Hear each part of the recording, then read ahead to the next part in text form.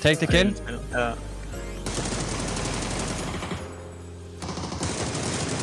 Nice.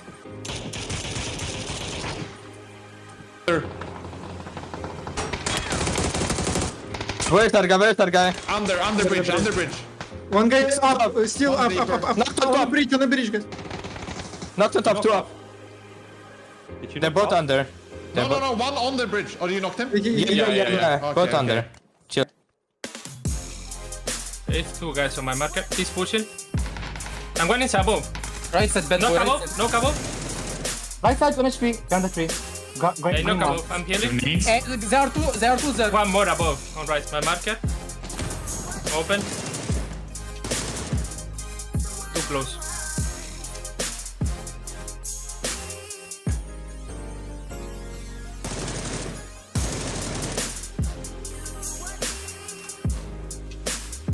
Flashes. I have no flashing. He's down. Yeah, just let him get a rage. Just let him get a rage. And then I flash and we peek. Yeah. Wait, just wait. No. Yeah, just wait. One. Yeah. Yeah, play deep. Like one can be on the bridge and one can play deeper on the. Stun for me. No, just wait. Stunning now. Yeah. He's hardcore holding me. Yeah. I'm healing. Oh, nice. Good go, boys. Good GG's. Let me flush this guy. Trying to. I don't know if I can shoot through it, that's the thing. Check compound is gonna do. Let's Don't clear any cars yet.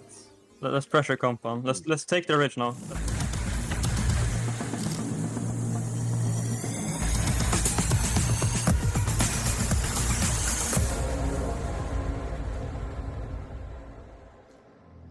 Welcome to the PUBG EMEA Championship for Fall, coming to you live from studio. My name is Tekkel. I'm going to be your host for the next 3 days of competition as we find out who is going to take the title. Joining me to bring you all the action, we have Avenger and Jorasar here.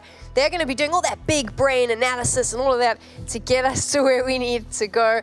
We have had such an epic journey coming up to this point. And the one thing that I'm very excited about, and I'm going to pose this question to the boys, is the fact that at the top level of EMEA, the competition is so close. We never have an out-and-out winner. Last time we did this, when it was spring, we had Hal come out of nowhere, take it. This time, during the playoffs, we saw Avenger, just how close it is. I didn't play. You didn't play, but you got to watch what was going on. Yeah, you saw sure. how close it was. Are you expecting the same over the next 3 days? Honestly, like as we've had in multiple interviews and as we've been talking about for so long here, it is so close. We have so many potential winners coming out of this. Of course, with Foot being a winner that's already, they're already going to PGC. It's kind of up in the air. They don't need to perform, but obviously it'd be super cool for them to go out and win the whole thing. It's going to be really fun, but we do have a little bit of a change, and I think this is something we need to address right off the bat. We'll get into the whole breakdown of what's happening, but a team that during the playoffs we all went, oh no, this is Exalt's opportunities for PGC out the window. They now have a chance because they're back. Unfortunately, we had to say goodbye to Bumble, Jorasar. Yeah, it's extremely unfortunate that several players weren't available, and ultimately it meant they had to drop out, and the next team that would have been invited from the lower bracket are Exalt. So a second bite at the cherry. Unexpected, of course, but obviously you have to take every competitive opportunity you can get. So we'll see what they can come up with. It's going to be a nice little shake-up here because obviously they only found out very recently. So not a lot of time to prepare, but for all the other teams, Avenger, not a lot of time to prepare for this very small change in the lobby. Yeah, it's a change that obviously comes in with some changes in drop spots and so forth. And also, Uba is not able to play here to begin with for Exalt. He's apparently not home because they didn't know this is happening, right? So yeah, they're playing with a substitute. And yeah, let's see how Exalt they fare throughout today and the weekend. It's going to be lots of fun. If you've just joined us and you're not 100% sure how this all works, we can explain to you what's been going on. We'll pull the format up on your screens right now to show you. We obviously went through our playoffs, the upper bracket and the lower bracket, and we made our way here to the grand finals. And this is what it's about, all to play for over the next 3 days. Yeah, there's so much money on the line, obviously, but also the PGC points is going to be super important. We're going to come into that a little bit later. And also, we have so many teams here. They've been looking extremely good. Throughout the year, throughout the tournaments we've had, there's been so many teams that's been in, in 12 or 18 games. there's literally 10, 12 teams that potentially could go out and win this, and the winner obviously here does go directly to PGC with a guaranteed spot. Let's take a look at your schedule for today. This is the action that you can expect in Jorasar. This is always fun because we got those 2 new maps. We saw them during the playoffs. We get to see them again in the grand finals. Exactly right. The pros now are starting to get used to having Tego and Vikendi in the rotation. I think it's a fantastic bit of refresh. Also gives us visually a couple of more interesting things to think about. The meta is nowhere near as developed and mature as it is on Erigel and Miramar, of course, and that makes for great viewing for us. It makes for really interesting strategic choices from the players, and when we get to hear them on comms and stuff as well, we get to maybe get a little bit more of a glimpse as to what that process looks like for them. This is normal. We know how this works, the placement points. This is what you need to do. You got to get those points. You got to finish in the top 4, get lots of kills, and that's going to allow you to get all the points on the board and hopefully end up at the top at the end of the next 3 days. Yeah, for sure. 18 games, your averages is looking good, and of course the prize pool, everything's to play for $25,000. The top fragger alone gets $2,000, and the best play throughout the tournament gets another $2,000 is that. Let's take a look at your teams now. These are your grand finalists, and like we said, EMEA is stacked. You can just see all those big names in the mix. It's really interesting watching these teams combine to form the grand finals lobby, because we have teams that absolutely popped off on the upper bracket. We have teams that really popped off in the lower bracket. I'm looking at you guys, Sarvim. But ultimately, when you replace half the lobby with completely different teams that you weren't playing against last time around, there'll be different drop spots, different rotations, different timings. So don't be surprised if we see 1 or 2 names on this screen who we expect to do well but fall off, or vice versa. If we take a look at the playoffs, I mean, Jorasar mentioned it, Avenger. Sarvim had a fantastic run in the lower brackets. FaZe and Foot Esports had a fantastic run in the upper bracket. Are you expecting that dominant performance from one of these teams coming into grand finals? I mean, Sarvim had their try in the upper bracket, right? And then they weren't able to kind of run with, of course, more games to play, and they're able to jump into the second round of things with the lower bracket. I would love to see them go out and like just completely smash the lobby like that, but I think there's a huge amount of contenders here. You're looking at it, and of course, FaZe, Foot, FaZe has to perform. Na'Vi, they have to perform to be able to secure their spot. If somebody else goes in and, if they don't get your top 4, top 5, depending on what happens overall, they might not make it to PGC. Glory is up for grabs. That prize pool is up for grabs, but these PGC points are up for grabs. And Jorasar, this is what it's all about for a lot of these teams. Their last chance to qualify for PGC. This is a really strange and really exciting dynamic. Right. Because some of our teams have very few PGC points, there's an argument to say there's actually quite a lot. You have to win it. You have to win it outright and get that direct invite in order to be invited to PGC.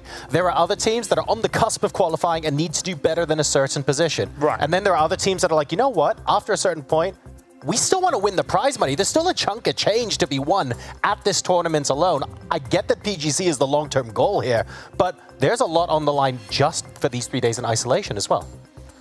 Avenger, when you take a look at this, obviously a lot of additional pressure for some of these teams. It's super exciting to in this situation here, you have so many teams that are safe. Twisted Minds going directly. Foot Esports, they cannot be overtaken by enough teams. There's not enough points available. So how does that change the dynamic, right? Obviously, the guys want to come in and they want to win some prize money, but still, they are playing with slightly less pressure than everyone else, right? And then you have all these teams that are currently less than 300, 400 PGC points. You need to basically go out and win the whole thing. Otherwise, you're not going to PGC. How frustrating is it if you're a team that is like on the cusp there, and then a Twisted Minds or a Foot comes in and wins this whole thing and steals that spot?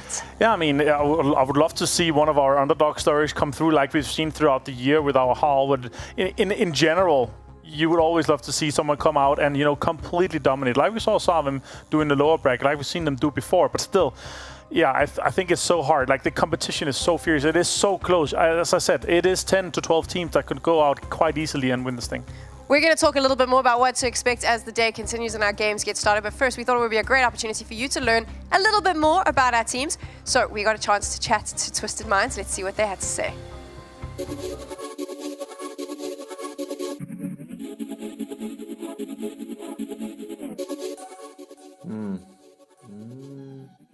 The top. Yes, I think so.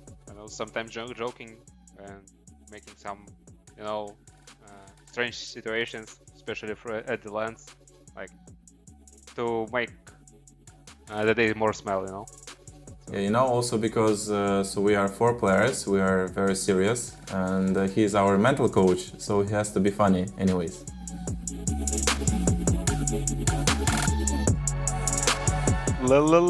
Lukyanov, Kirill, Lu, the Lu. Yeah, he's completely emotional person, so... Yeah, he's gig emotional, he wants to win always, so I think most likely he will rage sometimes, but he's very professional, so doesn't, not really often, yeah.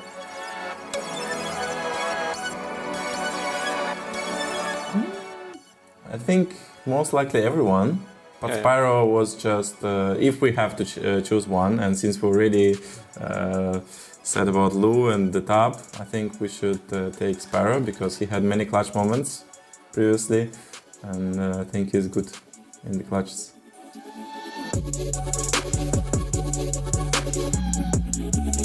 Hirozen, for sure. He was like basically the best in the game. So, I mean, if we're talking about driving. Fair.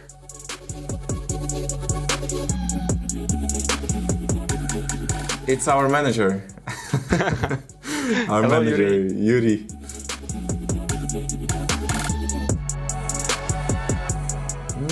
I think it's me. I spend hours every day, like 25 hours a day to be the best in aim. I think everyone will say, accept it. That's the truth.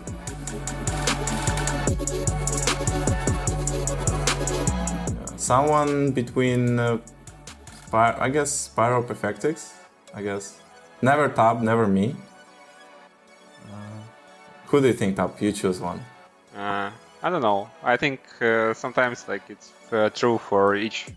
Yeah. It's our team, yes. so if we're speaking around the event, so it's Sasha. Yeah. I'm usually I'm first online, but when we're talking about events, I need some time usually, so yeah. I love getting to know the teams, and I love that Petulins has his bathrobe back. He did give it away at PGC last year, so you're a fan, and now he's got it back, so good for him. Let's chat a little bit about PGC though, because we had those points up a little bit earlier, but we bamboozled everyone because we wanted to test how much of a fan they were. Yeah, for sure. It was basically Exalt was not shown just yet, so we added them into the mix now that they're playing, obviously. So it's a last-minute thing. So yeah, this is the teams that are playing and their current standing. Some teams with 0, some outside the... I mean, if you're not Sabin right now with 550, it's rough. But now with Exalt into the mix, it is even harder, right? You have these top 6 teams that are currently 950 with FaZe Clan, and Digital Analytics is currently our 7th place, and it's only 10 points down to Na'Vi. It's only 30 points down to Christian Mark, right? So it's super close, and it really comes down to which of these teams kind of jumps in and jumps ahead of each other. And I know people out there have spent, you know, hours and hours on kind of disassembling everything with the PGC points and then into the mix with Exalt. And yeah, you have to recalculate everything. So it's going to be some fun days here. And yeah, it's going to probably come down to the very last game. And we're going to see, you know, all the standings kind of change depending on, oh, if this is the way, if this is the way. So it's exciting, but it's looking right now, if you're in 1,000 plus, it's looking really good because you have 300-400 point buffers down to some of the teams that are like hunting you down, and they need to either win or get like top 3 to take you over. I do enjoy the fact that both Saga and Kowu, I mean, Kowu made a bunch of YouTube videos about all the PGC points. Saga was making all the tweets, and the Exalt news comes and they're bashing their heads right now. Right, right. They got to throw that all out. I want to pull your attention to that team that was sitting at the top. They're Twisted Minds. They've obviously guaranteed their spot. We saw them earlier. All the teams I speak to, Jorasar, they say this is the team that you need to be worried about. This is the team they're scared of. Why? They're extremely good at mentally preparing themselves for a weekend event. At all of the LANs we've seen them at all of the even online finals we've seen them at, they have an amazing way of bouncing back from bad games with chicken dinner after chicken dinner. Literally nothing phases them, no pun intended. They're incredible stuff. Their mental resilience can only be matched by a couple of these top-tier teams, and it doesn't matter if they're already at PGC. They're here for the dub, and as soon as they get the dub, there's a large chunk of teams that literally can't get to PGC, so they are trying to knock the top dog off the perch right now, and I'd love to see it happen, but my God, that's a tall order. We'll talk a little bit more about your first game, which is coming up. But first, obviously, there's lots of regions and there's lots of PUBG on show. And I was going to slate them and throw them under the bus because I do like to give the Americas a hard time, but I'm not going to do it. Here's an update on what's been going down in their region. Good morning, good evening, good afternoon, wherever you're watching. Welcome, guys. We just wrapped up the final qualifier before we go to the grand finals here in the Americas region. I wanted to stop by to give you guys just a little update on what it looks like after all was said and done. Let's start out Matchroom.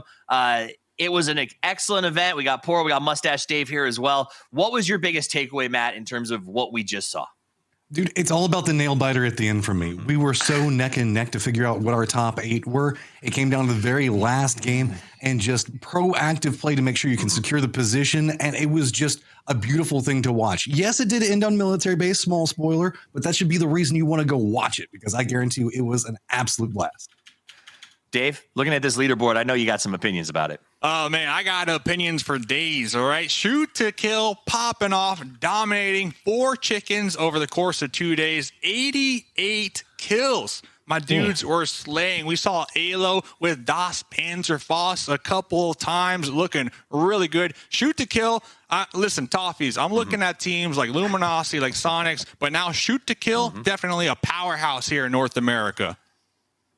They absolutely killed it, came out swinging, but a lot of teams came out swinging, Poro. Sort of final thoughts as we walk away from this and look towards the grand final in 2 weeks' time. Well, I think a lot of people out there will be obviously curious about the first impressions of new roster from Luminosity and from Sonics. Obviously, Luminosity finishing in second, only 4 kills less than Shoot to Kill had, so they're looking pretty darn fresh. As Sonics finishing in 6th, finishing a little bit lower down the leaderboard than maybe some people were expecting, but I don't think you have anything to worry about in that particular scenario. I think Sonics are going to be just fine once the games get more important and the chips are all on the table. You know, both rosters looked good, looked like their new players were slotting in. Luminosity, for me, was a standout. 4 of their players were in the top 7 stat performers in that entire weekend. They look like they're really good. Another team that we were excited to see make plays at the end was Rats. Their back was against the wall. They had to chase Sakura to try to make the qualification, and they squeaked in by, I think it was 2 points at the end of it because they were willing to get aggressive and go after the win. You got to fight to get that cheese. That's what our players are doing out here at the Americas region. Now, we look forward to seeing you again. That's the recap. This has been the guys, and until we see you for our next broadcast, play more PUBG. I mean, we don't need to say much more because they said all the things there about the Americas region. So let's get back to the region that we all care about, EMEA. I know, it's fun. Here we are, and there's something that we care about a lot. I know some of the people that watch get a bit annoyed with us, but they have to understand that competition is in our blood. It's not only the competition that you get to see on the server. There's a little competition going around amongst the broadcast talent, and is, of course, the Twire GG Fantasy League. You can play as well. Jump on twire.gg, and right now, it's not looking good for Toby and Jorasar Avenger. No, they're not even at 500. No, I mean, we're just a little bit ahead of it. And again, as we saw, you know, Saga was able to pick up literally the top performer and put him as captain. And he jumped up from like 4th place to 1st. So he had a fantastic situation for him. But again, it's 18 games here, so it's going to be fun times. And let's see what it ends up. Are you sure you're going to keep your 2nd place, or what do you think? I mean, I don't want to say this because I always think that bad losers do this, but I'm just saying, hacks Saga, anyone? It's just convenient that every time we do this, he ends up on the top. Look, I'm the 2021 world champion, and I was in 4th place in 2021 with 6 games to go, and I won it. So Were I'll you just the do world this. champion? Yeah, out of the talent. Because sometimes out of the talent. Out of the talent. So I do that sometimes as well. I mean, sometimes I also like to say that I was the world champion because no one remembers. No. I topped the talent leaderboard. What year was that? 2021. I mean, 2020. Ancient history, right? Yeah. 1921. But I'll tell you what, I'll come back and I'll do it again. Not even worried. We're good. We're in a good place. Fair enough. Let's chat a bit about what to expect now as we move into our first game. Is it going to be very impactful, lots of adrenaline, lots of fast play, or do you think everyone's going to be just feeling out this lobby? I think we're going to see a little bit more cagey play.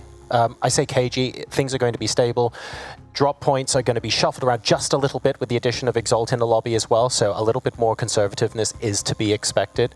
I would imagine if we're going to see any fireworks on day one, I doubt it, but I'm feeling like Vikendi Tego could be somewhere for interesting mid-game rotations to have some rather spectacular effects.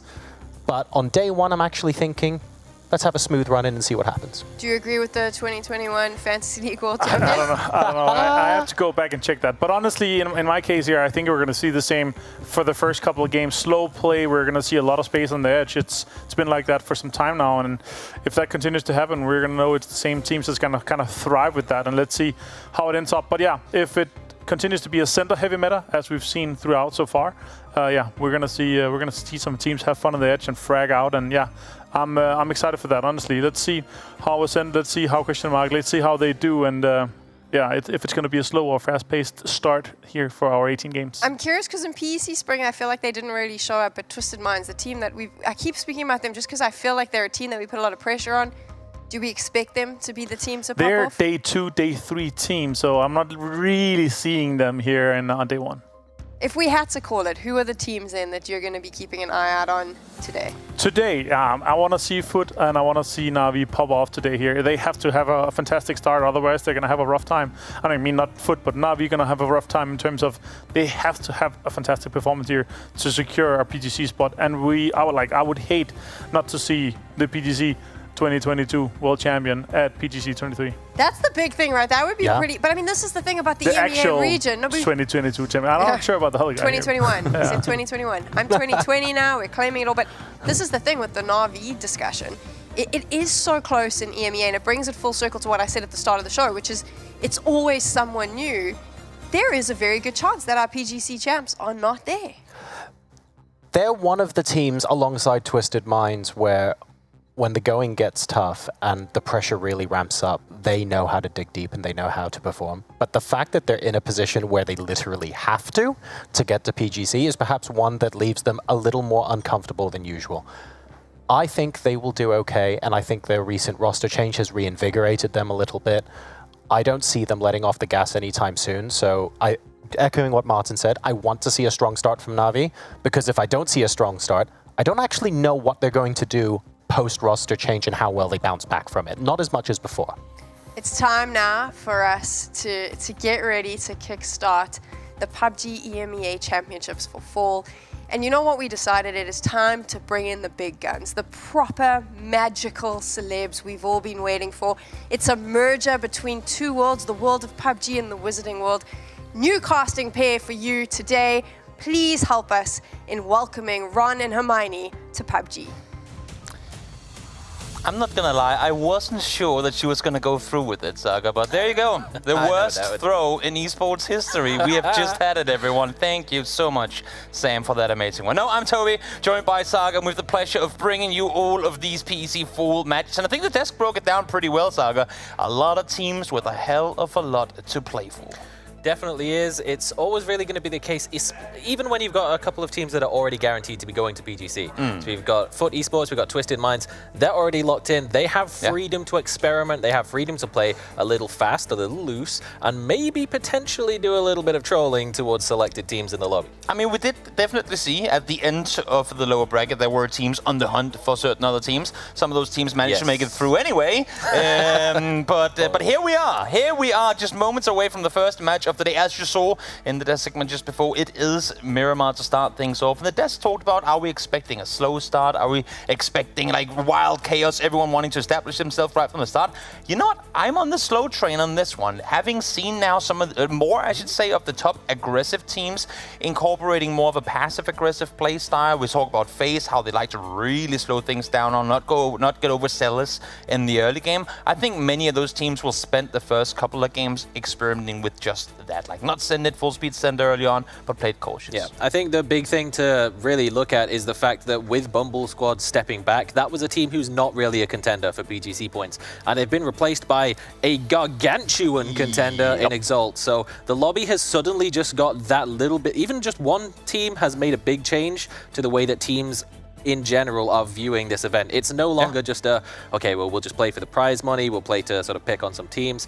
Everyone is going to be taking this extremely seriously from the get-go, and crucially, it's also an MEA team that stepped out. So the center will likely be a little less contested, and we'll see a little more edge play. And that's why I like to see where we can go. I mean, sometimes it's tournament to tournament. In this case, I think it's going to be bracket to bracket, where we saw a very edge-heavy both group and losers bracket stage. Now, I think, as you said, not too much aggression coming out of it. We don't have those really aggressive center teams. I think a team like Howl, teams like DA, they're going to thrive. Because I think, again, everyone's playing it slow. If you just have one or two teams that dare to occupy center space early on, teams like Salvim too, that's going to be everything for the choosing, because like that buffet is going to be wide open.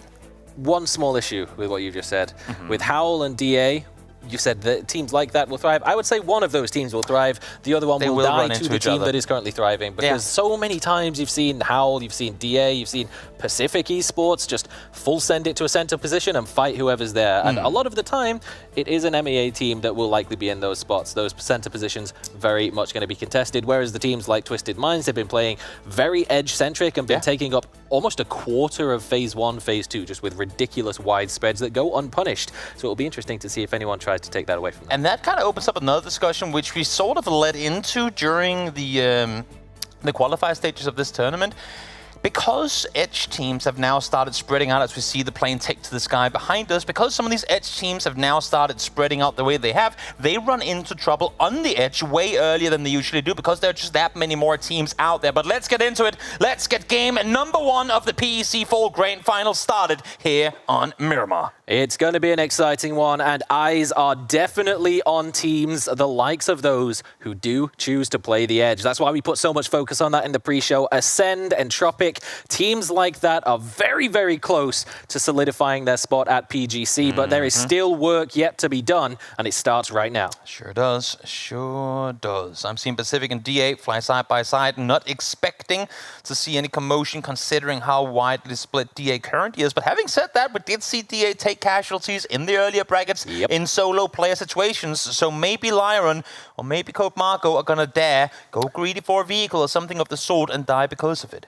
It looks like there has been a bit of a race to a vehicle just up by Church, but that seems to be the end of it for now, as we're going to just have a nice, settled early game. And, well, the teams that do like to play on the edge, Ascend, won't be too upset with a circle like this. We've seen a couple of zones actually recently heading down towards Resort, that newly added area on the Miramar rework, and it's definitely been a promising one. It sure has. Another thing that's very promising is how your in-game skills will drastically increase if you get yourself the Na'Vi Battle Gear skins. The PGC 2022 champion skins are in the game. So go get yourself those before they are gone, because they aren't there for too much longer. End of October is your last chance to claim them. Absolutely is. Well, you got to be very quick, and as we suspected, DA is very quick off the draw. This sort of split looting that they go for, they don't go for a named landmark, a big hot drop spot. They take split wide compounds. They do eventually end up in vehicle contests, but that just means that they have prime real estate, very quick to loot, and that means they're very quick to move dead center. Metralius holds it down. Now, one thing that is really interesting with this circle is when we take a look at Los Leones and everything south of it. Currently, we got Beamy alongside Metralius down there. When these circles kind of guarantee a southern spot early on, pretty much the entire server tries to get south of Los Leones early on. But because Los Leones is pretty much playing a center, at least on the horizontal line here, it's going to be very interesting to see how many teams are going to stay north, because you have so many more teams up towards that northern side. Entropic, question mark, Pod, Exalt, FaZe, all up there having to figure, are we going to go all in and dare on like a south Los Leones rotation early on? Or are we going to try and just playing it slow from the top?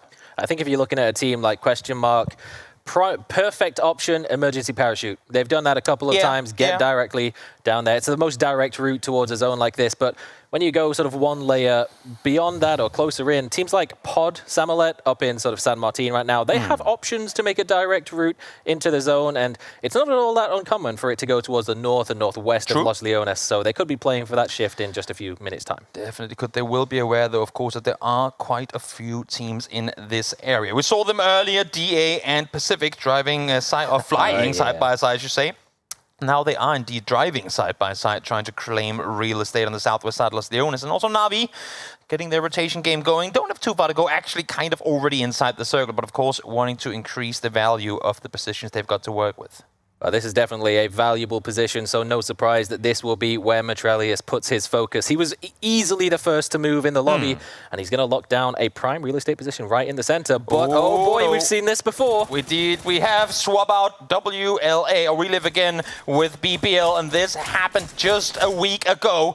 Luckily, though, for We Live Again, seems like they have learned how to dodge and weave a little better than BBL, because so far, they're out of here alive. And that's the big problem for Ascend, really. They had to drop on cars and drive to their loot spot, so they weren't quite ready for the team to come out of Monte Nuevo that quickly.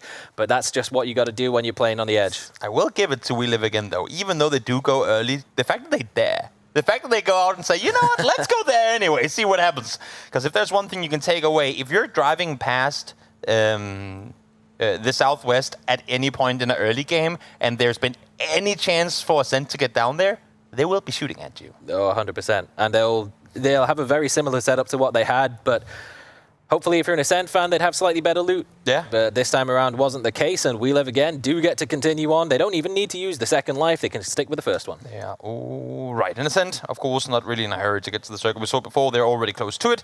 And yeah, if sometimes it feels like they want to tank blue for a little bit before getting in there. See Moldoc here. A few shots fired again. Exalt having to play this at least the first day. I'm not sure if it's going to change coming into tomorrow and the day after, but without Uber, the most recent pickup on the team, as we are not starting soon. We're starting right now. Well, for a couple of the teams, they're going to have to start at some point. Faye is yet to start making their rotation. Question mark, either not finding an emergency parachute or opting not to go for it, as they are going to take a little bit more of a direct path into playing some of that late game high ground up towards power grid. Everyone else, oh man, did we say that the center was going to be a little less congested when we're -1 MEA team? Because that is not the case. Not the case at all when you have Los Leones in, and that's what makes this circle center so interesting to look at. We could talk about people shooting at each other from a distance, but they literally can't see each other right now, so that's not going to be the case. What we're seeing here is every single team in and around Los Leones trying to play the west side of it. They don't want to go out east. They know that with the like the land ratios and everything, there's a good chance this one is going to swing west eventually. So as you can see here, Wu currently is at that center, but all of Los Leones proper is completely uninhabited. So a big cluster of teams out in these very compound-centric center area of this first circle. It's about 50% the fact that they don't really want to play to the east. They're not expecting it unless we see an eastern hard shift. And the other half is the fact that Na'Vi is up on the rocks and is kind of setting up a barrier to make sure that nobody can rotate through Los Leones. No one necessarily on the southeast just yet, as Fort do start to make their movement. And that is a team that if they get an isolated engagement with Na'Vi, could be one to watch for. Also, you got to keep in mind that all these teams came in from the northwest. It's only FaZe and Exalt who are out here on the eastern side alongside Na'Vi and PUBG Esports. So even if a team like Twisted Minds wanted to get to Los Leones, they have like half the server they have to drive through first. So it makes perfect sense that the east is going to be a little more spacious here in the early game. FaZe making their way on down, slow approaching that one. James, the spearhead here, trying to secure some space in front of them. Question mark, pretty much in synchronized movements on their part, just out towards the west. And then Ascent doing their Ascent things, splitting out wide, trying to claim as much control as they can on the early edges of circles. Really don't think it's a coincidence that all the teams that we're talking about coming in late and playing slow on the edge are the ones who are all around that 600 to 1,000 PGC points coming in at the start. We said they're going to have to be careful and play conservatively, play for their life. That's exactly what we're seeing. Exactly what we're seeing. Entropic trying to scout further forward, just made landfall into Macera. Not, again, in a hurry either here. This circle, because you have the city, not dead center, but center enough, and then just open space to the west of it that they all know is going to be fully occupied right now. Everyone's just waiting for that circle 2 pop. No one's going to go over aggressive here, because one bad circle on phase 2 here could be your end, like pretty much your game over if you aggressed early to a compound that wasn't worth it. And if we do see it relatively central shift, particularly towards that west side of Los Leones, we're probably going to start seeing some deaths quite quickly, because there's a reason that DA made the early move to the compounds that they're currently holding. Those are high priority compounds.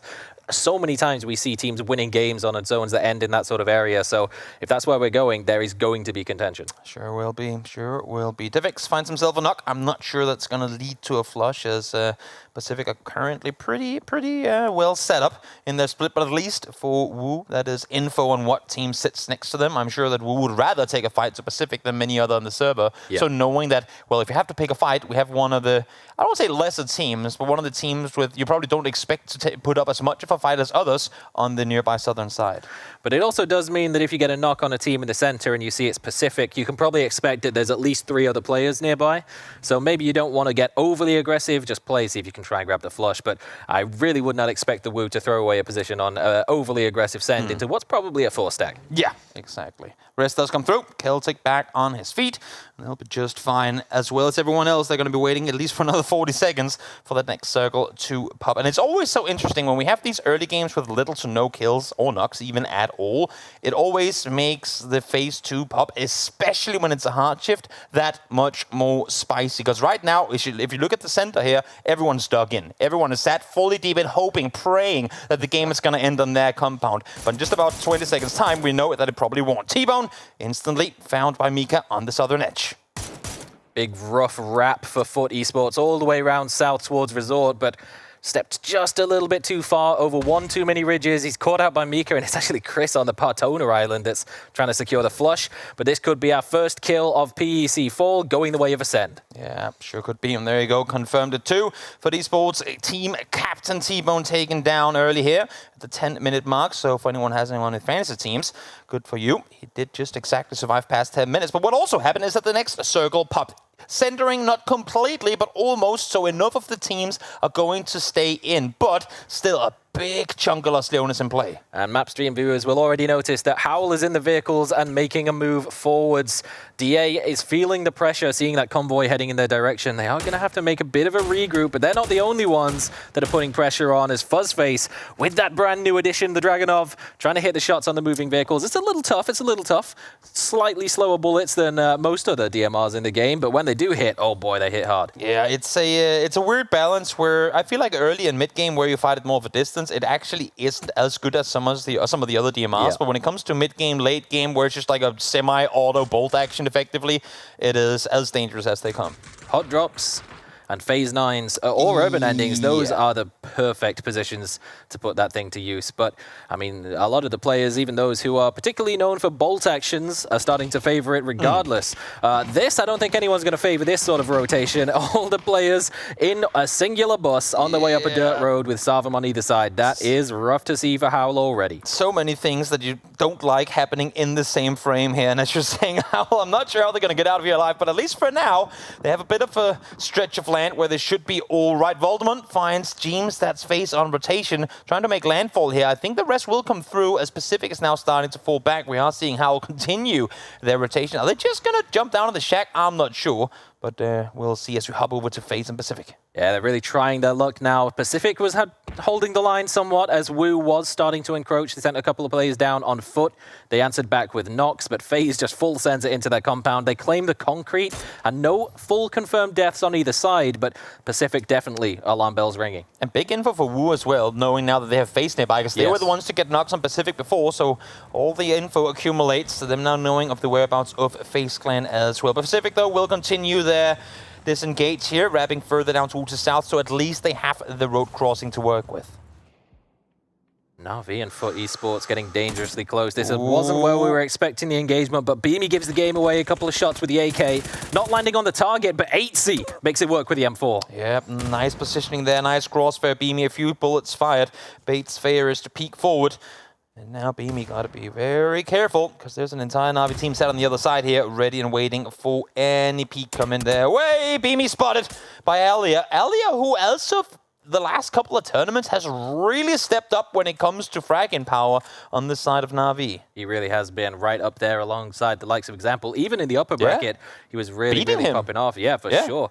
But again, this is that isolated engagement. The only other team in the vicinity is Pacific, and their attention has been fully drawn away by the encroaching FaZe clan. So there is absolutely no help to come for either of these sides. It's just going to be an all-out brawl. Yep, this is one of those where they just look at each other and go, truce? Guys, we're both in a pretty decent position right now. We don't need this, but then you remember that Foot is already qualified and they just want to see the world burn, while also, of course, playing to the best of their abilities. 1 second to go. We've got a shift coming in. We're going back towards Los Leones. So Digital Athletics regroups their split somewhat down towards that strong position. But now they're going to be playing from the edge. They were not expecting that. The worst thing is, some of you guys might not know, but on the western edge of Los Leones, there's a little strip of unplayable terrain as well, or that we'd like to shift away from in Phase 4. This one should hard shift north-northwest. And if it does, look at how many teams are currently on the southern side. You have Exalt and Pot, the only two teams up on the northern half of the circle, kind of alongside the split of Savim. But outside of that, every single player on this server is either on the southern half of the circle or south of the circle altogether. And today could not possibly have gone any better so far for Exalt. They find themselves back in competition and with more than likely a hard feed in game number 1 as We Live Again. They're really trying to get rid of that first life. This time they will lose Hubba as he comes in on the emergency parachute, but they get into safety, potentially revivable. You know what? If you crash straight into a city like this, losing only one, that's mission accomplished. That is definitely mission accomplished. I think FaZe might have lost track of exactly where We Live Again landed, thinking there's someone on the roof, but nope, they all did indeed get on the other side. It does not look good for Howl right now. They made their rotation under dire circumstances, and now they've had to rotate back, and that's just simply not being allowed. Digital Athletics doing a whole ton of damage. Gustav, okay. He's warm. He's warm. All right. Solid double tap to the dome. It's going to be, I assume, down. Not out, but down at least for now. Code Marco has made a move. He's got ahead of the rest of Howl. It's just going to be the Mad who's trying to make his way out of there. Lazar, come on, man. Getting up that hill, that is so rough. But the Sandstorm comes to their rescue. Perfect timing. Perfect timing for Marco to peek out for a flush. Couldn't be any better. Sometimes you do it yourself. Sometimes the environment comes around and grants you a few favors. And this time around, Marco should have himself a freebie with that one. Let's see, though, as everyone starts rotating north. PUBG Esports instantly in vehicles, wrapping all the way north around the circle. They've read this one through, expecting this one to go north as well. In the meantime, Na'Vi not doing the same thing, despite them actually being in front just before. They're opting to backfill. They're saying, we want to stay on the edge. We want to just brawl our way through this one. But that's you crawling your way through a city, fighting house to house. I'm not sure Na'Vi lives to see the end of this. Well, Baron Peak may not live to see the end of this game either. He is down, he is out, cleaned up by Perfectix on the far northwestern side of the zone. Twisted Minds under no pressure whatsoever on that ridge. Freedom to third party, but they will be forced to move. But first, Sarvam forced to regroup their split. Twisted Minds should have the info on that. They now see an avenue into this zone. Yeah, they're going to wait this one out, wait and see just exactly where this Phase 4 shifts. They could go northwest far enough that Perfectix' ridgeline is actually in. So I think they're waiting to see, do we have to move, do we not? In the meantime, here comes Ascend, full speed forward, straight into the open arms of Exalt. What? He just kicked him in the mouth, but Brex comes down and wins the fight. Are you kidding me? That should never happen. Mossboard, oh man, they fumbled the hold on the prime compound, but Molodox is there to trade back. Yep, one falls down. Let's see if they can make more of it. 2 players left on the feet for Exalt. As Brex go that nade. Nope, gonna bounce a bit too far. No damage done. Wow, Ascend making a descent from the heavens directly on top of Exalt, and you can see why they made that choice. That zone could not have gone any further to the northwest, and Twisted Minds are loving it as well. They sure are. This is why they were waiting, why they weren't over-aggressive. They wanted to see if it was far enough northwest that Perfectix would still be. And this is also why you saw before PUBG Esports starting their rotation up in this direction, because they knew, along with everyone else, that this is where the circle was going to go. And now, as you said, Na'Vi are going to have to struggle. They couldn't really make the move that Foot did. The sort of water station power plant on the south side of Los Leones does not really allow for that kind of rotation, so they're going to have to go a more direct route, but that means it's more congested. Yep, it's not going to be easy at all as FaZe now tries to run through Howl. 2 has been found, 3 has been found. As more and more kills come through, we're staying here, though, with Exalt 2v3. Smokes now for both these teams. Honestly, just don't fight. Just wait this one out for a second, and who knows, maybe you'll both get placement points off of just chilling. And Bad Boys does send O'Connell over to just keep an eye on that fight between Ascend and Exalt, see if there's any third-partying points they could grab, and there might be some available if this thing lands. Sure could be. Sure could be. 49 players still alive, of course, as long as we still have the edge of Los Leones in. Quite a few teams can stay alive right next to one another. As now, Howl, perfect angle here for the Mad. Peeks on over. Tax coming through. Doesn't fight the knock. Actually, it's going to be the other way around. Marco, 1 tap. That's the Dragonlove in play in the mid to late game. Yeah. Short distance is king with that kind of thing, and even though the Mad pops a helmet off, it's his teammate who he has to turn back around and grab that revive, but swiftly opens the door for Question Mark, who have refilled in that compound that Sarvam left when they were forced to regroup their split, and that leaves DA extremely exposed. Yeah, Matt got to be very fast and decisive on this one if he wants to stay alive. Not going to happen though, as Hewitt peeks around the corner. He is going to go down in return though, so Laza, maybe a little bit of a saving grace here for him to either get the res on up or at least just stay alive for a little while longer, but still no single team eliminated. Now finally Howl out in 16th. That's a bit of temporary safety for Digital Athletics because the re-push is already on its way in. Na'Vi sweeping in from the south. We said it's going to be a difficult path ahead of them, but it's been cleared up by the whole lot of third partying from Los Leones. Na'Vi, if they're right in the timing here, if they can somehow like dislodge DA before having to take a fight to Question Mark after, they're looking very good on this southwest side. Back to Exalt we go as they're still chilling, holding angles to the best of their abilities. And now Question Mark has entered the fray as well. A doozy does actually get traded out. Metralius has been really on point with that close range engagements. The ARs have been absolutely hitting for him, but there's probably just too many on either side now for him to come out of this alive, but salvaging points is the best he can really do. Sure is. Circle goes south, Sarvam sat dead center. That's a sentence I've said before. As this one is actually a little different, I'd say a little spicy in terms of the usual directions these phase 5 circles go to, but we're heading down towards the city once more, and now we'll see for the teams up north, can they make their way through these fields? Ansvar wants this to happen, man. He keeps coming back to Molodok with that Panzerfaust in the back pocket. He's like, Ascend, please make this push. He knows what happens. As soon as he goes away, Molodok gets a double kill with the Panzerfaust. That's just that's the Observer's curse. The more you stay on him, the less is going to happen. Beamy able to find one as FUT Esports with just 2 left alive, try to rack up some extra points, and now back to Na'Vi. Again, if they can clear the southwest side, a lot of room for them to maneuver.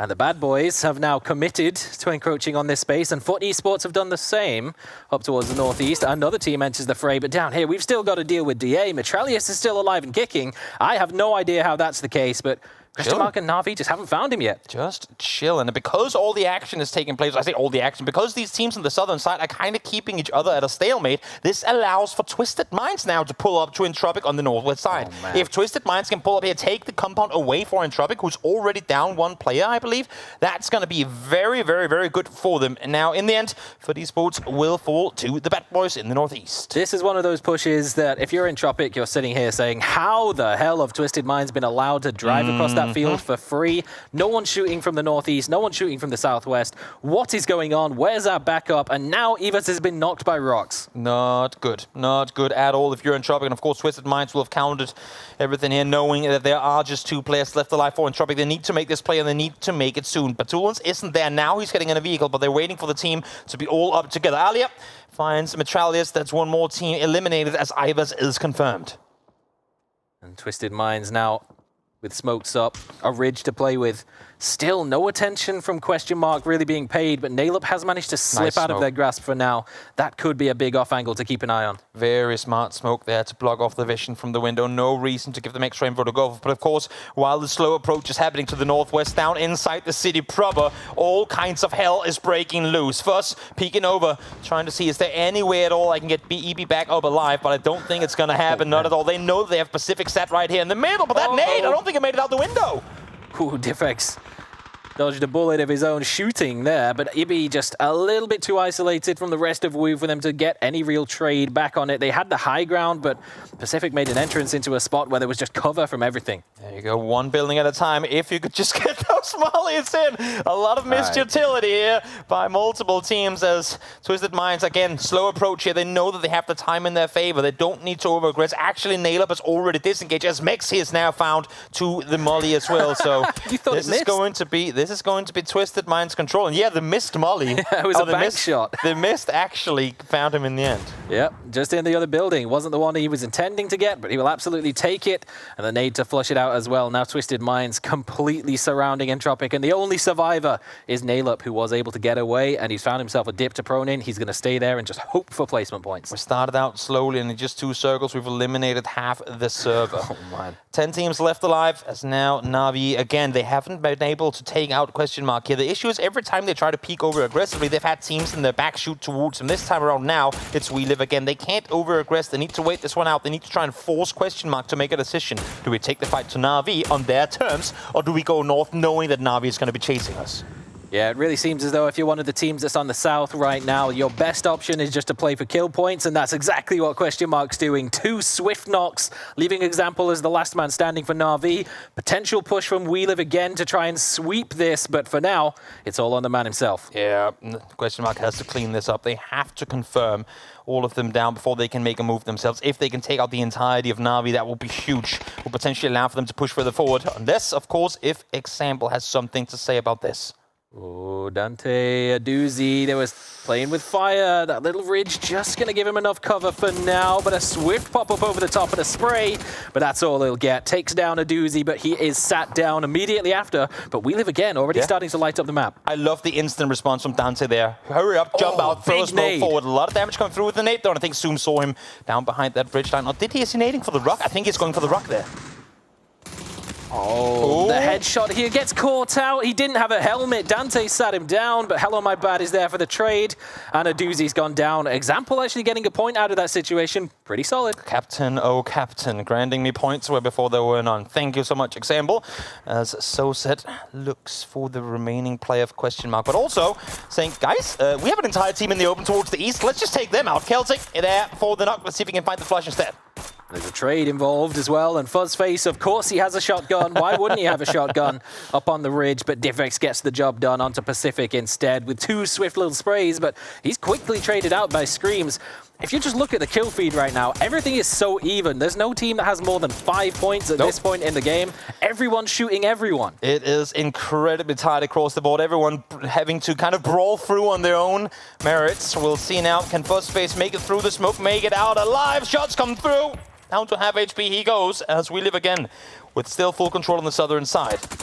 And there's Screams. Screams is racking up a lot of points. I think that's his kill number 6. Nope, make that 4. In any case, he's been on it, finding knocks across the board. Yeah, they have played a big part in the downfall of Ascend and Exalt when they pushed the compound, and Foot Esports as well, who were there technically trying to third party first, but all the big runs have to come to an end. Across the road, a couple of headshots from the SKS. I hate to say it, but it was the SKS, Toby, and that might just be the end. I'm just letting the players do all the talking for me. I don't need to bring up any hype around any weapons these days. The players do just fine without me.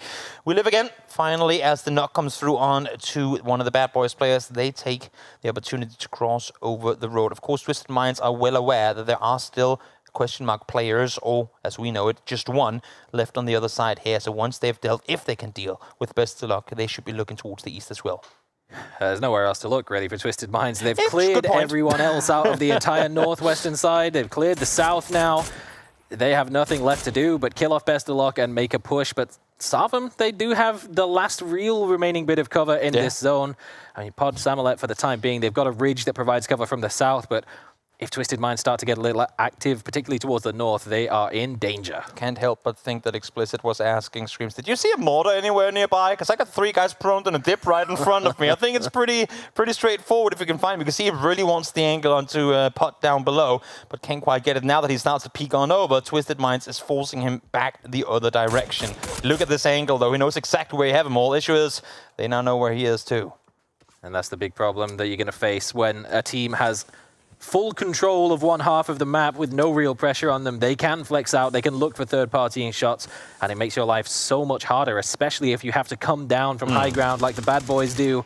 We Live again directly in front. I'm not sure this sawn-off is going to get in range to be effective. Levante will ensure it, and Screams. He's had a really good game, number 1, but all runs have to come to an end. Yeah, does he go for more? Does he try to infuse some damage? Not going to happen. Sheila able to take him down, as now Sarvim, for the first time in a while, has neighbors that they have to deal with. Now, Pot, as much as they look close to each other down on the map feed on the right-hand corner, they do have that entire ridge line they're playing down below. It's We Live again who are going to be the first threat for Sarvim to have to deal with. And a couple of them are lacking in hit points after dragging that vehicle out of the garage. Took a big chunk of blue zone damage. Hobber just fresh off a revive, 10 hit points, but no one's really there to capitalize on it just yet. Where did Rox get an MK from? That's illegal. A crate. Yeah, well, evidently. I don't know where the crate was, but that could play a big factor in particularly long-range DMR battles with Twisted Minds. Sure could, but then you remember that the Dragonov exists, just outgunning everything else. Best of luck. Realize that, you know what, crossing over into 2 4-man teams, 3-man, 3-man. You know what, let's just give them any points. Let's just chill this one out, give it to them, say fair play, and then Question Mark can settle with their 7-point game. I don't think they'll be too upset with that. I'm sure they won't. They'll take 7 points. If you could do that every game, you'd be looking at decent margins, but I'm not sure whether it would be enough to win. Question Mark is one of those teams where if they get a 2nd place by the end of this event, it might be enough, but it kind of depends on other teams' results as well. I mean, Question Mark were the team last year to qualify through to PGC 2022 on a win. So they've done it before. They've been here. They've claimed it. Hopefully for them, of course, they can do it again. Well, they're not going to do it this game. It's looking like a Twisted Minds show. They're now committing forces to the south to try and take a direct fight against We Live Again. As they made their move, they've isolated themselves from Pod Samolet, from Sarvum, but Twisted Minds is the danger that's always lurking. Yeah, Perfecte's hurt them across the little ridge line there. He has one nade to work with as well. We saw him play around with the flashbang there too, maybe setting up a southern push. But for now, they're going to play it slow. They know that they have this circle to play around just ahead of them, but they want to make sure, like this is Perfecting setting up a trap effectively. He's not looking to push. He's just looking to say, if they come towards us, we stomp them before any team can shoot us in the back. Look at the split that Twisted Minds is currently set up. A 3-1 split with Spiro holding the north side. They're not looking to make a move here. They're just waiting to see where does We Live Again go when they have to leave the compound. Well, they do have to go somewhere. The blue zone is approaching, and it's phase 8 blue zone. You can't ignore it. They've got a vehicle to use, but nowhere to really make a push to. So it will have to be something direct. But Levante, if he could get the perfect timing on this, might have an opportunity to backstab. And it would be a hell of a backstab at that too, because Sarvum, look at this. Nades. They look in the other direction. He has 3 nades, 2 smokes to work with as well. Levante could really have a high impact on this fight coming up. Big nades from Sarvum, almost enough to get a knock onto Izum, but just about keeping himself alive. Gets a heal off in time, and the blue zone has forced them all into a very tight corner, so they've opted to make a push directly into Sarvum. And look at Twisted Minds now, getting active, getting aggressive, and getting up close. Yeah, slow is the speed of which Levante is moving, as he's trying to, again, similar position to what Twisted Wise was doing on the other side just before, shields. but here we have We Live Again, trying to set up a fort of their own as they make their way further forward. Now, Molly's in play, trying to isolate players up above. Pin taken down. That's Spiro once again, fighting off the north as Twisted Minds is trying to claim this game. Twisted Minds have been waiting, they've been so patient, and finally they spring the trap. Spyro with one knock. Perfectix! Back-to-back headshots. The M4 is still alive, baby. Sure is. Sure is. This man can make it work, regardless of the weapon he's given.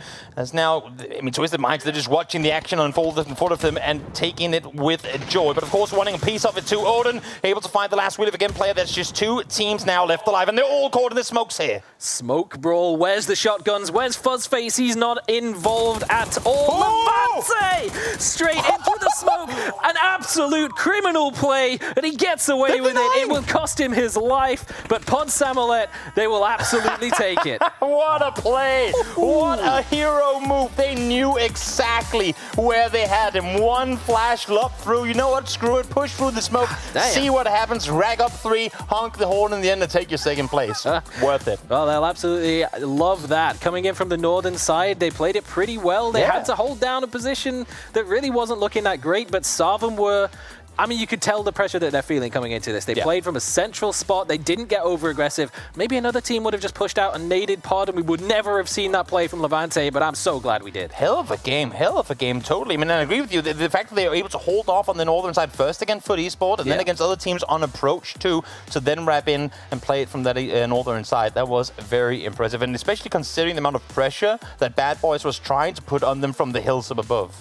Well, big win for Twisted Minds for game number 1. Who else? Who else but Twisted Minds? Let's see what our studio team over on the desk makes of that. Not bad for a day 2 team, Avenger. Yeah, or day 3.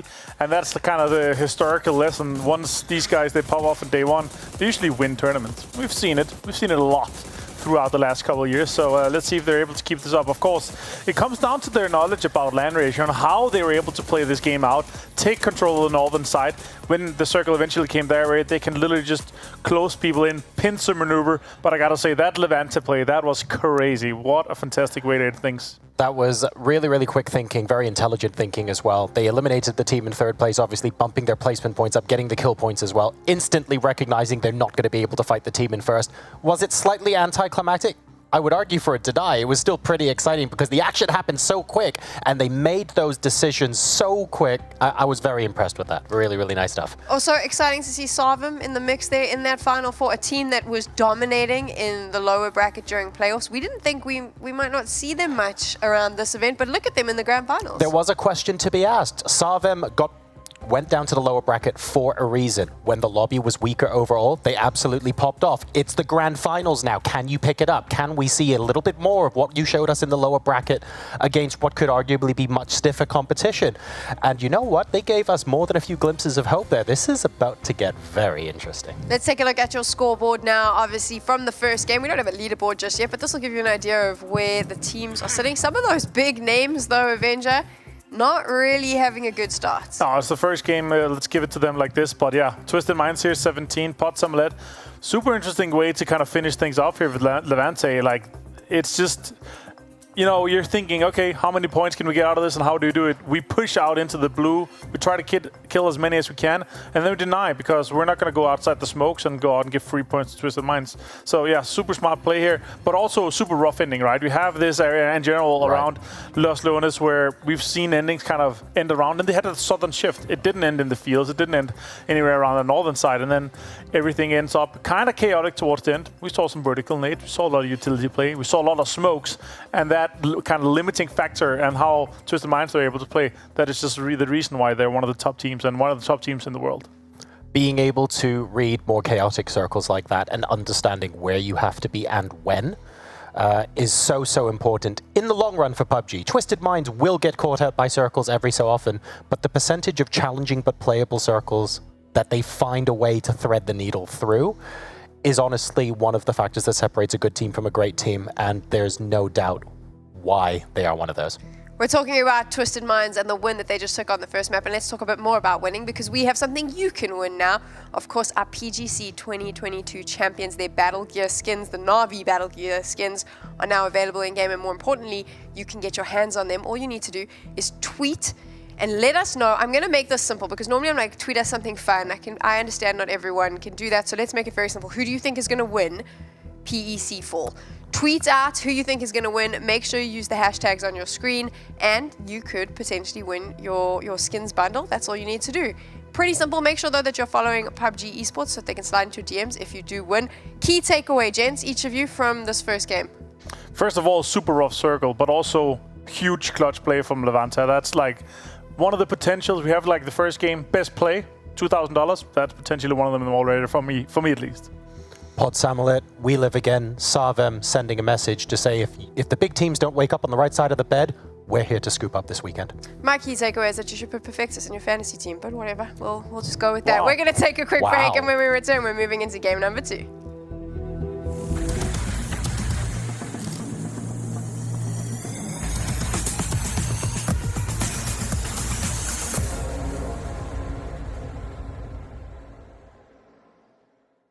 Welcome to the update 26.1, where you'll experience a rejuvenated Erangel, the return of tactical gear, the launch of a new ranked season, and much more. Let's get straight to it. Time to play Tourist again and re-explore Erangel, enhanced with new features and revamped landscapes. Gain new advantages by discovering secret rooms, refine your tactics for the freshly redesigned ruins, Milta and Stolber areas, and keep an eye out for our KFC collaboration that's finger-licking good. We are also reintroducing tactical gear after a brief hiatus, during which we fine-tuned and rebalanced it based on your crucial insights. Now re-established as a world spawn item, we've adjusted the performance of both the drone and spotter scope to better synchronize with the overall game balance. Check the patch notes for all the juicy details. Additionally, in an effort to elevate strategy and teamwork, each squad is now tagged with a unique number visible on the kill feed. Lastly, we've polished up the match report page to offer more precise, match-specific details. Consider it your personal analytics dashboard. There's plenty more packed into update 26.1, so make sure to dive into the patch notes to learn more. And we'll see you on the battlegrounds.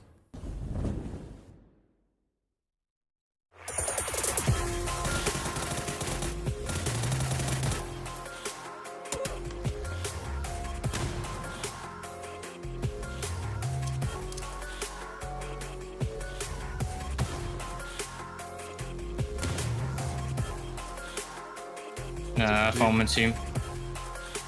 What's more? It's about doing something. You're not bad here if you can play through the whole valley. If you pull this team in front, you're pretty good. Where did that smoke come from? In the cars. Like still one more in the cars. Yeah, but I can see the guy below bad boy. Nice. Only the guy yellow. Only the guy yellow now. You can guess. He's on me, on me, on me, on me, on me, on me. Nice. Guys, why? Toy Story is not looking. Come on. Fuck, he didn't die. Behind you, behind you. Right side, right side, right side. Oh shit, bro. They are pushing me. Yeah, there's still 3 guys there, bro. Full team on me. Below me. Like blue. Explicit. Blue. I guess you fight those guys. Explicit is better. Fight the alpha. We have to fight. Ooh, Don't smoke us. Smoke in front of us, bro. One guy bottom. Use all. Go to Bison, go to Bison, go to Bison. Go by Bison. Yes, we are.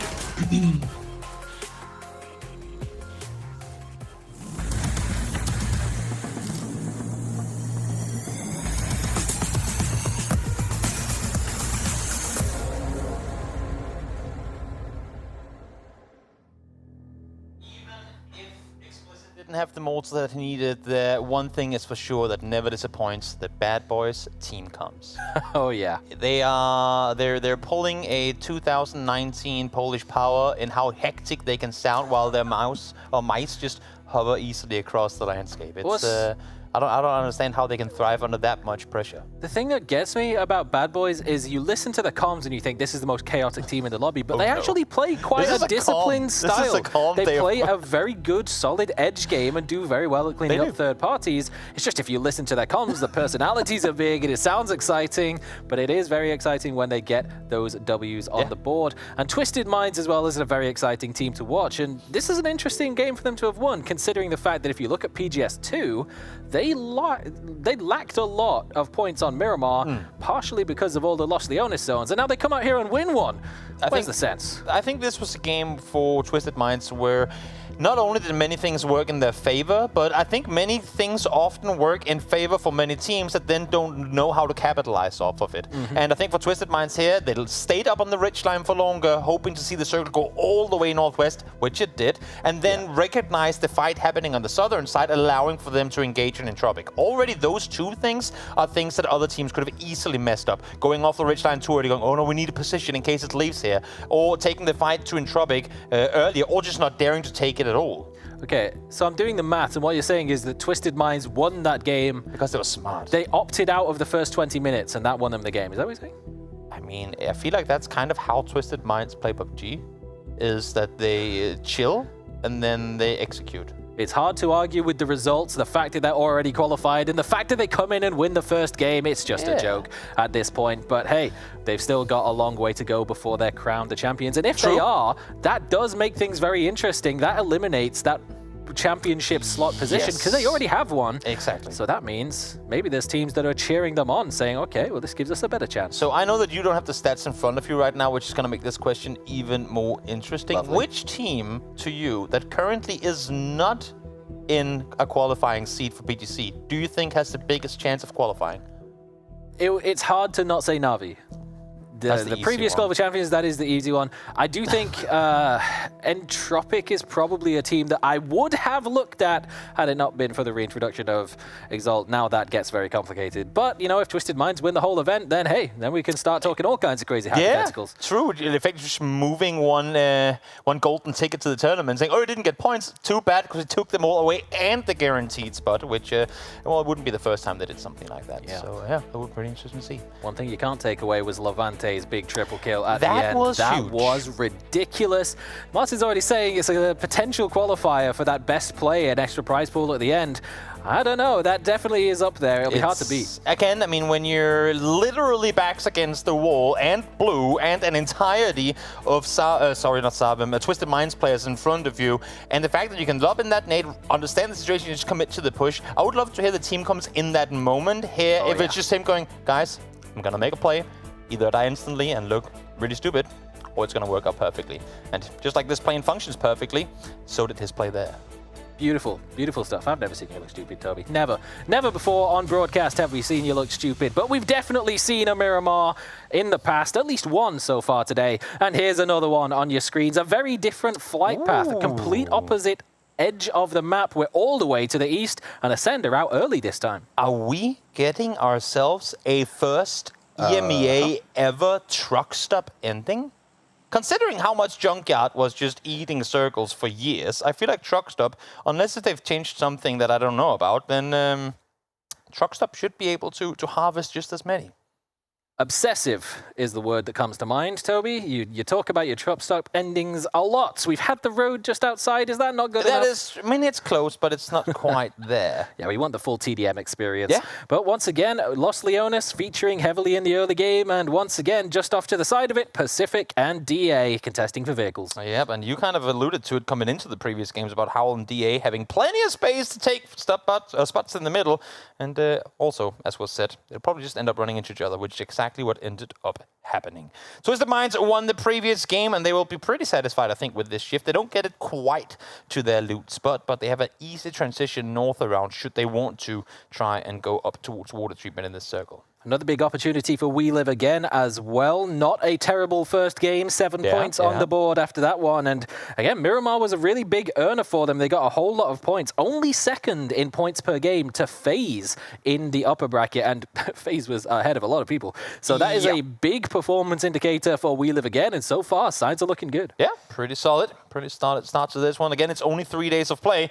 You're not giving too many resets, too many chances to sit there and go, great, what should we work on for tomorrow? There's only 2 of them, and if you have an entire day that's a bust, and you're playing for that not just top-ish spot, but literal first place for qualification to PGC, you pretty much have to play this tournament flawlessly. It's very difficult, that is for sure. And I say that as someone who's not a previous former pro player. I could just sit here and say all these players are struggling at times. Definitely. From here, I'm happy that we're on this side of the screen. Question mark. Not a terrible first game. They did their best to clean up the fight, but it was We Live Again who was causing problems that denied them the opportunity to cleanly wipe out Na'Vi in the early game. So looking to pick up a little more now. I'm not going to lie. There we go. That's an Ansvar special. I'm not going to lie. I had kind of hoped to see Question mark take the fight to Na'Vi earlier. I know they never would, because that fight would have been taking place on Na'Vi's terms.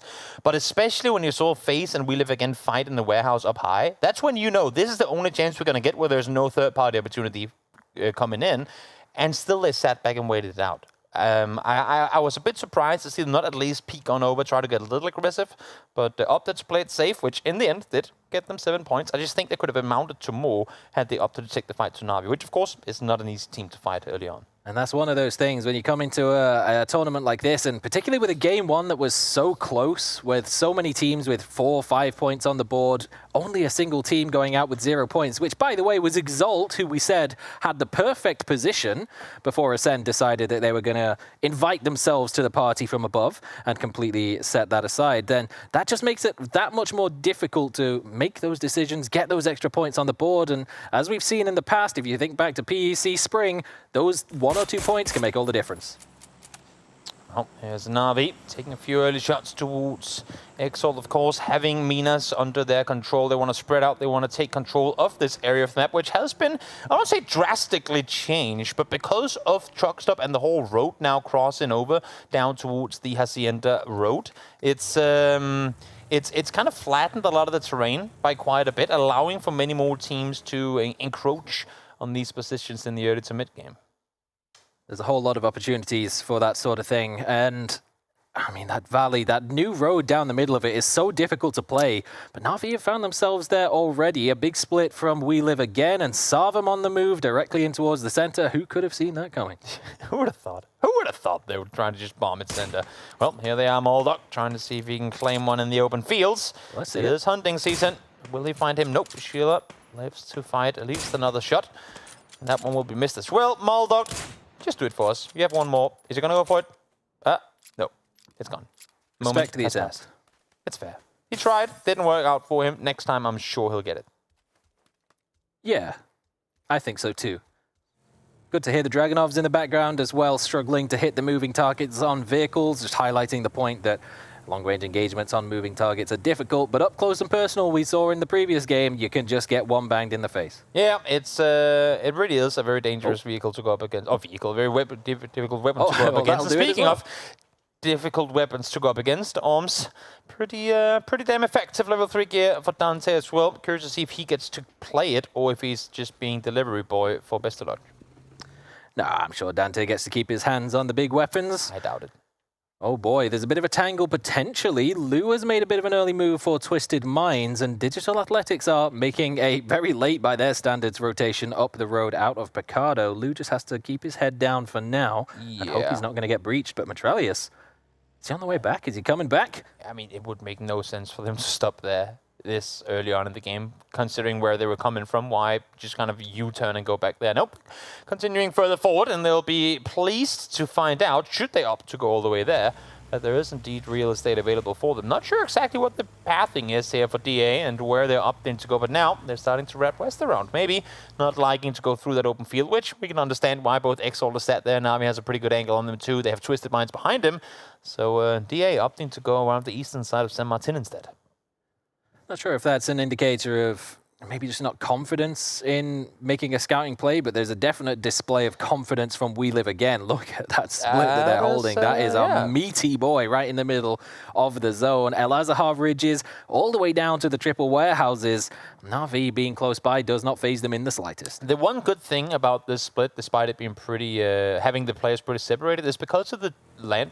You can actually, like from Soset's position, he can see, if not the entire compound that Izum and Hello My Bad are currently in, at least enough of it that he can alert them should anyone approach. And the same thing going the other way around. So it looks wide on the map, but because of the terrain, it actually works out pretty well in this particular case.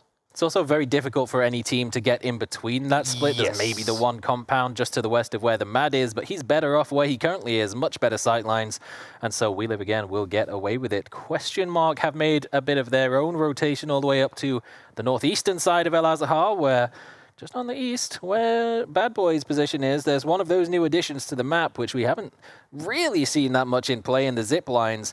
I've only seen one indication of it so far, and that was just a player getting there after a flight path to get to that loot spot. So seeing some of those for rotations in the late game would be very fun indeed. Maybe someday we'll get it. Now, on screen, something that you guys can get as well are these lovely, lovely, lovely codes. There are 50 of them, so type in fast. That's, oh my God, I could not even get that fast enough. That was incredibly fast. I hope you screenshotted it, everyone, because that is how fast they go. Now, we are being told that it's going to be redone. So if you weren't fast enough like me and Saga, then have your mice ready. Here we go. First one, go. As fast as you can. 50 of them available, so you better be fast if you want to claim it. No Tiggleton involved in this code, but be hap. Well, be happy in the end of it too. Yeah, be happy. Of course, be happy. sure. I like it. Yeah. I like it. We'll see if Mex is going to be happy when he realizes that there's an entire Foot Esports team set on the other side now, spotting 8C. But here comes Vard, here comes Beamy, both of them peeking on over. Will they find Mexi? No. Able to get back down behind the ridge, but those tires, they ain't long for this world. I hold a suspicion that this might not be the last engagement we see in this tournament between these two teams on an edge position. They both do have a pretty similar approach to playing a zone where they're not going to get the phase one priority like this. They both move very slow. They play methodically around the edges, and I'm sure this time around, at the very least, Foot will be happy that it hasn't resulted in an early loss. That is true. That is true. Don't jinx it, though, because last time it happened in 10 minutes, and T-Bone is, well, he's getting a little bit closer over towards the Bad Boys. I don't know why. Every single time I see their names on the map, I think babies. Babies, yeah. That's of course not what they are. They are indeed Bad Boys, trying their best to claim a spot at PGC. And now, well, the Matt, he has one of them right next door. The Bad Boy himself peeking on over, and I think Matt might have heard his vehicle coming on over because he's clearly aware that there's players out east. And Schofield's in the vehicle out from truck stop. I'm sorry, Toby, but he's making his way away from that position just to reinforce that hillside, expecting a push to maybe come through. So the Mad, while he does have his vehicle handy and ready to set up an exit if required, which he feels enough pressure coming in from the Bad Boys to do so. And they're going to have to regroup somewhere else. I like to disengage, though. No reason to get overzealous, especially not with a circle like this one popping. Roads and roads galore is where we're going, right in between Al Zahar and Hacienda. This evil roadside ain't fun to play around, and well, at least for now, we're not guaranteed which side of it is going to shift to, but makes perfect sense to me that FaZe opt to commit to the northern side as they're looking to play the percentages. No messing around with risky 2-2 splits. FaZe, I mean, overall, they're not really in a position to take that much of a risk, so they're just going to commit to the center this time around and hope that we do end up shifting up towards the north. Pod Samolet doing something somewhat similar on the far western side of the zone, but they're under some pressure of their own as they make their way through the middle of DA and Sarvum. And now Twisted Minds are putting shots in on the far side of the split where they're regrouping towards and potentially even breaching. Yep, a lot of these teams on the south side of this circle are going to be in trouble, but here comes Twisted Minds, the winners of the previous game, trying to take on Pod Samolet. And if they can do it fast enough, they might have themselves a 4v2, but look at this, instantly Rox and Hagatori up here to try and fortify. Yeah, they've been driving for at least 30 seconds on the way over here, so the timing was good, and that actually puts Twisted Minds in potentially an awkward situation. If a team like Ascend, they've spotted out that something's happening, there's already third-partying shots coming in from Mika on the east. Maybe they might look to push in if they get a sniff of who these teams are, but doesn't look like that's going to be the case. Twisted Minds already backing away, making the smart choice. I like the disengage. I think Batulin's up on the hills up above, saw the other vehicles coming in. It's like, great, that's a guaranteed full team. There is literally nothing in our playbook that says take fights for compounds in phase 2 against a 4-man team. So let's just get out of here, play Twisted Minds PUBG, and as you say, do nothing for 20 minutes and then win games. Heck yeah.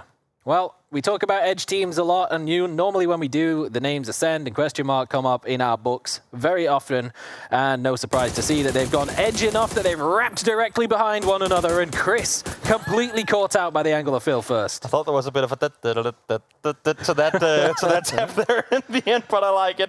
If that was intended or not, regardless, it gave me a good smile. So thank you much. As the coach said, be happy. Absolutely. Would love to see them be happy, but how happy will they remain for how long? Because FUT Esports has done something similar. They've come up that eastern Azahar road, and now with Dante holding the back line, he might find some pressure of his own coming from their east, but it's enough so far. That first opening knock has forced Ascend to make a move to the west and clear out the hilltop. We did just see that Adusi had DC'd, and he's currently sat in a vehicle on the roadside with FUT Esports pulling up on that position. This would be a tough way to go down, but that's going to be one of those shake it off sort of things for him to have to deal with. Hopefully, he's going to sit so still in that car that no one's going to notice him there. I am seeing him getting back on the server, but just as I say that, I'm also seeing a knock. And that's, I think, Beamy having found him. So that's a unlucky way to go down, get back on the server, just to find yourself on your knees. Ouch. That's a big blow for question mark. But they'll have to move on with the damage dealt to them that they have inflicted onto Ascend, one of their rivals in terms of PGC points and in terms of former championship titles. Ascend picking up a second place in PEC Spring compared to question mark's championship winning run at PCS 7 at the end of last year that saw them compete at PGC, which they're looking to replicate now. And honestly, winning the championship is the easiest way to do it, but losing your IGL like that ain't gonna help. Not what you want to have happen. Now, next circle about to pop. Not a whole lot of unplayable terrain for the phase 4 pop, so pretty much regardless of where we're headed with this circle, as we do center up a bit to the east, most areas are in play for the next circle. Only one small area up towards the far north should be shifted away from. So this one can pretty much go anywhere for phase 4. There's only a slight bit of potential that FaZe making their regroup on the northern side of the valley would be punished, but the Zone Gods have decided that won't be the case. They have been gifted with a nice central position that Twisted Minds is currently trying to make a rotation between FaZe Clan and Ascend just to the north, and it's a very risky one, very treacherous terrain, a lot of angles towards them coming in from question mark as well. But so far, nothing too dangerous has landed, and they found a suitable dip to survive for the time being. This is one of those areas of the map where people that really love Miramar but just hate Vikendi because it's so open, they'll take a look at this and go, oh wait, it's Miramar has areas like that too. Yep. Because it ain't easy. It ain't easy to maneuver here if you don't have a compound. Players are more used to it now with an additional map as well. True. Which we will get a little bit of a glimpse of slightly later in the day. Vikendi is always going to be an exciting one. One of those what we call wild card maps. We only play one a day. And there are certainly teams that favor that sort of style. They come out with, what, 13 points per game? Unfortunately for Lyron, he isn't going to survive to see the end of this one unless Code Marco can grab a revive. And again, the Sandstorm might pay off in terms of giving them a little bit of cover, but it's also dealing the damage. I mean, last time the Sandstorm allowed for Code Marco to get flush. This time around, it allows for him to rest his team. teammates. So sometimes Phantoms do you dirty, sometimes they come in quite handy. Swings and roundabouts. Yeah. There you go. There you go. Whoa! Trying to peek on over, have full intel on Navi's current whereabouts, but of course, even that compound ain't inside the circle, so is this worth it, or do we try and wrap around instead? I like that both Fairest and Millman are actually starting to make the wrap themselves, realizing that, wait, we have Wu coming in behind us, or a team coming in behind us. We gotta be wise about this. We cannot allow for them to jump in front. You really can't. Na'Vi just cannot afford any real slip-ups here. I mean, Martin said it on the desk. They've got to come out swinging. They've got to come out, get the momentum building in their favor. 4 points on the board. It's not a complete disaster so far in game number 1, but now with long-range shots from Sarvam as the pressure is starting to arrive from the Wu, and they've got to cross over that treacherous truck stop road that has been the demise of a lot of teams. It's a difficult position to navigate. Yep, Hearth spotted in the open. Ooh, Levante almost finding a second there too. Of course, the hero of the end game of the previous one. Racking up some extra points for Samulet as he now sees Marco as well. Eyes on everyone here on the other side, and just like that, oh, man. Ascent, Pot Samulet working together to annihilate DA. Well, that is one way to clear out the western side of the road and take hold of that spot for yourself. Levante with another 3 on the board. Pod Samulet, they had to regroup to deal with the pressure from Twisted Minds, and it's worked out somehow cleaning out DA. And you said it too. I mean, Ascent hearing the commotion on the western side early actually did wrap over in this direction to try and force a fight, try to give themselves a little more elbow room to work with on the edge. And now they're set, I think, for Ascent right now in a perfect spot, according to them. Out on the edge, now knowing they have more space to maneuver, they know where they have question mark, they know where they have Pot Samulet, they can now start flexing out of that compound and move further towards the center. Full to the north we've gone, and the teams that reside within the valley, Exalt and Bad Boys, holding on to their compounds for now, but they're going to have to make sure that their backline is fully cleared before they make a push up to think about playing the ridges. And there's 3 teams who they're going to have to try and dissuade. Mel might just make it a little easier if he can't sort this out. He can't get turned upside down like that, not in front of Ibby. Does that count as a team kill when it's your teams that flip your vehicle right in front of you? I'm not sure, but somehow Meltman is still alive. Well, you know, we'll take a little pit stop. We'll just stop on the shack down below. EB hopefully won't get a quad kill with this nade as it's coming on over. No, just exactly. Na'Vi is able to drive away from that one. And look at Entropic as well at the exact same time making a push. Maybe Na'Vi are a little bit happy with the timing of that, but oh man, the circumstance definitely wasn't the best. But Entropic make their way over the road, and now it's them who are under the pressure from Wu. The fact that Na'Vi just lose Fairest and all of this, and that is in a minivan trying to make its way up the hillside. I mean, this is one hell of a roller coaster rotation for both Na'Vi and Entropic. But right now, Na'Vi lives to see another day. Entropic in trouble.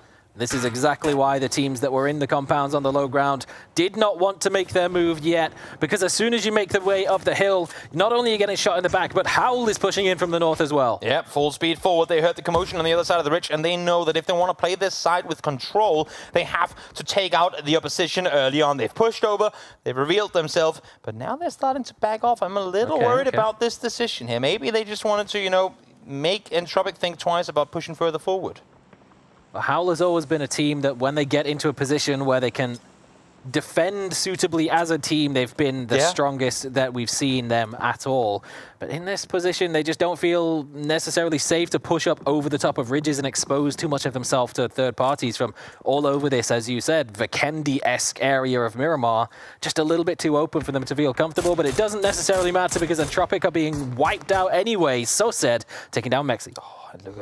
Look at what Schofield is looking towards right now. FUT Esports, question mark. We've been on this particular compound so many times in the past where teams are set right up and below each other, above and below each other. And for FUT Esports, they are the ones that have to get down this ridgeline. But because they've waited for as long as they have, so many teams now have eyes in that direction. A rough push in the background. Oh, hello. Example with a double nade opening the door, and Pacific gets swiftly kicked out of it. Now they were in a tough position of their own, having to come in from the southwestern side and just could not find anywhere to go. The Wu have made a push over from the south ridge onto the southern ridge of the valley, and Ascent, they're chilling. Yeah, they have a struggle push to try and make from the south. Half of their compound was out of the previous circle, and somehow they're still in with the circle to follow. That is a blessing you'll take any day of the week. In the meantime, Wu trying to claim the southern side here. They know they've Exalt on one side, they know they have Bad Boys on the other, but they need to commit to one, or they'll get peppered by both. I've seen a very similar situation to this with Na'Vi in this position in the previous game. Just a target on one side, and if you try and take the fight onto one, the other will shoot you in the back. Fuzzface trying to keep an eye out for the bad boys, but just can't find it. As Foot Esports having to try and make that push in. Spyro, what has just happened? The nade destructions are happening across the map. First it's Na'Vi, now it's Twisted Minds. As Sparrow finds 3 and makes more room for themselves. Howl thought they had a place to play, but here comes the utility guards and Twisted Minds and tear them apart.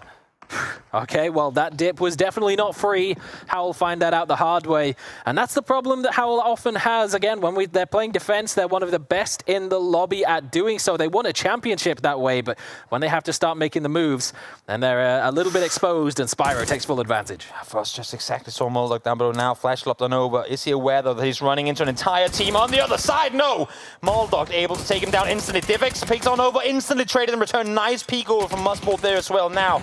Screams trying to apply pressure from the other side. I mean, this is such a difficult fight for him to have to take. You can see Exalt wanting to kill him, but let the blue do the damage for you. Fall back, get towards the circle art. You have no meds, and neither has Fate. There's more for you to play for than a flush on a Wu player. Do they even have a vehicle as well? I think just running away on foot isn't going to be enough for Exalt to survive, but at the very least, they're going to get a kill point or two as the fight is swiftly cleaned up. It is the bad boys who sweep in behind, but in doing so, they've drawn the attention of We Live Again. Yeah, they sure have. 3 teams down here, and We Live Again, they really want to sweep this one off. They have Hopper all the way up towards the north. That is as quick as they come. Peek on over, find 2, maybe get yourself a little bit extra loot. Not that I think they have a whole lot that you can claim, but hey, there's a vehicle. You can regroup with Hopper up towards the north whenever you see fit.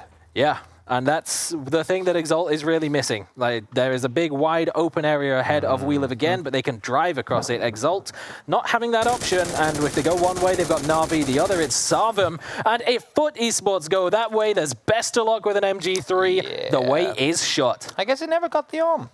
No. But he did get an MG3, so he'll be satisfied. He will indeed be satisfied. Oh my lord, I think Fate just flew over the top of the head from one of the Na'Vi players. And just like that, Na'Vi, clean sweep. I mean, these kills come through, and when they do, they're fast. Yeah, everyone's just too good at shooting out of vehicles, man. Everyone's got to the point where they're starting to get really good at shooting people out of emergency parachutes, so killing people who are driving by is just light work. You'd have to imagine. Circle down towards the south we go. Face very pleased with that shift going towards the compound that they claimed early on in this game. In the meantime, now Sarvum having to make a move forward. They will be blessed with a crate should they make their way into the circle, but you can see as soon as they come off this hill, it's an open downhill push into the compound. It's going to be very hard for Sarvum to make a play here. I think the same can really be said about Question Mark as well, with Ascend taking so much space on the northwest, but CCI next is going to make things slightly easier for Sarvum with an opening knock onto Mel, and Sarvum already in the vehicles. They're pushing on this. They want to take the advantage. I like the idea, and I really love the bait as well. Sheila, the one going, oh, I'm so slow in my Murado in the sand, and then the rest of the team just peeking on over. So worth the bait, definitely. Alia realizing we have to commit to this, but they're already on the ridge. Just too fast for Na'Vi. They were not ready. They could not get in position quickly enough. And it's a one-man army of example, but with 4 of Sarvum ahead of him, it's very, very tough for him to make it out of here again. He's not going to be able to.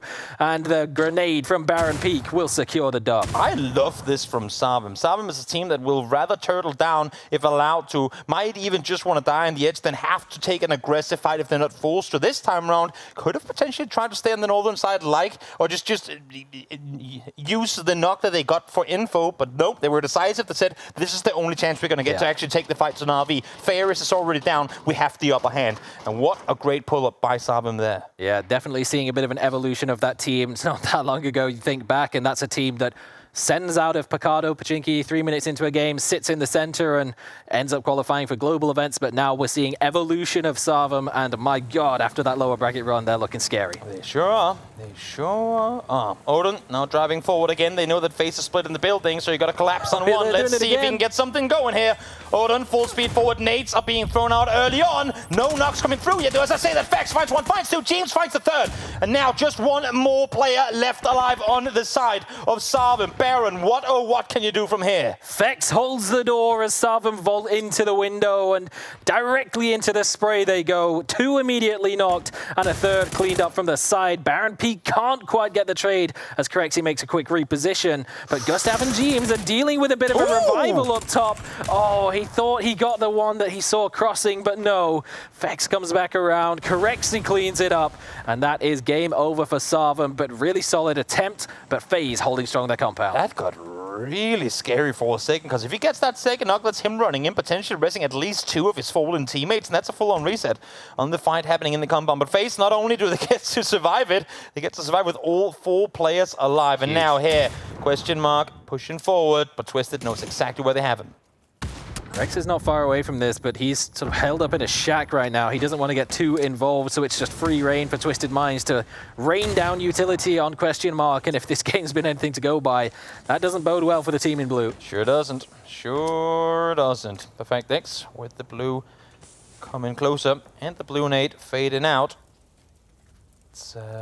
It's info gathering time, because they are also aware they have Ascent just on the other side. So how much can you commit to this fight against question mark? How much can you allow for a foot into the circle from Ascent? Because every time they look one direction, the other team creeps ever so much closer. I think Killy's doing God's work right now up on that hillside, keeping information on FaZe, and hopefully Pod Samolet, as they're starting to creep their way around to the northern side of a ridge that, if they do commit to the northern side, will expose themselves to himself and potentially Brex. But their attention is fully, completely focused on this fight between Twisted Minds and question mark right now. Question mark have no way into this zone while Twisted Minds are still alive. They have to deal with it one way or another. Yep, Twisted, no more smokes to work with either. So these ones, the smoke will being set up now for question mark, trying to use it to full advantage, but Lou peeks on over, headshot, body shot connected. That's Phil's first down early. Oh, the MG3 and the vehicle explosion. That opens the door so wide for question mark. And oh man, another vehicle explosion. But it's Hakatori from the backline. Long-range DMR knock that evens things up. It's just 1 apiece alive for question mark and Twisted Minds, and everyone's encroaching. We Live again trying to wrap up on the fight, instantly met by FaZe, now pushing out as 2 as well. James, Fex running up behind We Live again, and they're now starting to realize that, oh no, did we aggress too early? And I'm worried that they did, because now We Live again, the team on the aggressive, are getting peppered by all sides. Look at that kill feed. I've not seen anything like that since phase 3 of the game before this one. It's absolutely hectic, and FaZe pushing out of the compound sweeps aside We Live again and denies them entry into the top 4. What a brawl, and what an aggressive play from FaZe to go out and just take full control. Kill Yakai, perfect angle on that one. That's Lou and Perfectix down. Top 4 guaranteed for Ascent, who now has to figure, how the hell do we get out of this shack? It will be difficult, especially given the fact that Killy had to come down from that hill. He opted to come in and back up Brex in the shack, which makes sense. It worked out, got them a couple of kill points, but it puts them under a lot of pressure from now as Pod Samolet are able to make their move around the side. Dante's still got the AWM though. Don't rule that out. Nope, not at all. Not at all. One good shot. Could be them granting the passage for a move on forward, but you can see as soon as Pod Samolet starts running forward, FaZe with the ridgeline in control, with the entire hill in perfect vision up and over, going to get eyes on him. I think this is the last set of smokes that Pod Samolet has available. Click, click. Yep, indeed it is. Nothing left to work with. You got to make a play now before these smokes fade, boys. With the grenades still flying in from Kilyakai, as on the opposite side, it's Gustav. He's the one that's holding the center of the position, and it's just too much to deal with. Besto, that MG3 again, absolutely spraying like a madman. Not giving up on this one whatsoever. FaZe Clan still 4 alive, 9 kills and counting, looking for the last as well. That's Corexi finds pin, that's number 10, and now Levante. He had 3 in the end of the last game. What can you do here with no vest, practically no helmet? Are you going to explode yourself? Yes, you are. Levante takes his second place in a row, and Pod Samolet will be pleased. But what a game for FaZe to come out victorious there. Much less glowing out in a blaze of glory than the previous game, but Pod Samolet will not at all be dissatisfied with a second back-to-back second place. Huge Miramar to start off PSE4. In super hectic Miramar games too, being able to weather that storm, the sandstorm so to speak, and come out twice in that one, that is absolutely huge. and massive for FaZe as well. They're a team that came into this knowing that they needed to perform. They need about a top 6 to be relatively safe for PGC. Then the reintroduction of Exalt made that a little more complicated, but FaZe Clan doing all they can to secure it. Sure is. Very nice. I mean, first off, they hold off against Savim. It looked scary for a moment there, but they come out victorious to then spread out, take full control of the ridge, and knowing when to push Jeems and Vex up on the hill to engage and relive again as well. They made space where there was none for them to take, but they took advantage effectively of other teams' mistakes being made. Yeah, that's what they had to do. They committed to regrouping on the northern side. They got a little bit fortunate on the phase 3 shift that went directly towards them, but that was by no means the end of their struggles. They did have a lot of defensive work to do, and then getting aggressive at the prime opportunities to flex out, take the third-party fights, and a well-deserved win for FaZe. Absolutely huge for them. Now, that was Miramar done for the day. We're going to hop on back to the studio now and see what they have to say about Miramar number 2. They were so dominant in our upper group bracket playoffs, and here they are dominant on day number 1. FaZe getting that chicken dinner. Absolutely. We were talking about teams that, you know, they need to get out on the right side of bed and really hit the ground running. FaZe are one of them, Na'Vi are one of them, Twisted Minds are one of them. All eyes were on how many points are these teams going to mop up today. Honestly, the big boys have shown up and everyone else needs to take notice. I will give a little bit of a shout out to Levante though. Admittedly, he killed himself 2 games in a row, but my God, like that performance was not a one-off. Fantastic.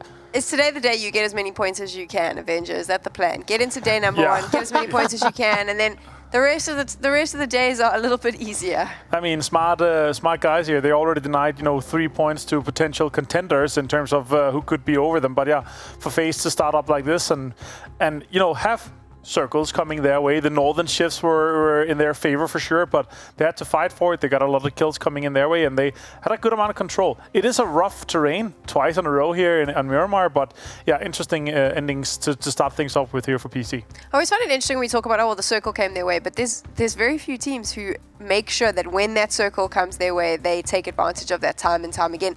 You see a lot of teams, the circle comes their way and they don't utilize that. So is it fair to always give this to the big teams, or can we say, listen, there's some real skill in this lobby and they utilize whatever comes their way? It's a percentage game. Teams will maybe get the circle come their way 30% of the time. Naturally, the good teams will make that 40, make that 45, right? And they'll just be in position. Take a look at where people are at the end of phase 3 and you'll start to get an idea of where that's going. There we go. Up on your screen right now is the scoreboard from our second Miramar of the day. And of course, we've mentioned it. We'll mention again, Pod Samurai. That's 2 second places for them. 2 double-digit finishes. Good for them as a start to the day. Extremely good. We don't know, against this lobby, if Pod Samurai aren't able to keep up this momentum and they drop, having that point, having these points in the bag early on is going to mean so much for them if they have a couple of bad games later on. We don't know how good they're going to fare mentally. So, yeah, this is such a strong start for them. Let's see what they can do with the momentum. And now we can see your leaderboard so far. Twisted Minds sitting pretty at the top, nice and close. It's always difficult after 2 games, Avenger. We don't really want to start. No, but still, if you have here. your Twisted Minds, that is a day 2, day 3 team that starts like this, I would be scared if I was everyone else. But yeah, for sure, FaZe down here to come in with a 20-point game. They obviously only had 1 in the previous. Exalt after 2 games only on 1. They need to be up there to defend it. They need to be in your top 6 to top 10 range, depending on what happens with everything else, to make sure that they kind of keep their current PGC spot as is. Can I just defend Exalt a little bit though? They found out what, less than 24 hours ago we're playing in this. Yeah, we don't have Uber with us. Yeah, we haven't prepped for this. Nothing's happening. Here we are. Let's play. That's one hell of a mountain to climb. It is. It's rough. Honestly, in a situation like that, it's... Yeah, you got to do what you got to do, and let's hope for these guys that they're able to step it up and able to come in and get some points, and hopefully Uber comes back to play either Saturday or Sunday. There are teams as well on the bottom half at the moment. It's only been 2 games, but I'm looking at Entropic, I'm looking at Digital Athletics, I'm looking at Na'Vi. They don't want to be in the bottom half at the end of day 1. They are teams that thrive off of momentum and want to start strong. So this is close to as rough as possible for them. It's now about how quickly they can reset. Going off of Miramar might help that a little bit. I'm looking at the fact that, like you said, we're going off Miramar. Now we got 2 of the the fun maps. Let's call them that. A little bit of a shake-up, right? This is an opportunity for some of those teams to now get some points on the board. Exactly right. The meta's, I guess, somewhat well established because people are scrimming on the maps as much as they possibly can, but ultimately, no one holds a finger to the number of games you've played on Miramar and Erangel and say they're anywhere close to comparable yet, right? Taeko and Vikendi is where we can see some teams pull something out of the bag that's unexpected, take an early team fight that, you know, catches someone by surprise and 2 knocks happen really quickly. This is where it's going to hopefully start getting a little bit spicy. This is where you have your kind of the wildcard spots, times, opportunities to come in and take this away from some of the teams that are more, you know, comfortable on our Miramar and Erangel. So yeah, it's still interesting because the meta is, you know, shaping up as we play it more and more, right? So you still have these teams that are going to come in and they're rolling up to like a compound. Oh, this little dip here, let's play that next time, or let's play that in the future, or if the circle shifts away, we can play that kind of coming in. So it's always interesting, and it's you know, it's not fun to play in the snowstorms. It's fun to watch though. It is fun to watch, and we get to watch all of that fun right after this.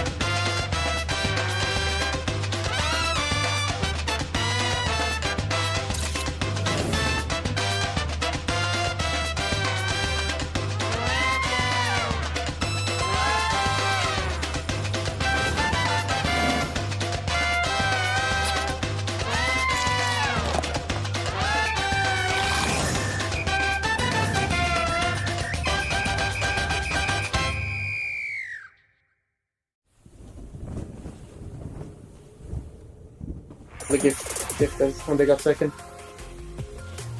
He's on green still, driving. Who did you knock? Down the compound, hit 5 times after knock behind yellow. Just go for him, go for him. These teammates take those. Knock, knock. Good job, man. Nice. Oh shit. We need to work right. Guy behind me. I left the back.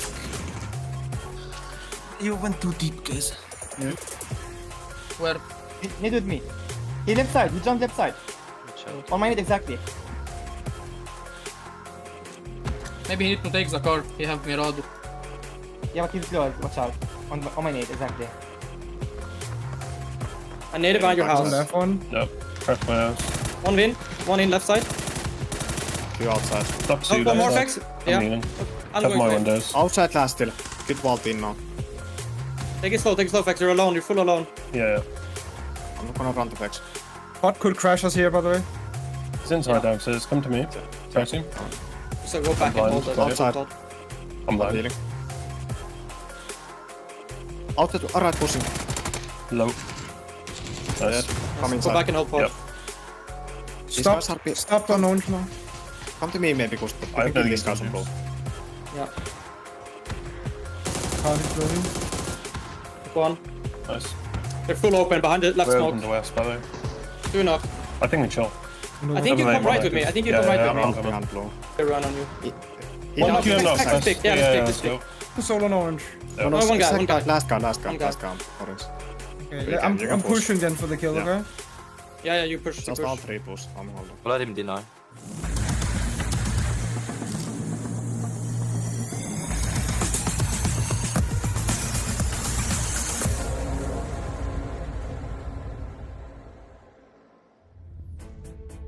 Miramar is out of the way for the day as we head on over to Taeko, then Vikendi, and then back to good old Erangel in just a few moments. I'm Toby, joined by Saga. And Saga, if these 2 first Miramar games are anything to go by in terms of the level of excitement we're going to have throughout these PEC Fall finals, I feel like we're in for a pretty good run here. Yeah, I reckon they probably are.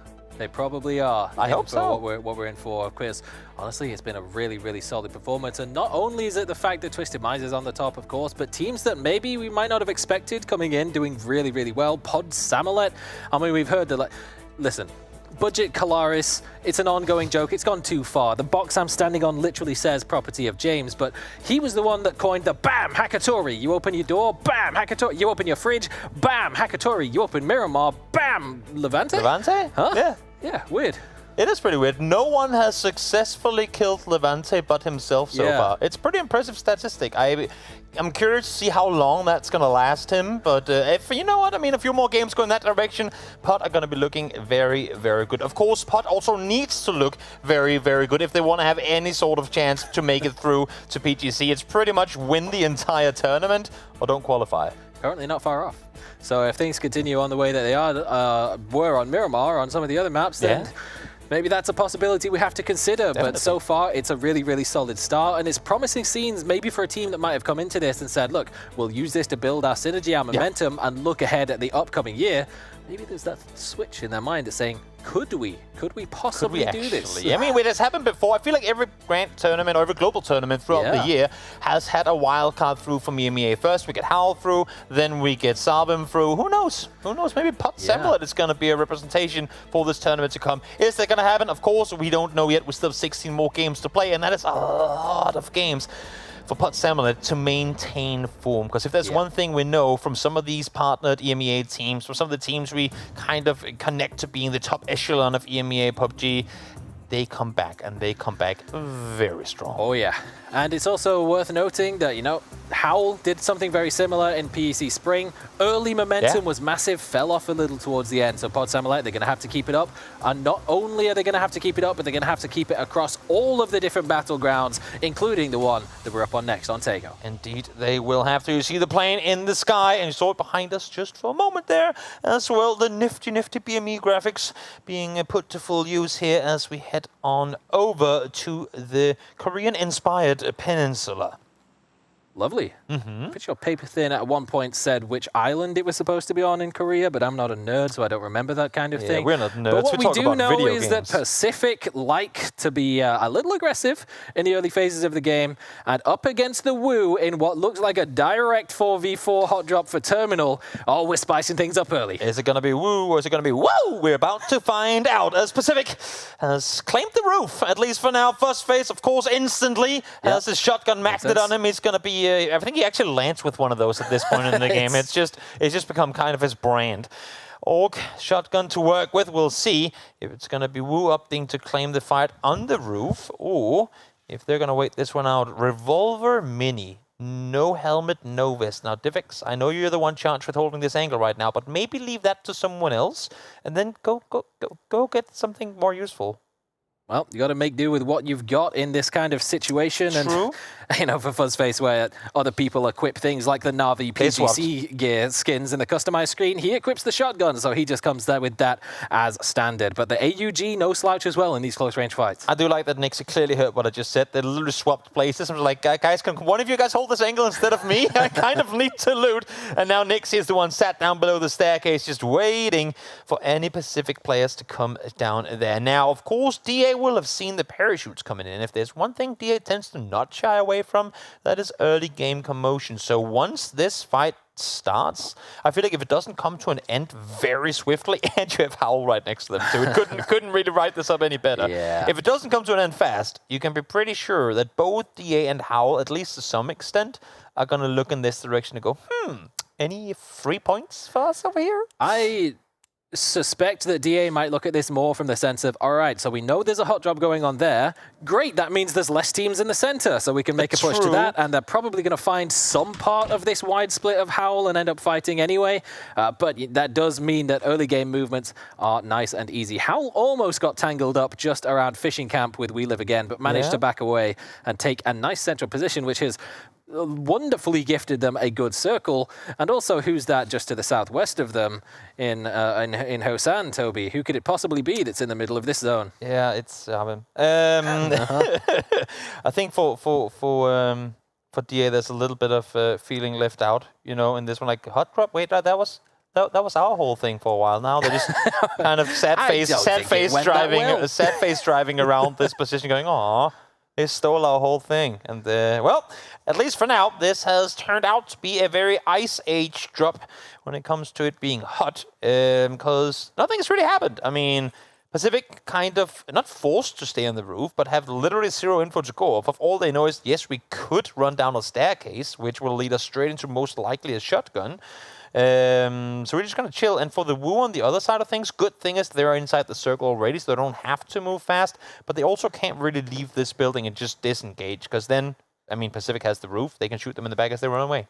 I'm getting quite hefty shades of an apartment hot drop from our angle with this, given the positioning on the zone. But hey, Na'Vi battle gear, as we mentioned, you come in that, and oh boy, it doesn't come with a shotgun, unfortunately, but it does come with some very Gucci-looking skins. Very, very flashy colors, and maybe had Wu or Pacific had those for themselves, then that would have been this fight over and done with swiftly. But no, not the case. EB does spot 2 on the roof. Of course, they hear them running around up there, so more info will be fed across. Maybe that's what's needed for this fight to pop off, is EB getting good off angle, and then finding a good headshot with the Dragunov in hand. Yeah, the fact that he's even able to get out of here while Pacific are on the roof, they should probably have had all these angles covered, but he slipped through the cracks, and now he's getting information. He's just confirming to the team, okay, they are still on the top, and potentially getting an opening knock. And it's within 100 meters too, so it's literally 1 bullet, no response time sort of thing. Should he be able to get it before they realize where he is? It is, of course, dangerous to cross on over. Did he see him there? No. All of the Pacific players are still playing off of the info that everyone is inside this terminal main building. Kepper just maybe had an inkling for a second. He turned around. I don't know whether it was enough to spot Ibby. It seems like it was. Celtic is looking in this direction now. Seems like they've caught wind that something is amiss. They saw him. They saw him before. They definitely saw him. Yeah. Saw him before, EB. Now, I like this idea. Don't use the same position twice. Once they've seen you reposition, go somewhere else and see if you can get a good off angle of it. Now, hey, is that shots fired? I think it was. Let's heat up this cold drop, at least just a little bit. It's given us something to look at for the first 6 minutes of our Tego game, other than the map stream, where you can see the likes of FaZe Clan starting to make a move out of Buxan Sar, getting very up close and personal with Entropic. There was one of those classic Tego multi-drops nearby that might be a bit of a spark to a wildfire on the southern side of this zone, but things are starting to now get a little bit more congested all around the central positions of the map, and there we are, Pod Samalek making a move all the way to the far west. I like what the observers are doing here. They know that as soon as you go away from a person, they get the kill. So if we just put it on the map, maybe the entire fight is actually going to start popping off. Oh no, we missed it by going to the map. Oh, and then they start fighting. This is Ansvar pressing the start fight button. Exactly, it's the observer curse being manually activated. I like it. I like it a lot. We see down towards the southeast side, FaZe and Entropic right next to each other. A bit of a bait crate there in between them. Maybe that's what's lured both the teams to this position. Yeah. Gustav is still set up north. You can see with the direction he's currently looking in, I don't think they have any clue that Entropic is right around the corner. What a weird coincidence it would be if the first knock of this game were to come at the behest of Twisted Minds, making a crossover from Palace towards Fishing Camp. We live again with a bit of a 2-2 split, just trying to put some pressure on, but it seems as though Twisted Minds have got over without too much of an issue. Entropic, though, it seems as though they've caught wind that FaZe are nearby. Not sure whether there was vehicle audio that gave that away, but Lukrux is lurking. He's looking for it. But Ibby, he still found yet another angle. Oh, he spots the toes of Kepper. He saw him before as well. I think he's just waiting for the perfect angle. He's waiting for the perfect time to strike here. But good thing by Pacific is they ain't really giving him the opportunity to get that, because even if a shot comes through in the toe, he should be able to get off. But Thindalos is still standing around here. Saw one on the other side. Maybe something's about to go down. As we see O'Connell, the first one to fall. That's elsewhere on the map. And now Thindalos with the candid side AK, trying to see if he can get something here on the other side. It's rough for both of these teams, really. If you look at Ibby, who we've really been keeping our eyes on as the one who had the potential to start this fight off. Looks pretty good. 6x scope, Dragunov, level 3 vest, all that good stuff, but everyone else is still looking with struggle loot. Devante died. Sometimes it just be like that. You can't be the only one to kill yourself. And the fact that EB is out here for this long, they saw him before. They must know now that it's a 4v3 at least for a while until EB gets back in here. I think that was what allowed, or not forced, but encouraged Pacific to jump down and engage the way they've just done.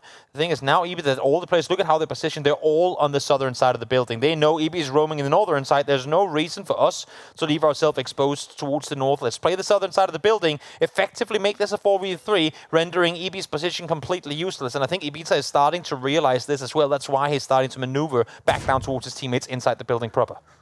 4v3 it might be, but you've still got level 1 vests, Tommy guns and vectors, but Perfectix has the AUG and Bad Boy in his sights, but the coupe just about enough to get him up over that ridge to safety before the shots can land. Yep.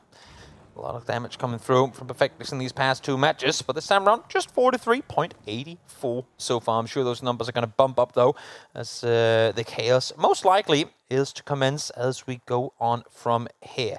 Now, we have never really, or at least I have never, had like a proper Buksan ending. I wouldn't mind if we had just hard swing southeast on this one. Would definitely be an interesting one. I've seen it a little bit to the east of Buksan, but within it itself, definitely not.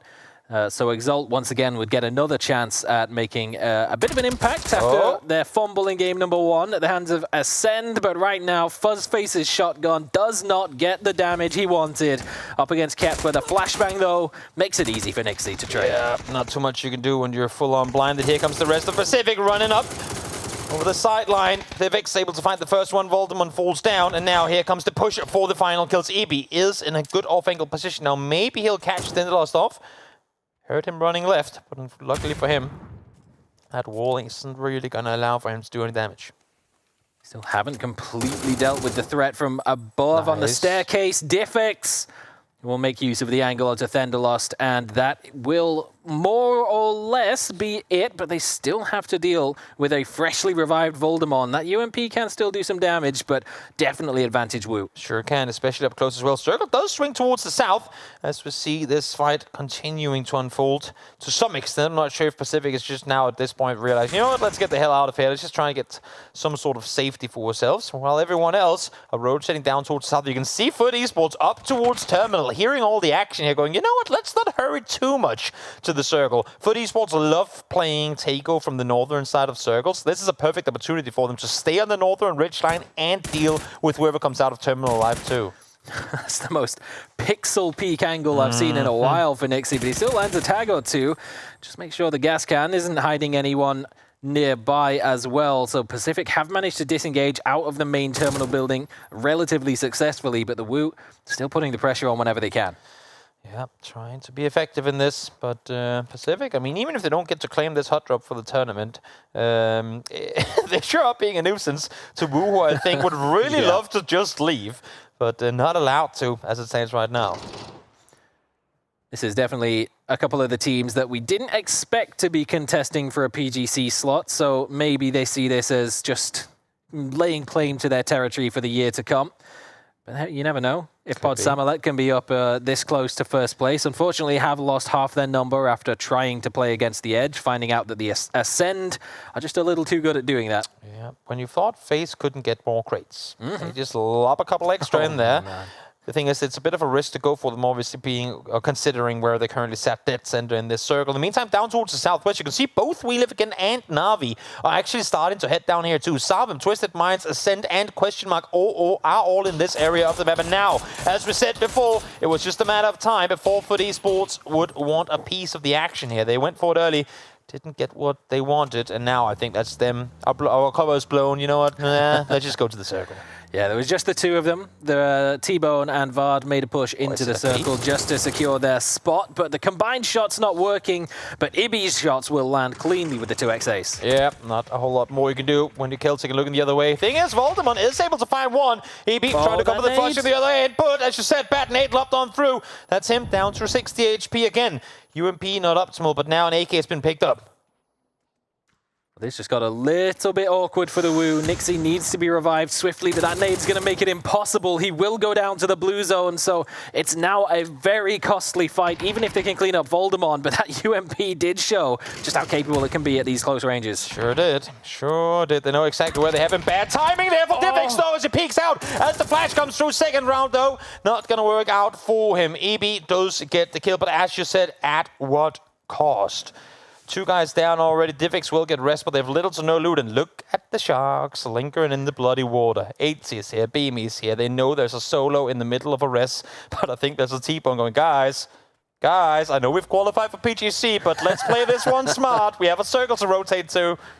They really do. And it's a circle that a lot of teams probably wouldn't be all that happy, and I don't think Toby is either, because he's not getting his Bux Ansar ending. We are going towards the southeastern side of Hosan, a lot of hilltops, and a whole lot of airdrop crates that FaZe now have a whole lot of chance to claim, but Howl is making a move in that direction as well. Hakatori trying to rekindle some of that lower bracket flame. Yeah, these cities are so hard to maneuver through. Explicit is actually going to be the one to find the knock from the other side now, but Samuel had been down here to think that's... Na'Vi probably a little confused in terms of, wait, where exactly is this team? And then they realize, wait, it's more than just one. And now, how did they get out of here? It's outside next circle on the very edge thereof. And trying to get up this hillside where battles are currently brawling, it's going to be very hard for Na'Vi to make a play. But right now, a little bit of help was coming through from the other side.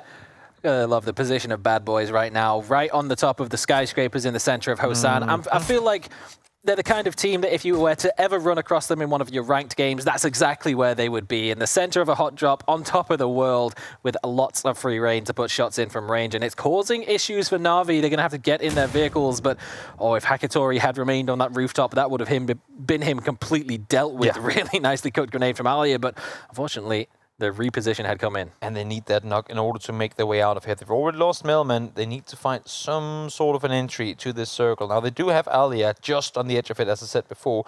But where do you go from the southeast side of Hosan? It's up the mountains. It's straight into Savim.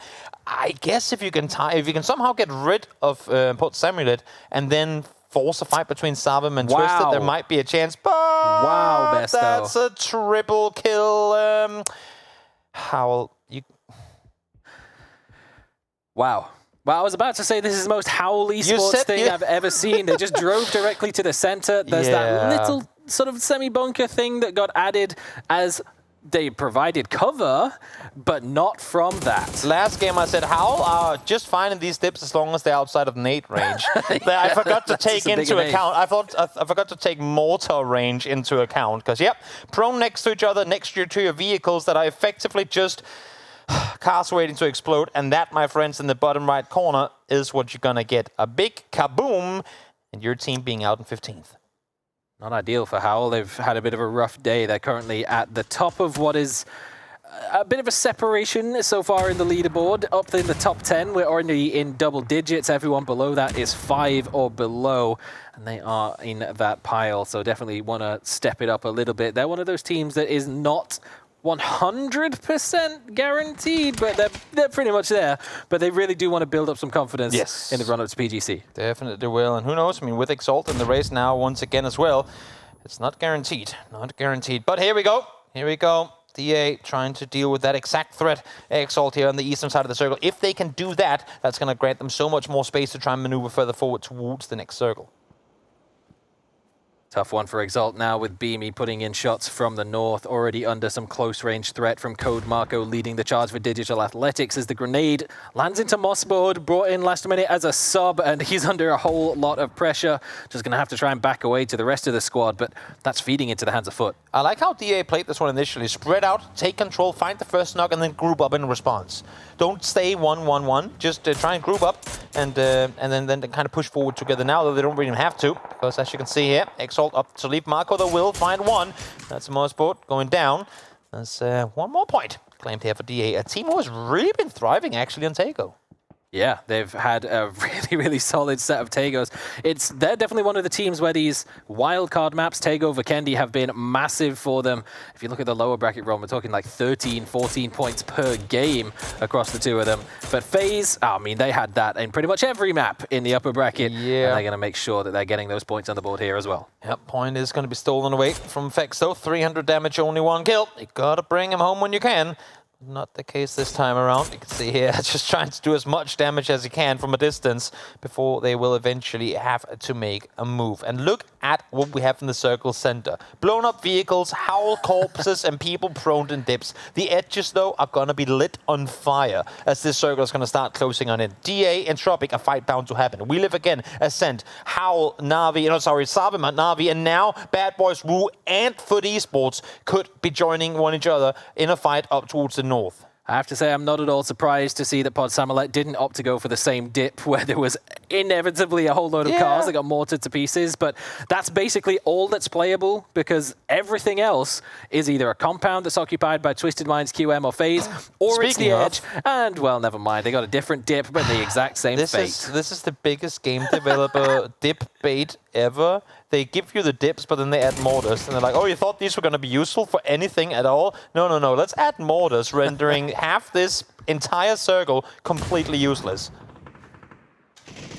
Man, they were always going to be scary when people got good at using them, but you can say the exact same about any gun in the game, and Ascend are pretty damn good at those. Hobart just trying to fight back the best that he can, but with Code Marco making a move and Metralius entering the fray as well, there's no way out of there for We Live Again. Nowhere for them to go, but for DA as well here, they need to really quickly assess the situation. Again, they're only now wrapping into this area of the map. They have no info of what they're going up against, and they have Ascend on one side, they have question mark in the compound just ahead, and they need to figure that out fast, because I guess good thing for them is that question mark has no plans of leaving the compound, especially not now with that circle coming through. But you know what? If they still have some mortars left to play, maybe there's a couple of team kills waiting for them there. Twisted Minds and question mark are not going to move until everyone else has overtaken them, but Foot Esports, they might not have that chance. They're dealing with Bad Boys in the messiest fight around a bush, and Vard will clean them up, but in the meantime, he also takes down Beamy. Unlucky. But I suppose we'll have to go mark that one down as collateral damage, but worth it for Foot.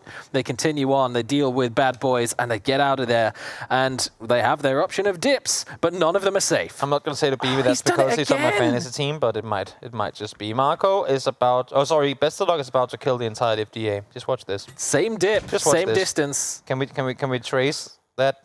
Oh, yep. Here we go. Ready? 3 kills. Yeah, Huith. Oh, they saw it maybe. Push out. Look at this. Okay, a little bit off target this time. The thing is, when you're deploying so many smokes, that's you now not being able to track the mortars in the air. So we see it time and time again where players just running around looking into the sky. But I think DA has read this one. They know that they have to spread out. They know that they have to play as wide as they can because they are getting shelled. And now that's Lyron down. And they're getting spammed with DMRs through the smoke as well. How does he have more? I don't know. I don't know. But clearly, that's been part of the plan from the very get-go. Get us in the compound. Oh, but they're so dead. No, they're back in. They're so dead. They're so dead. And... Oh, another knock coming through. I thought that one had a team wipe written all over it, but not quite to be. If there's one more shot available, which there aren't, because here comes Ascent. Full speed forward they go. Pull-up speed is at max. And just like that, God. DA annihilated. But Ascent, what did you gain from this position? You lose Chris, and you're about 1 mortar shell away from elimination. Toby, this is the busiest dip I've seen since Kingwin in 2018. Are you serious? This is ridiculous. I don't even think you can fit more vehicles in here. No. This, can we just coin this place car crash?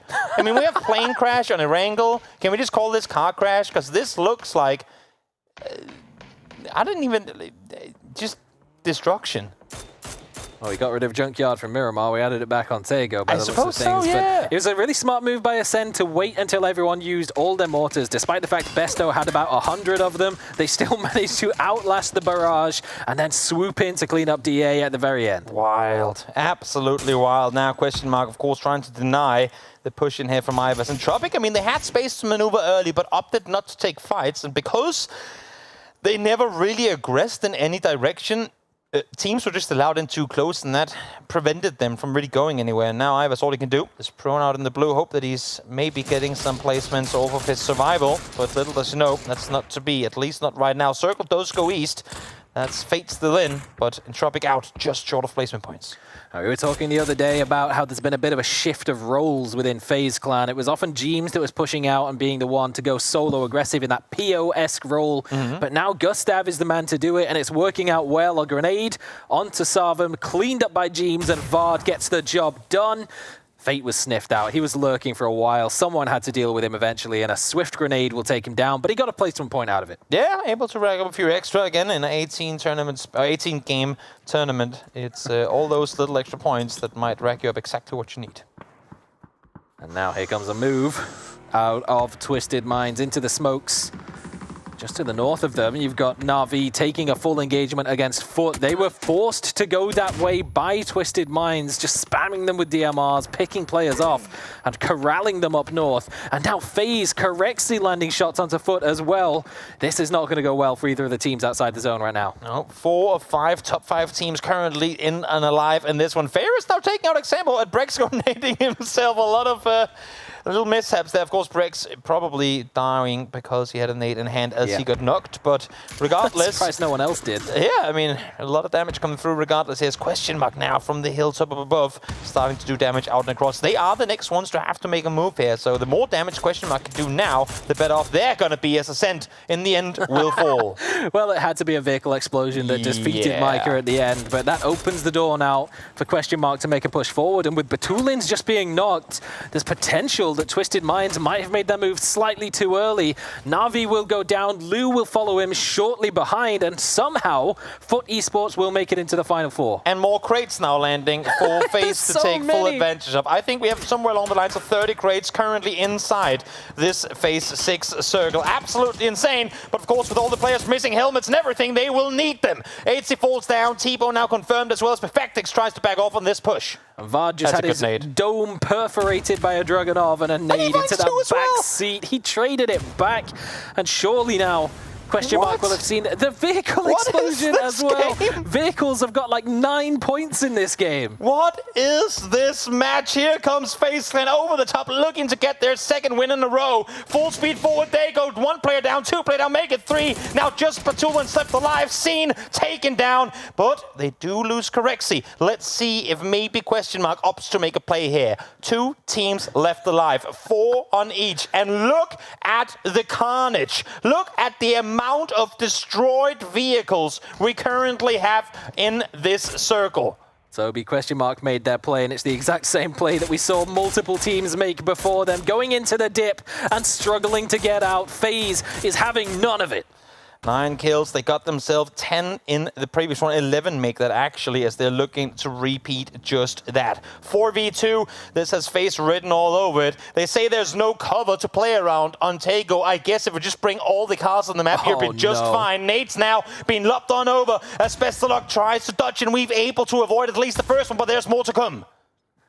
Mortar. Come, nice. Good one, Toby. Good pun.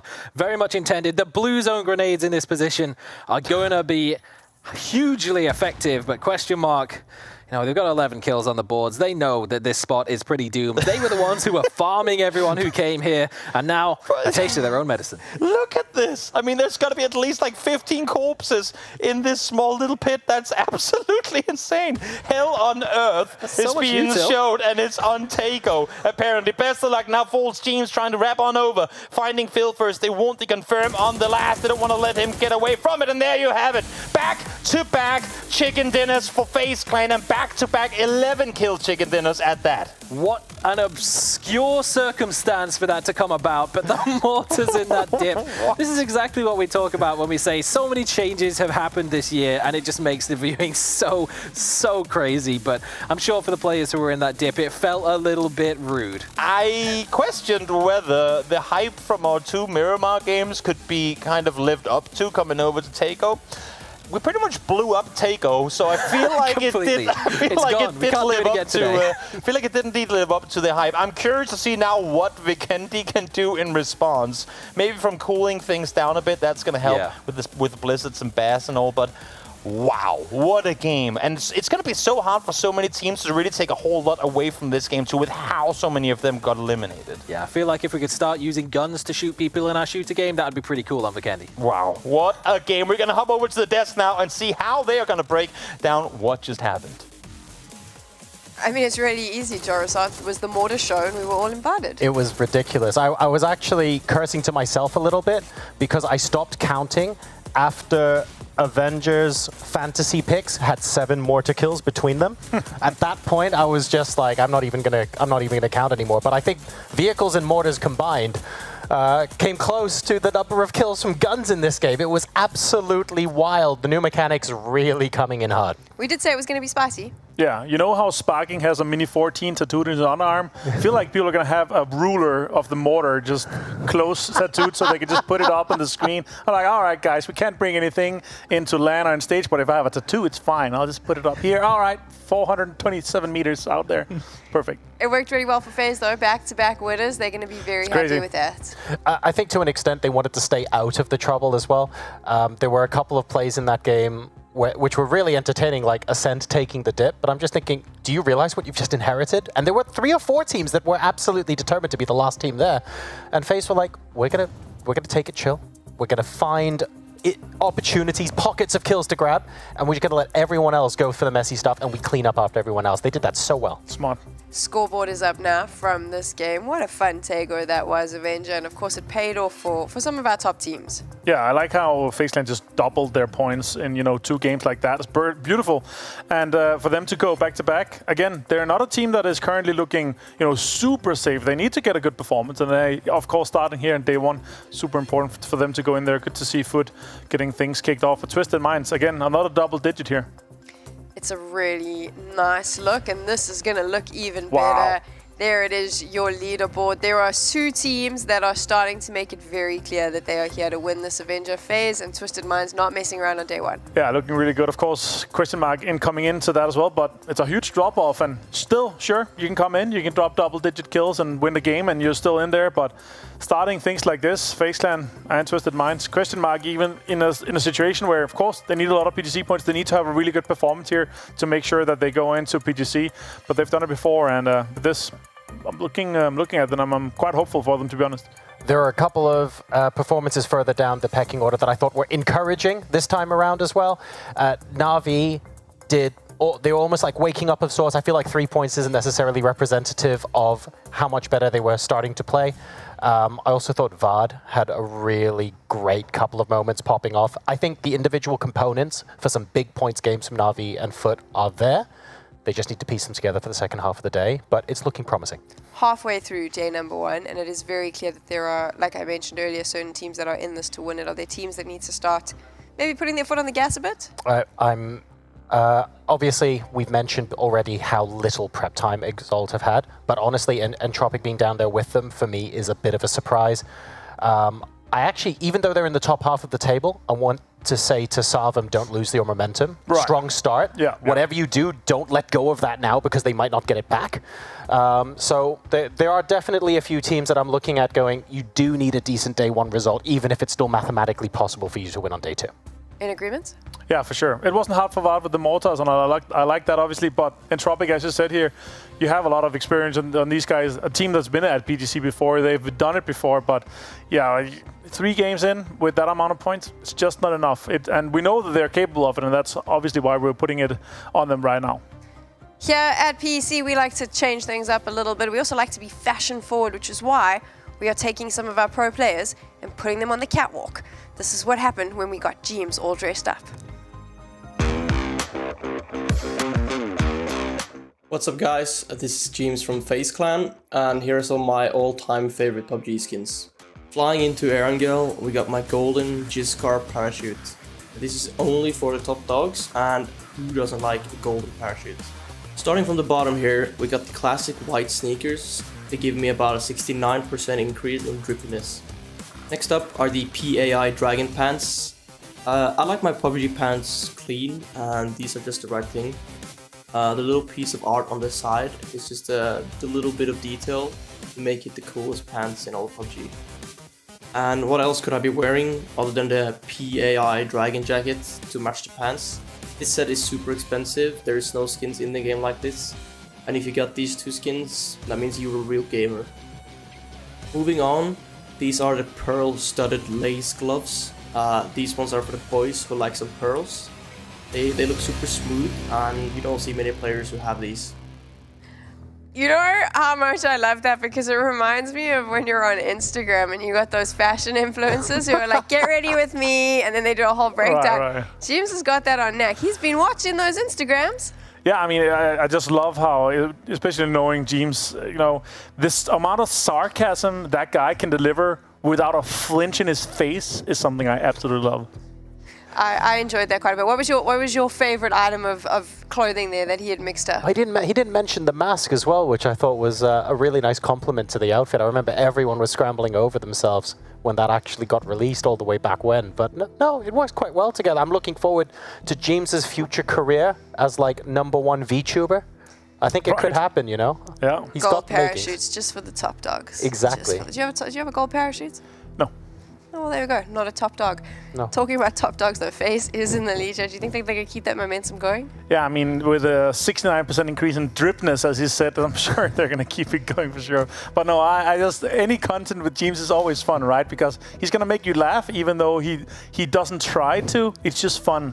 And yeah, I got to say, I love skins too, and I put all the time into try to gather as many as possible.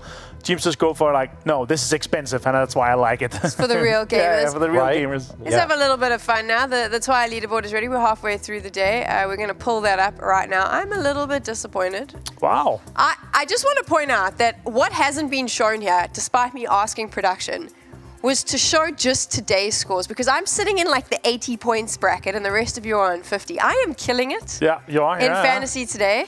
You're super close to Saga. My teams are nailing Catching it, up. and look at this. In day #1, I have all that FaZe and Twisted Minds magic. Real gamer, James. You got that right. When we got upstairs after game 1 and 2 of the first 3 players to die were on my fantasy team, my heart sank a bit. But I'm in it for the long run. I still genuinely feel like I can overtake Martin by the end of the day today. I'm not even waiting for tomorrow. I'm going to say today. This is a classic Joro and Tech Girl statement right there. When you guys are killing it in the first few games, you're like, aha, look at that, put it in our face. All of us have the long run. I'm not killing it yet. I'm not killing it yet, but I will get there. I don't really care about who's killing it. I have a great new business proposition. Yeah, okay. Because obviously these broadcast jobs, you know, you can't do them forever. Right. So any PUBG teams, if you want to make sure that you don't get a really bad first few games, you can give me some money and I'll make sure Joe doesn't put you on his fantasy team. Right. I'm not cheap. The jinx. I'm not paying you. I'm taking all that money for myself. That's the plan. Right. Yeah, you're like Inception. That's why it's good with business. Ideas. Yeah, you should probably take this guy. He's pretty cheap. You put it in there. There we go. Exactly. 3 levels deep. This has become a very big brain analysis about what we've been watching on the screen. Now we're just talking absolute rubbish. But it's a good time, right? I think that last game in particular has actually shown us it's not just elements outside of the game like fantasy that we're talking about that are spicing things up. The fact that mortars play such a prominent role. I didn't think I'd see that many vehicle explosions killing someone in a single game of competitive PUBG ever. The fact that in-game mechanics and in-game changes are generating all these other sideline talking points are making everything interesting again. I don't think it's a bad thing that we're waffling on about a whole bunch of peripheral things, because combined overall, it's actually making the experience a hell of a lot more fun. Do you know what's great there? He saved that very well, because if Avenger and I had been left alone, this would have got even worse. We're going to go to a break now, and when we come back, we're going to Vikendi.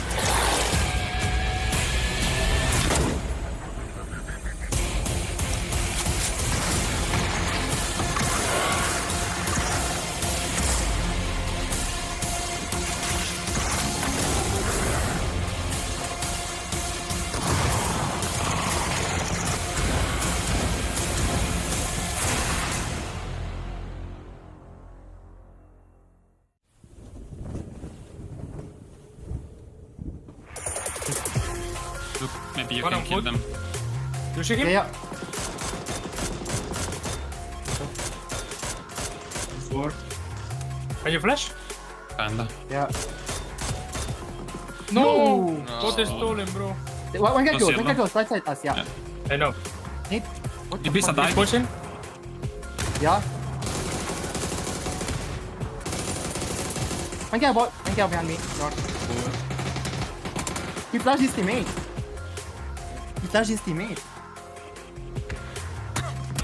Winsta. Letting. I need to push. Oh, one inside and one out of me. In the bush. That's it. One guy on the other side. Twisted phone, man.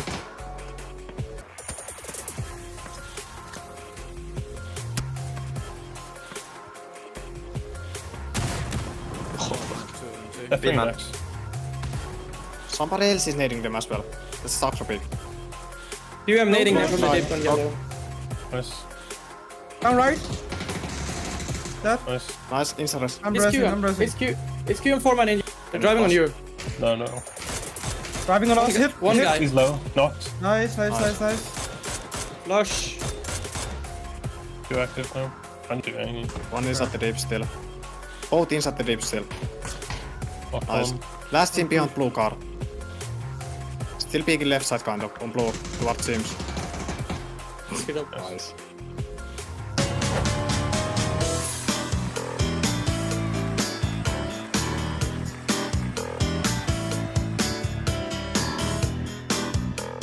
Welcome to the best PUBG game show around. The only PUBG game show around right now. We'll skip right over that. You know how it goes. We have 3 rounds. Round number 1 is all about just getting the answer correct so you can get points on the board. Round number 2 is everyone's favorite GeoGuessr. And round number 3 is that elusive bonus question for 3 points. Joining me to play, we have Beamy from PUBG Esports. We have Intense from Apex. And we have Micah from Ascend. Gents, I hope you're ready. We're kicking off with round number 1. First question. How much damage does the Dragunov make?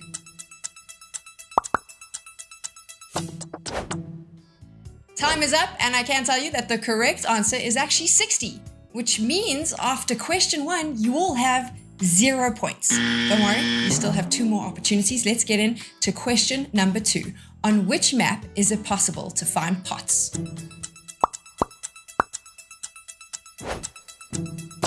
Time is up. The correct answer, Beamy, you got it right. Let's go. And then you learned a little something about PUBG as well. You can get loot in those pots. It's now time to move into our final question. Let's go. How much health does a snow bike have? Time is up. Beamy, you were close, but you still don't get a point for that answer. And Intense, have you even played this game? After round number 1, there is only 1 point on the board from Beamy. He is leading the pack. But now we move into GeoGuessr, everyone's favorite game. But we're doing it PUBG style. So this is what you need to do. You need to input the closest location and figure out where exactly this is on the map. Here's your first opportunity. Tell us, where is this? This place can be. It can be anywhere. There's so many of those. Yeah. This is actually impossible. Time is up, and wow, you were all very far off. But GeoGuessr, round number 2 is always great because the closest gets the point. So congratulations, Beamy, 2 points on the board. Really? Tell us, where is this spot? Lots of serious focus going on here. I see that. Yep. Time is up. This was closer, but Beamy, you got it correct again. Yes. You're outshining everyone. This is incredible. 3 points for you. Final opportunity, no pressure. Micah, Intense, this is your final chance in round number 2 to get some points on the board. So here we go. Last one. Where is this? Time is up. Beamy, again. You were 13 meters away from the spot. Incredible. You are absolutely outshining everyone else. So after round number 2, Beamy way ahead in the lead. Micah, Intense. Donuts, my friend. This particular question is worth a whole 3 points. It is our bonus round. So here is the question. In PEC Spring, how many eliminations in total did all the teams get during the grand finals? We're getting rid of the donuts here. Time's up. Micah, I'd love to know what was going through your mind when you said 16. I didn't get the question, to be honest. Okay, fair enough. Fair enough. That's fine. We'll let you have that. But you end the game show on 0 points. Intense, how did you get to your answer? Quick maths, denies, based of other tournaments. And how about you, Beamy? What was the strategy there? Same as Intense, did some quick maths, took off the usual denies, and then did an estimated guess in that. Well, it turns out Beamy is in fact better at maths. You said 890. The correct answer is in fact 870, so very close. Congrats. You get those final points, which means you are our first winner. I confirmed it earlier, but it is now absolutely confirmed. And for the other two gents, Let's go. I really hope that you play PUBG better than you played this game show.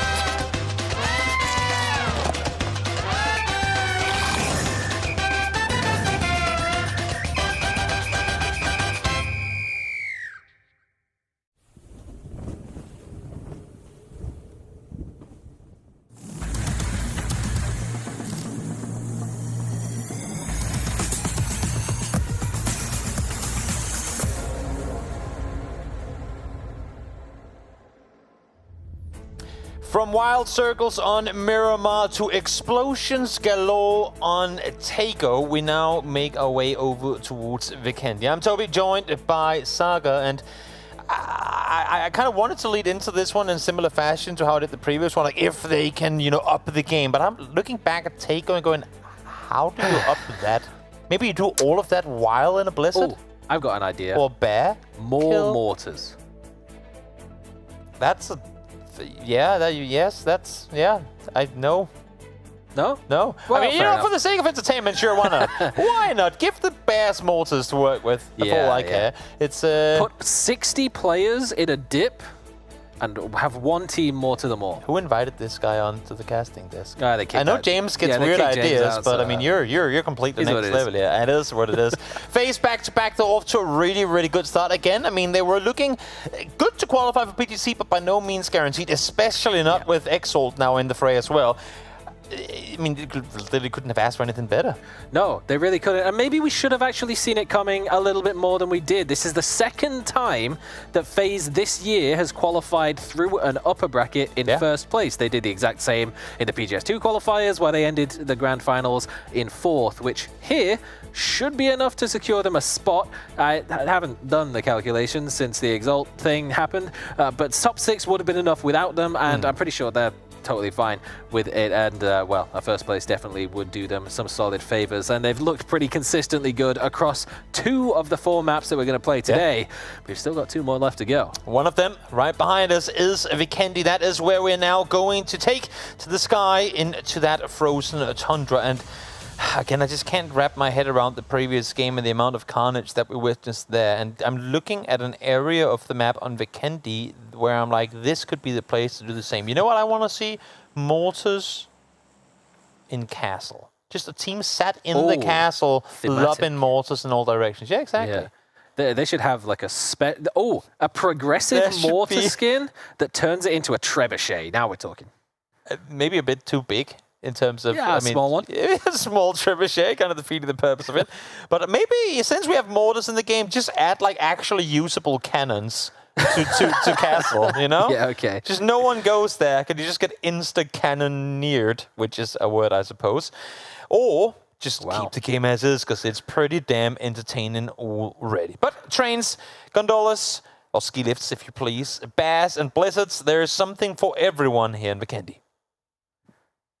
There's a zone. And something for Ascent too. Yeah, beautifully positioned for Ascend all the way over in Naznova, which I will admit that when I read their drop spot for the first time, I did have to look at the map to find out where it was. Of course, it was on the edge, it's Ascend. Of course, it was a southwestern edge. But Foot Esports will be more than happy with their position in this zone as well.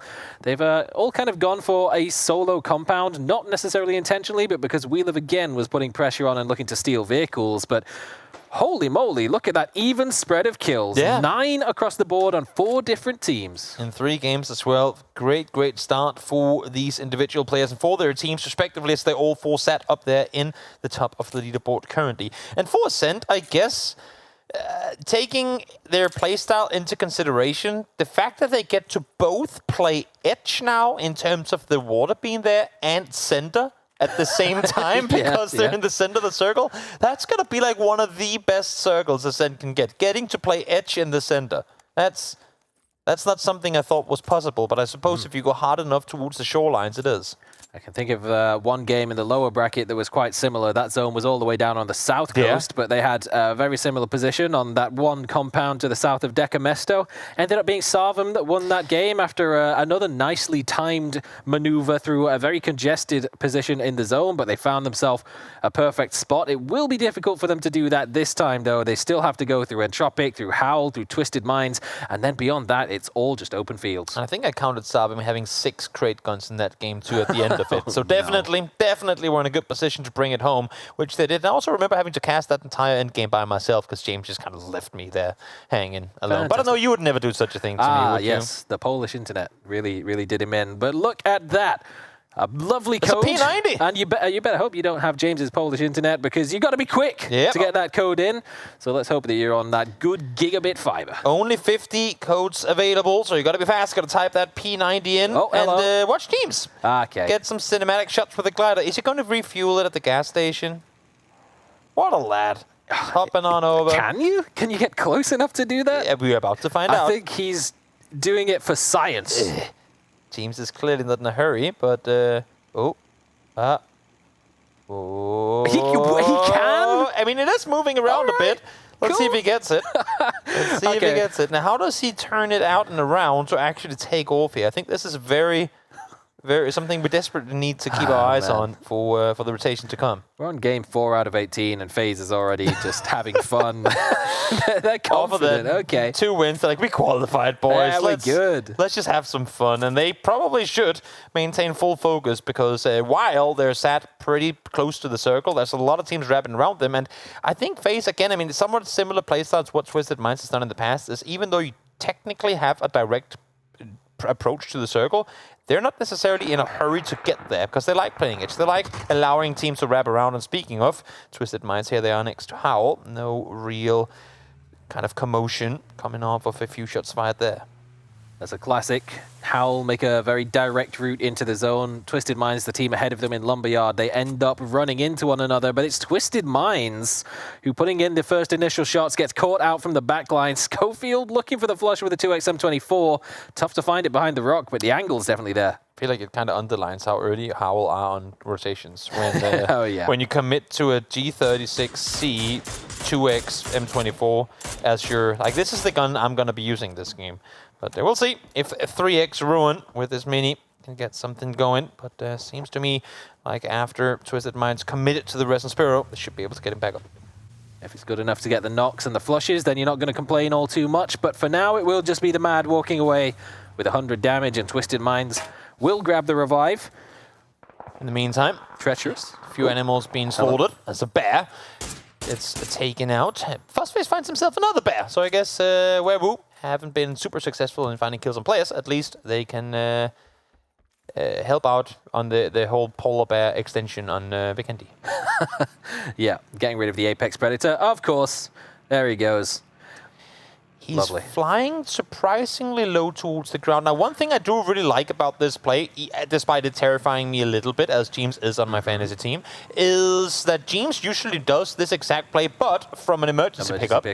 He is the one that'll go solo ahead of the team in an emergency pickup, and I guess the glider is just better. He gets to jump off whenever he wants. Now that you can parachute while flying down, that makes things a lot easier. You don't have to land in order to get out of the glider alive. And yeah, just scout on the go from the glider. I also think maybe the fact that you can fly lower and the fact that you switch to the back seat, you can go into gliding mode, you can really take your time to be thorough in the way that you're looking at things, rather than looking at it from 800 meters above in the sky without being able to use your magnification scope. It can really give you that prime information, and ahead of FaZe, it's all pretty clear unless they get too close to FUT Esports, but at the very least, they can feel safe making a bit of a deep dive that far into the zone, given the info that James is currently gathering for the boys. James still got plenty of gas left in that glider, so unless if he gets shut down, he should be very well equipped to feed info across his teammates. You can see down below, they're rotating on forward as the UAV in the air is giving all the info that it possibly can. And so far, it's working out pretty well. No opponents in front of them. James has cleared the sky. I will say earlier, okay. Is he going to try and land on here? Is he going to jump on board? Is that what's happening? No, that would be impressive. That'd be one way to Levante yourself, I suppose. Yeah. Let's see. I just casually. Okay. And boop. There's a tree. Oh, Cinematic. There you go. Clean landing. License secured. Well done, James. PUBG Flight Simulator 2023. Who would have thought? There you go. That's one for the history books, boys and girls. Great stuff. I will say earlier on in the game, there was a treacherous position between Sarvum making a slightly less direct than usual rotate, where they almost got tangled up with Entropic, but that seems to have readied itself and resolved itself as they both make their way into the southeastern side of the zone, with Na'Vi following slightly behind. And somehow, I don't know how they managed it, but Pacific have managed to out-edge even Ascend. Yeah? They came all the way on the coast, past DA, all the way to the western side of Dino Land. And they're slightly further west than Ascend are right now, which is very impressive. Yep, chilling down by the shoreline as best as they can. But as you said as well, they do have teams in the nearby vicinity. Exalt right in front of them. They have DA behind them now as well, who are slowly moving further forward. So they gotta be very aware that they are indeed kind of slowly getting pinned in, while also now being shot at from Exalt. So Pacific, I think if you're sticking around here for too long, should this next circle force you east and you aren't already aware that there's teams on both sides, then they could very easily get caught by surprise once they start rotating. I feel like this is a deceptively slow early game. It feels like there's been action. There's definitely been action shots of flying cars and a bit of science even done to see whether or not you can refill that thing at a gas station. But still, 64 alive, so no teams lacking any presence, despite the fact that Twisted Minds did have a player knocked slightly earlier on. And everyone has made their way into the Phase 1 circle, so not long to go before we see where Phase 2 shifts. But again, I mean, when you look at Arch's loadout here, 3x, he got a suppressor on his Ace, he's got no nades, maybe a flashbang to work with, or blue sun nade, we can't see those.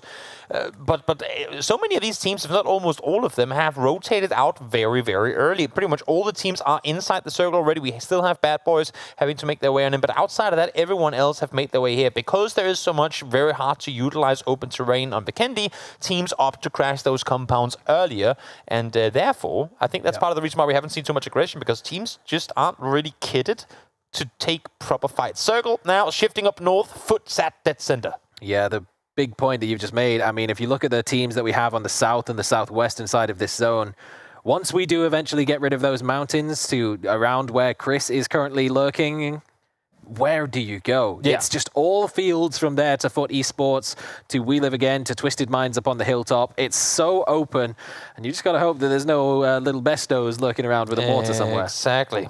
Exactly. Well, trying to regroup up towards Lumberyard. They know that they have teams south of them. I think they heard Howl shoot just before. Now they should be hearing the vehicles from Question Mark and Face up towards their north. So, gotta play this one wisely. 10 minutes in, 0 kills so far. As I say that though, Melman, headshot connected. Does he get to stay alive here, or does he not? As all these teams now on rotation are starting to get shut up by the teams that opted to stay behind.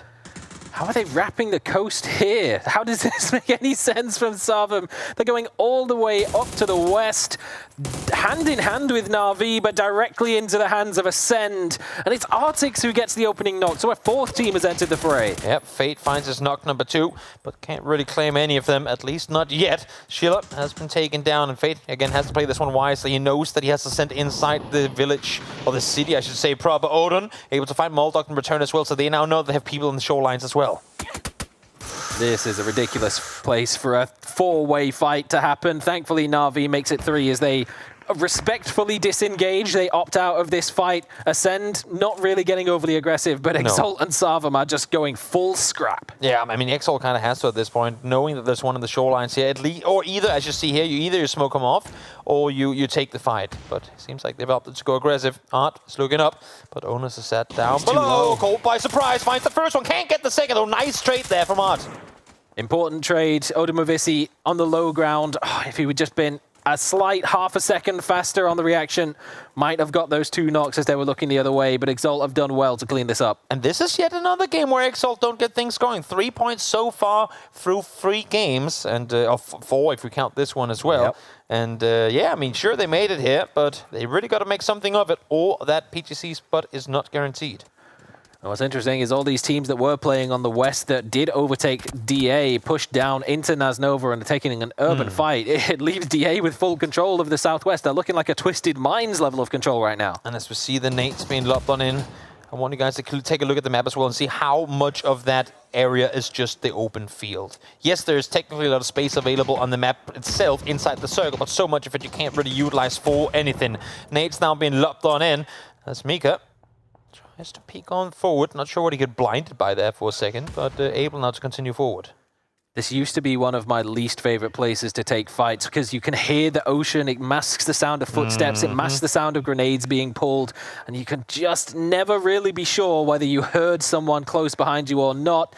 And Ascend, they put some effort in. They did manage to clean up a kill point or 2, but they're opting to back away and just reclaim their hold on the rest of the city instead. Yep, from one fight on the western side of the circle out towards the east. Howl trying to wrap around this lumberyard area, trying to figure out how their approach is going to be. But as soon as they started moving forward, here comes Bad Boys from behind, and Circle now shifting up towards the north. All these teams we're seeing fighting. Nice knock there, Schofield, but they need to be faster about this. This Circle has shifted away. Howl need the rest, and then they need to get going. They really do, but I mean, if you can get a knock with an M24 with the Circle reticle, if he hits this one, he did. He did hit that one. It wasn't a headshot, but okay. I was about to say something silly, but I'm glad he hit the shot before I got the chance. Yeah. But nicely done from Howl. But as you say, they've got a lot of pressure on their hands. It's the Woo that's really causing issues for them as well now. Look at this circle. There's pretty much just a scar running down the middle of it, separating foot and pot. And that entire field, at least for the next 2 circles, it's going to be practically unplayable. Especially with how traumatized all these players are off of the previous Takeover match. No one's going to go into that field unless if they're absolutely forced to. We Live Again came up from the south. They put some pressure onto Foot Esports, made them commit some players towards the south side of the compound, but it was all a little bit of a game of chicken. They are just playing the dips just outside, but how long is that going to be a viable position? As soon as teams start to encroach on the high ground either side of the fields, they're in a lot of danger. I like the wraparound kind of bait attempt there from Ascent, sending 3 up on the northern side, but leaving Chris behind. Maybe someone's going to leave themselves exposed, and indeed, Mossboard did, but Chris, uncharacteristically, missing a ton of bullets there.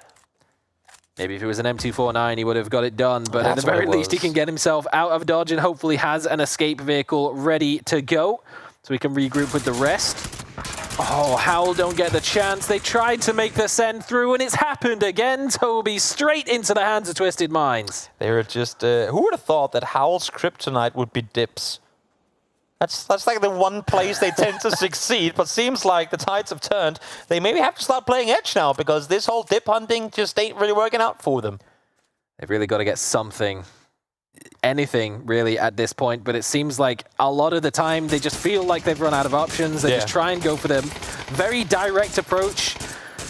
A lot of the teams, if they don't get the big priority on the zone, they'll play for kills. They will play on the edge. They'll try and third-party fights, but it's just not working out. But everyone else is taking that approach. And while everyone was fighting inside the city proper, Na'Vi did what they do best, wrap around, set up a perimeter, and wait for them to come to you. They've done the exact same thing here, but now there's an entirety of Bad Boys players up straight on Fairest's compound. And of course, he's feeding the info across, but he needs the help here and he needs it now. But they have no idea that he's even in there by the looks of things. They've already committed to making a push up the hillside, and Fairest just keeping himself still for now, not giving away any sound cues. But as soon as the push from Bad Boys comes in, he's in the perfect position to backstab them. waiting for the perfect time to strike here as Entropic out towards the east, trying to deny any rotation coming through from Wu. Now, Fairest has peeked on over. One's been seen, one's been knocked.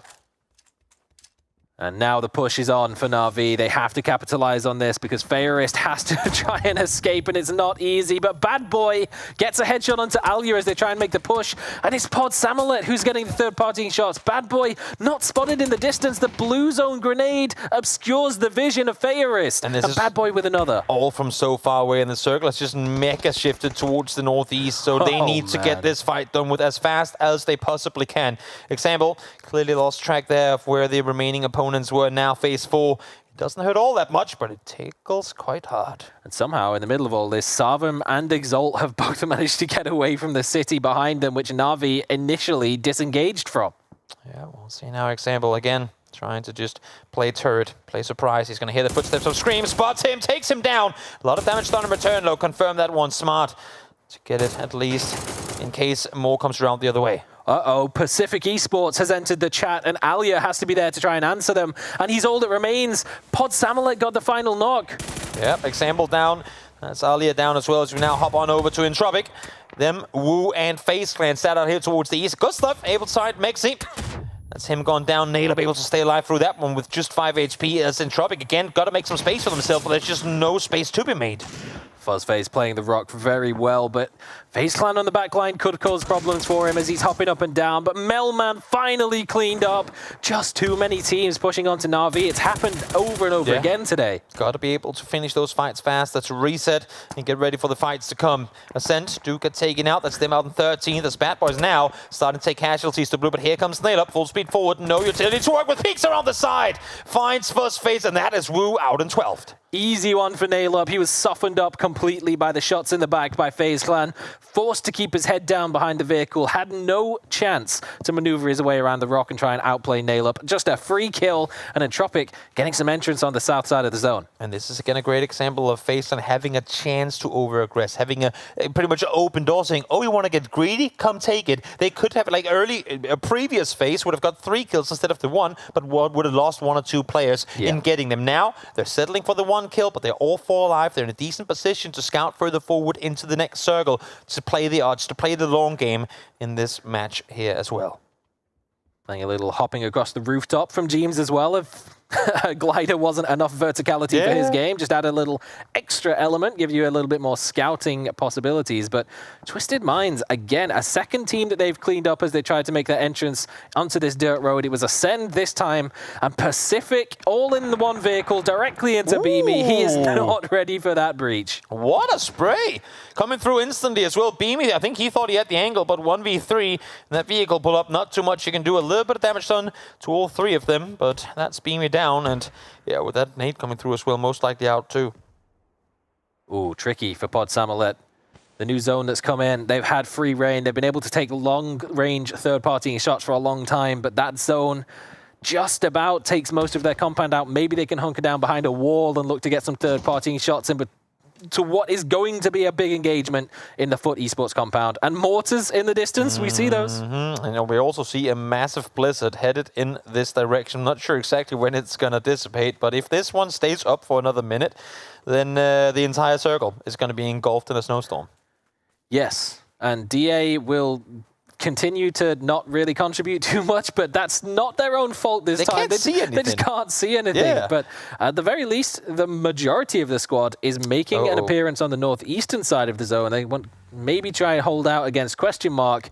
But first of all, we've got fights on the southeast that need taking care of. Yep, indeed we do. Savim has CC still alive, trying to make his way forward. Foot Esports have to get out of this too. And on top of all of that, you have Pacific with the last building inside this compound trying to stay afloat. T-Bone must have heard him. Yes, indeed he did. CC down. That's Savim out in 10th. FaZe in the line of sight. Nailab. Well, they knew that you were there. Gustav takes a couple of tags into the back line, but that will be all. He gets out of dodge, and James is playing that point man role again.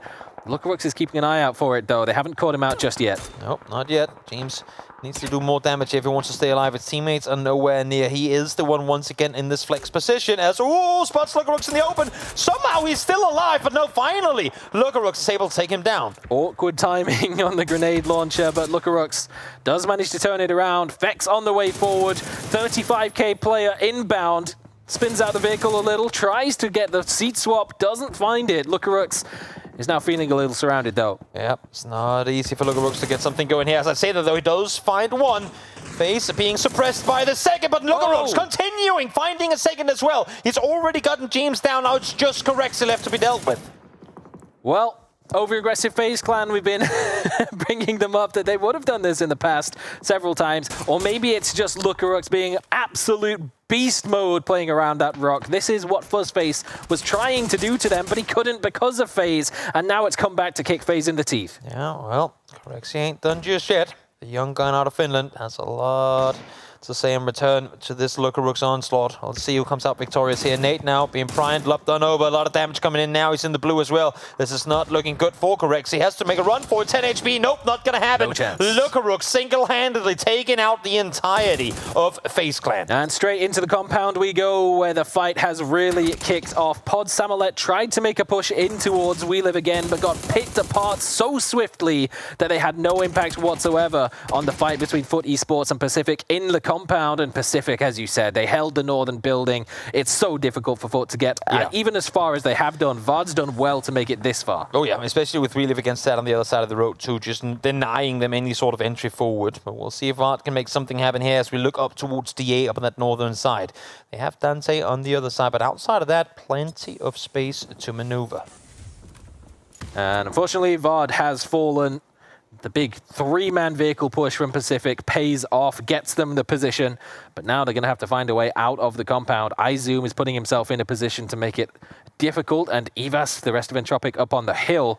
But Digital Athletics, as we said, made a move over to the northeast outside of the Blizzard, specifically to try and hold out against Question Mark, which they've done with a reasonable degree of success, but Dante's still lurking around. Look at who's sat in the center of this one. Twisted Minds still 4 alive, chilling to the best of their abilities. Now, though, can't do that for much longer. They need to hold off. Lou instantly finds, I assume, more players left to be found. This south is going to pop off in just a short moment. I don't know whether Entropic know about this, though. Whether the push out from the build... They definitely heard all the fighting in the compound, but they might not expect it to be this free for Pacific to push up the hill behind them. They might expect We Live Again to make it more of an issue than it has been. And Lookarooks might just get caught out behind the car as he's healing. He will. Kepper combines the shots, and it's a swift takedown on Lookarooks. I like the slow approach in this one. Look at the ammo that I think Thindos was working with. Just a couple of bullets. That's all he had, but Quetpa able to find one now. Nice timing on those flashes as well. Quetpa can't find him though. In the end, we'll get him down. Got a little dicey there, but solid push for Pacific. And as you say, 10 kills, top 5 guaranteed. They still have to get off this hillside though.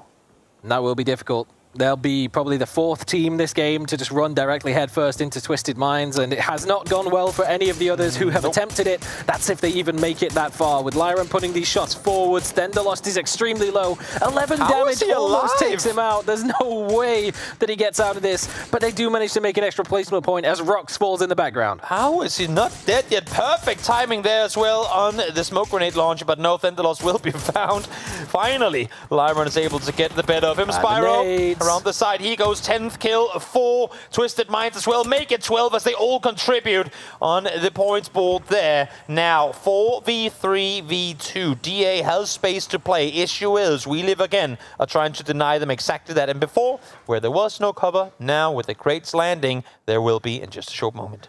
Seems a little like Twisted Minds just played that exact squad wipe on repeat at least 3 or 4 times this game. I mean, they did it earlier on against Howl, then Ascend, and now for the 3rd time they have wiped out a squad. Their backline is completely clear as We Live Again has used the Western Fields Ridge to make a move up to the northern side and look to put some pressure onto Digital Athletics. Twisted Minds full circle control with that shift coming in.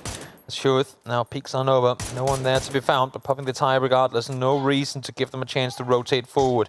Now, Hello My Bad and CEST can play the eastern side of the road. I'm not sure, though, how visible they'll be up right next to the roadside proper. The gutter there I don't think is steep enough that they can stay outside of vision. The thing is, neither DA or Twisted Minds can really take control of the hilltop proper here to get a good peek in, because then they'll be visible to the team on the other side. Happens so often. As much as it looks like We Live Again's position is horrible and very limited, it's the one that is deciding the most between the other two teams right now. Unless a big knock can come through from the hands of Lyron or Hueth on the back line as Metralius tries to creep his way forwards into a playable position where he won't be exposed to We Live Again. Can you please just take off the ghillie suit now? There's there's no snow here, so please, Metralius, you're... No, it's for smokes, Toby. Oh, that's what it is, of which he has none. So yeah, we'll see. We'll see if maybe the ghillie suit smoke buff will come in handy or not. Spiro, no helmet, barely a vest left to work with either. Trying to play a little bit of a spoiler here as Perfectix now still up close, just waiting for We Live Again to make the move. As you said, a lot of this kind of comes down to how does We Live Again play this. Do they wrap north into DA? Do they go south? And who gets to kind of get that third-party angle peak when the other two teams fight? Hello My Bad just took a cheeky little peek up over the ridge and spotted at least one player of DA hugging the very edge of the blue zone, looking in his direction. So he's going to make the option to fall back at the same time that DA do exactly the same thing on the opposite side of the zone. So now, really, the onus is on Twisted Minds. If they push one side, they're going to get third-partied by the other, and that's just how it goes in these endgame scenarios. It's almost as if when you kill 40 players in like phase 5, phase 6, this is going to slow down a little bit in the endgame. And that's what we're seeing here. Had there been just a few more players alive this late in the game, I'm sure that because of the amount of space obtained by players, these fights would have happened earlier. But now, being down to just the 9 players alive that we are, things can slow down for a bit. You can see, I think it's Perfectix or Patulans shooting in the air, just going, oh, if you're out there, reveal yourself, damn it. But no one's eager to peek anything right now. No. Circle, send us up, and once again, it's on We Live Again. They have to cross the road. It's all about keeping the discipline, keeping your head cool and calm and composed at this point. I'll be honest, I've got friends at home. If I played with them, they would be going for those airdrop crates right now, but we're not going to see any of those kind of shenanigans from these players. I'm not going to lie, We Live Again, that's kind of the direction that they have to go. They have a bit of a ridge line there. There is, I believe, a punctured vehicle on the other side too. You can see just in front of them, actually a couple of upside-down cars. Issue is, there's also a ridge, and right behind that, you have the entirety of Twisted Minds. I like the idea of Hello My Bad now, taking out the smoke grenade launcher, maybe trying to use it a little bit of aggressive to try and deny some vision on the other side. What's ridiculous is the amount of grenade kills that Twisted Minds have got this game. They've still got more. So it's always going to be dangerous if We Live Again do try to make some kind of vehicular send to whatever form of ridge they can find on this side of the map. It's going to get bombarded immediately. Yep, the flanks on the east side might have something to say about this too. Spiro currently the only guy tasked with holding off both Huth and Metralius. If they find him, that is Twisted Minds completely exposed from behind. And now, let's see, We Live Again. They commit to the vehicles. They read the push from Twisted Minds, but they've made their way inside the circle. They did manage to get in. Twisted Minds actually stole away the rock that we maybe thought that We Live Again might have headed towards, but a big grenade from Batulins and pressure from the south might just be all it takes, and Spyro's off angle could completely dismantle this flank. DA is right next to Spiro, and they have not seen him. Now the first one falls. Spiro has to run off. Couldn't find the double knocked on Hewitt. Is that to respond because of it? The trade, Batulins turns his back on We Live Again, turns back to assist Spyro and sits them down. Hueth has gone down. It's just Lyron up on the northern side against CEST playing for second place. They know exactly where they have the last two players. They're fighting one another. Could not be any better. Let them fight each other with 14 kills already. And now, let's see this. Is there any way in the world that these two solos can team up and take down Twisted Minds, who already have a win on the day? I doubt it too, but you know what? If that's what we need in order to up the takeover we had in the previous game, I'm all for it. And the big problem is that both of the solos are on the same side of the zone, so there's just no way that they can backstab at the same time. They just had to run into one another eventually, and Lyron, grateful that he's the one to make the first contact to come out ahead. On the side, but Tulins though around the corner will get it. 15 kill chicken dinner for Twisted Minds. We have 4 matches in and only 2 teams have been able to rack up wins. Twisted Minds with 2, FaZe with 2 as well. This is looking scary because both Twisted and FaZe are our second day, third day teams, and they're popping off right from the start. I feel like if we were to say coming into this that we're going to be 4 games in and only 2 teams have chicken dinners, they've got 2 apiece, a lot of teams would have probably predicted it to be Twisted Minds, and maybe some would have predicted FaZe as well, but my goodness, it's been a rock-solid show from both. It sure has, and the way that they've come by them too. Twisted Minds, yes, they are close on this one early on, but they allow for teams to get in. They allow for Howl to play next door, saying the more teams will let in but not let past us, they will cause the commotion and we get to feast off of it later. Huge play, huge game here for Twisted Minds in a very awkward area of the map. Again, maybe you should have seen it coming considering Twisted Minds got 13 points per game on their Vikendis in the upper bracket. Yeah, what a hell of a game. That's the only Vikendi you're going to see today before we now head on over to Erangel. But before that, let's hop over to the desk and see what they have to say after that.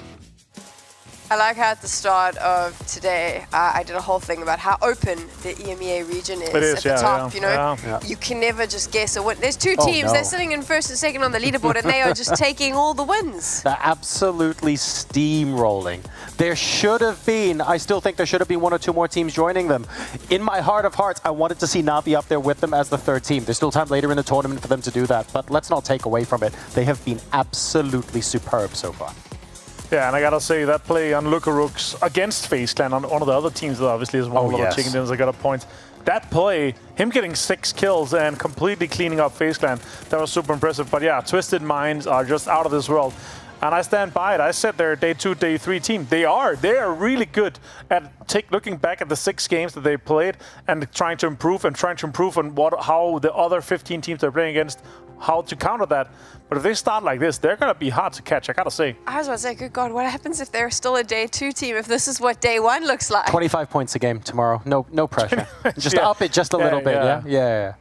What double-digit averages or more. Let's take a look at the scoreboard now, and you'll see Twisted Minds sitting at the top. What is the answer, though, to the question Twisted Minds is posing to everyone else in this lobby? How do you beat them? It's not a question mark. Yeah, I don't... Oh, Avenger. I like that. I like that. Yeah, I had to get it in. I almost don't think you want to run into them and beat them. You want to work out what they're doing so you can be on the opposite side of the circle and comfortably take a 2nd place is what you want to be doing right now, because they look imperious. The difference between them and some of the other teams as well is when one of their teammates gets downed, more often than not, they instantly provide cover, their smokes, they're able to get the revives in a way that even a lot of top teams, even FaZe Clan to an extent in that game actually, weren't able to do. They're gelling so well at the moment, super scary to watch. Let's take a look now at this leaderboard and Twisted Minds. You know what the scary thing for me is, right? Twisted Minds has already guaranteed themselves a place at PGC. If they win this event, that other spot that is technically up for grabs, so to whoever wins PEC4, Twisted Minds just gobbles up as well. They're like, nope, that's ours. You got to get the points. You're not getting the direct invite. We take both of them. Both PGS2 or the PGS points invite and the direct invite from PEC4. Yeah, it's crazy. 63 points. That is out of this world. Honestly, super well played by these guys. And we got more to go today. So yeah, let's see how far they can take it in just one day. I do worry about our PEC Spring winners though, how they are just struggling in this lobby. How are they doing it, yeah? How? Oh my gosh, why are you doing this already? It's only day 1. The dad jokes are just going to get stronger and stronger throughout the weekend. Like Martin is a day 2, day 3 kind of dad joker. Right. So if he's starting like this on day 1, it's going to get insane. I'm just a dad joke. You're just the dad joke on the desk. He's just a giant joke, look, to be fair. Oh, nice. We saw Sparks from Entropic in that game, who we were worried about when we were last on this desk. And Lukarooks, I feel like, provided the hope that we needed for Entropic. Sure. We now need the same for Hal, if I'm being perfectly honest. It's the way they're dying has been sort of one at a time in rotations, a little bit uncoordinated compared to some of the teams around them. And at this level, those small percentages are all it takes. And it seems like they're getting caught out that way on multiple occasions. It needs to sharpen up quickish. So we've spoken a lot about Twisted Minds, who have won 2 chicken dinners in the course of our 4 games. Another team that's done that is FaZe. Avenger, you were going to break down why FaZe is looking so strong. Not specifically why they're looking strong, but I want to take a look at what James was able to do here, obviously here. And let's take a look at some of the fun kind of scouting. And, you know, John, in this situation, right, you're taking the glider. Before this, he was gassing it up at the gas station, and I love that. And, you know, the amount of this scouting opportunity from this is just huge, right? I don't know if this is something you openly admit to on an analyst desk. I did not know you could refuel a glider at a gas station before today, because I just assumed that the cover over the gas station would stop you from ever getting close enough. And he went Jimbo's up with the just, nose, yeah. He's just proven me completely wrong. I was amazed watching that. For me, that's play of the tournament. Give him the money. Done. Wow. Yeah, the $2,000. Just go gas. Just gas the glider. The glider, exactly. Yeah. But obviously, they're coming in here in a situation where, like, they have a lot of space in front of them, and it's a little bit of a longer clip. But the amount of information you can get from this, and, you know, seed swapping, scouting, it gives you an insane amount of information. And I was hoping that they had an Eastern Circle, they had a good shift where they actually didn't get an opportunity to make another rotation or a chance to scout it in. He parked it. Some of the guys, they spotted him, and they're not going to use it anymore after that. But this is cool, and I like to see teams kind of taking the advantage of this. And in this case here, of course, winning this amount of games, you're able to come in and you're like, okay, guys, let's just take full advantage of what we're given here. And you can see, he can see if there is any cast in the first here, he would be able to see everything for the guys here. So insane scout. It's much like we see Batulins on top of the rocks and Miramar, right? Super amount of information you're able to get when you get this kind of elevation here. The one thing that worries me is that on this scout, he got so much information for the team, but if he did pass over a compound where a team were camped out, Batulins can hide on top of the rock. James has got nowhere to escape if he runs over a team in a glider, right? Yeah, he has to just glide somewhere else and try to survive that, or seed swap and shoot back, you know? Or just say, guys, attack here, you know. It's cool, but we didn't get too much out of it. I would like to see some cool stuff. We've seen, you know, multiple content creators, you know, knock people out, Nadok, Panzerfaust out, you know, other cool stuff. But in this case here, he just managed to scout a little bit, and also cool to see him, you know, get up and get into the gas station, just gas it up, chill, laid back, and then scout with it, of course. Apparently, Jorasaw's play of the day, right there. Yeah, 100%. Lukarook 6 kills, Levante back-to-back clutches. You can refuel the glider. Refuel the glider, that's where it. we're going. Okay, on that note, we're going to take a break. When we return, we're going to Erangel.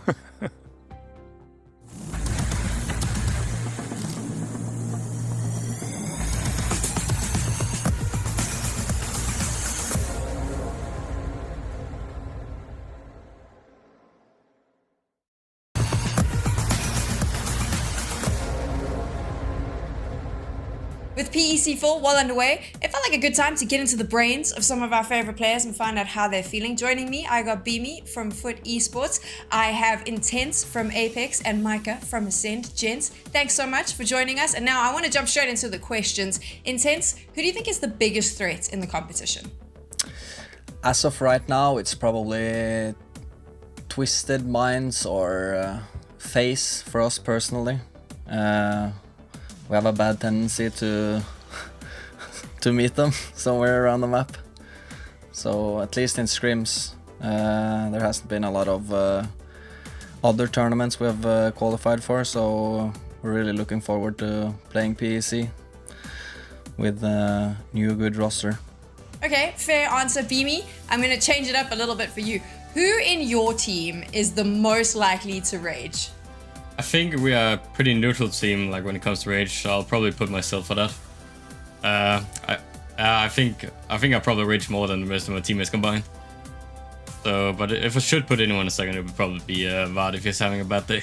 Okay, there you go. Beamy is the one to watch out for. Finally, Micah, I'll keep it nice and simple for you. Same question I asked Intense. When you take a look at this lobby, who do you think is the team that is the biggest threat to yours?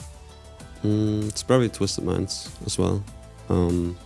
They're like one of the strongest EU teams right now, and yeah, they're always like hard to play against. Twisted Minds, that's the one that some of the players are looking out for. Who are you looking out for?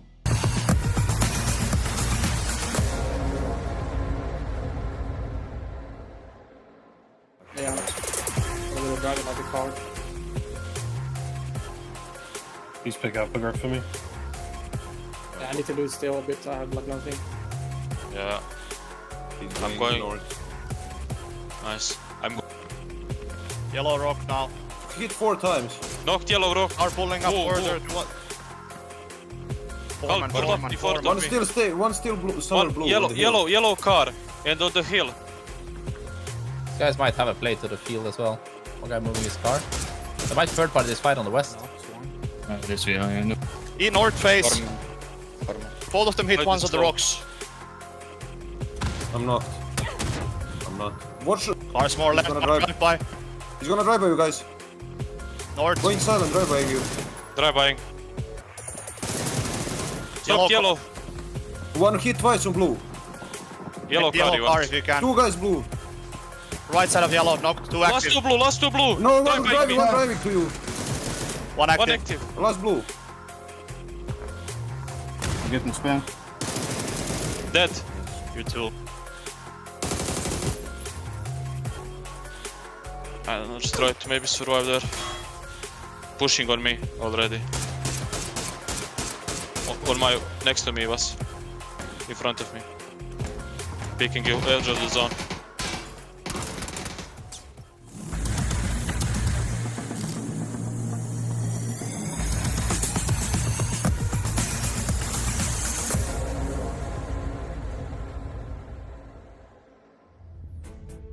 Back to Erangel we go. The old, the tried, the tested, and yet probably somehow also the super chaotic, if today's games are anything to go by. Saga, how do you think this first Erangel is going to go down? I think if we look at statistics, which we do like to do, yes, one team that actually might have a little bit more fortune and turn some of their luck around is Exalt. Coming into Erangel, they had over 50% of their points in both sides of the playoffs qualifiers on Erangel. Less than 50% on all 3 other maps. So Erangel was a big turnaround point. They need to build some momentum, maybe get something on the board as a foundation to build upon when Uber's back in the equation. Yeah, it's definitely not the Exalt we've seen coming into this tournament that we're seeing playing right now. Of course, not fun to be playing under the circumstances they are. But then again, technically they weren't even supposed to be playing. So go out, make the most of it. Hopefully by tomorrow or Sunday you can have your full roster back together and then climb from there on out. Because they don't need the win. Technically they're in right now. They just need a decent finish or like placement in the overalls, and with how 1 or 2 teams right now are just racking up all the points, it's not impossible. But look behind us, that's Erangel, and that's where we're going now. Ooh, it makes me want to hydrate. Beautiful scenes behind us. We're really ready for our 5th game of the day, our first Erangel to get things started. I'm excited, man. You couldn't wait for like those 7 seconds until you knew we weren't on camera There was anymore. so much water behind us, Toby. Oh, that's what it was. Yeah. At least you started drinking water. That's exactly. Yeah. If not, then this could have taken a really weird turn. In any case, Eastern playing to work with. If you're a hard-committed Saki looting team, you're in for a long journey, my friend. But good thing is, I don't think we have anyone that are just that. Now, it is still, for those of you guys who have been playing a lot of KFC Erangel lately, it is still the, let's call it, old Erangel we're playing. So no big boatyards yet.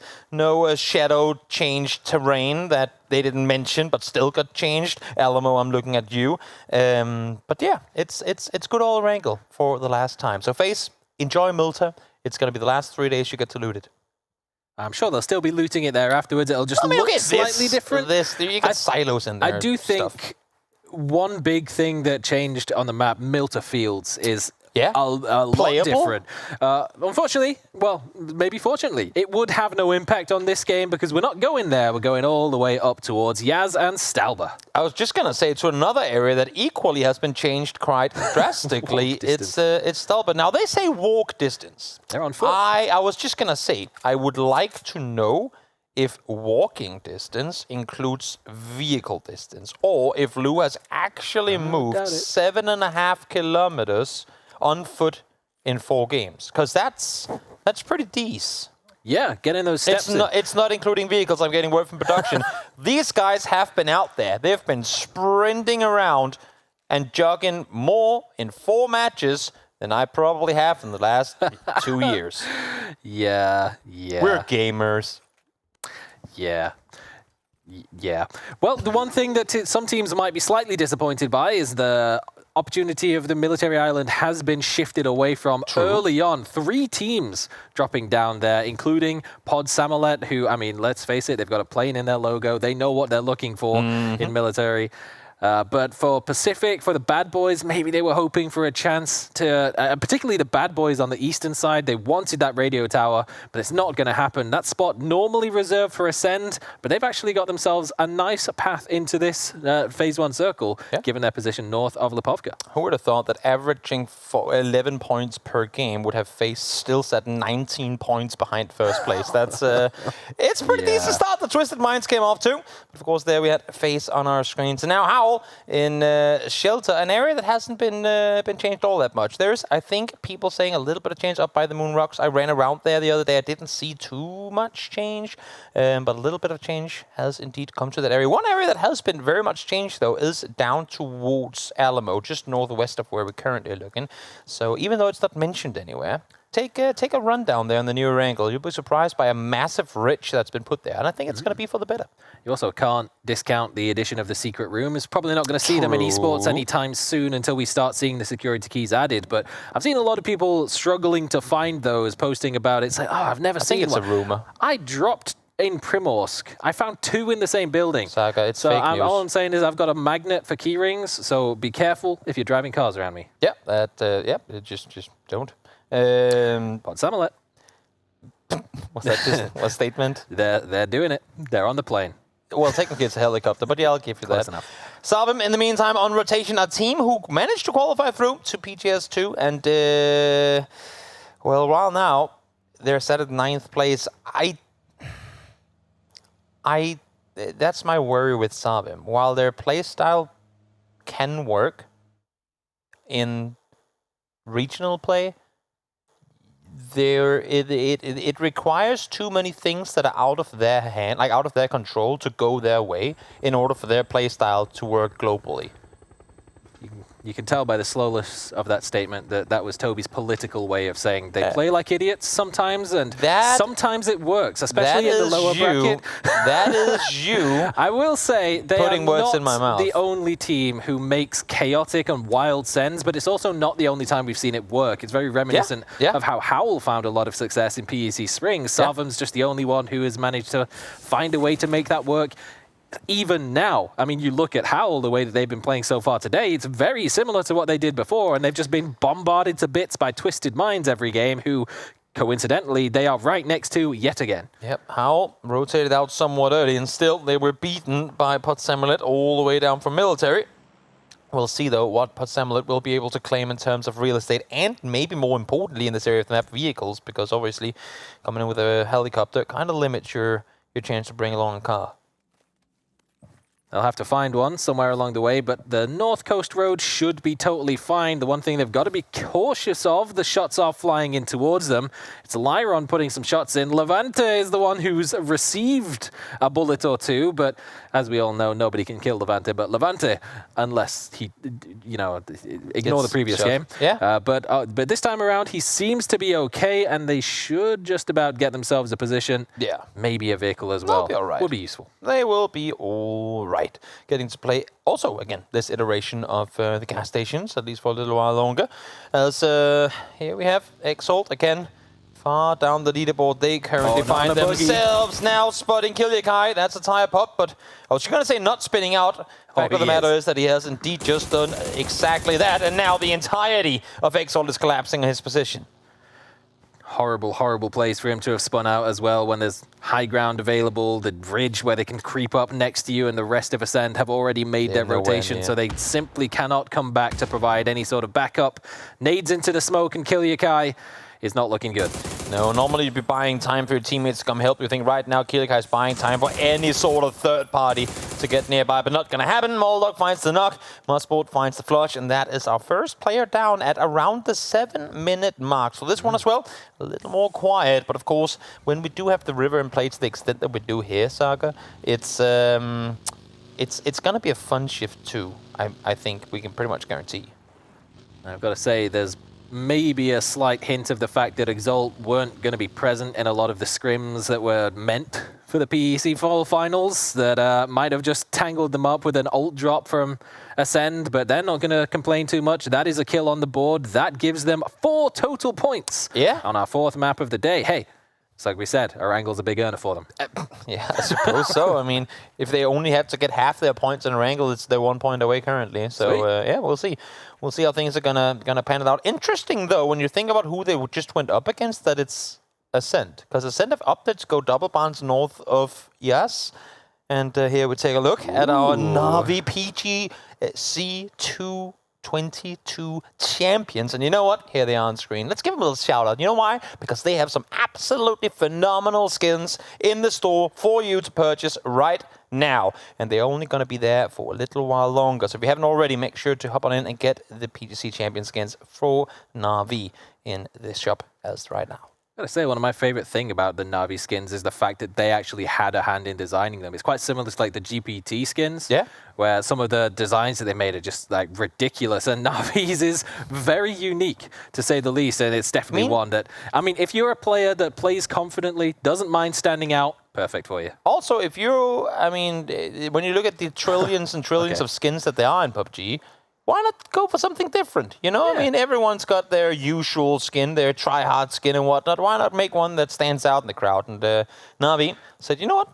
We'll be the ones to stand out. Yeah, why be one of the people who has a preset skin for every map so you blend in when you could blend out on every map you play? I like the idea of that. Let's do some of this. Exactly. A lot of the teams right now just blending in with their surroundings and little else. Howl, at the very least, has managed to find a way to hold a 2-2 split within a couple of 100 meters of Twisted Minds without getting immediately grenaded to bits. The Wu, on the other hand, holding a very wide spread around Yasnaya, keeping their options open wherever this phase 2 pops. This is, it's going to be quiet until the new circle pops, which fortunately for the impatient viewer is not in a very long time. As a matter of fact, it's just 30 seconds away. What I will say, though, is, again, it's similar fashion to the first Miramar that we had, because teams are so cemented right now with the splits that they've currently got. Expect to see chaos once this new circle pops, especially if it's an edge circle. You'll see a lot of teams kind of entangled right now, having to rotate out from these current center positions and going to be very much in trouble when trying to leave. I wouldn't say I'm surprised that Question Mark didn't try and take more space, but they made a very early move. They were looting up and around Stalba, but they made a quick regroup because they knew there was going to be pressure coming in from the west when a team like DA makes a wrap around that side. They're holding a 2-2 split currently, and it's paying off quite well because the zone has gone up towards Stalba.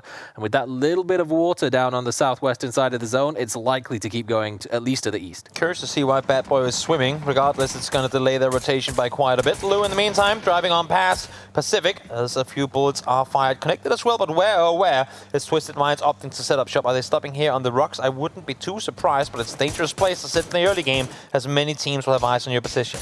Yeah, definitely not the kind of rocks that Twisted Minds like to play upon.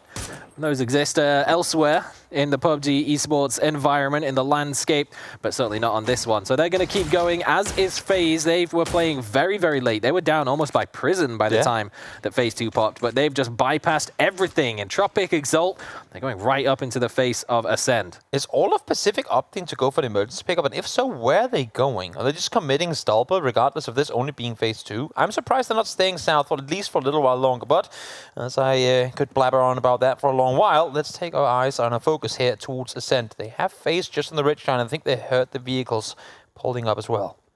Yeah, without question, they heard those vehicles. But, I mean, as we saw earlier on, Kiliakai was picked off on rotation. So, as much as they have the advantage of the high ground and knowing the push is coming, they're still at a numbers disadvantage. But this might even the score or potentially make it even worse for Ascend because we found out where Pacific is going to be parachuting, and it's right next to them. This is incredibly bold for Pacific to just full speed send it into the dark sheds up above. But so far, they're all alive, and I guess that's mission accomplished.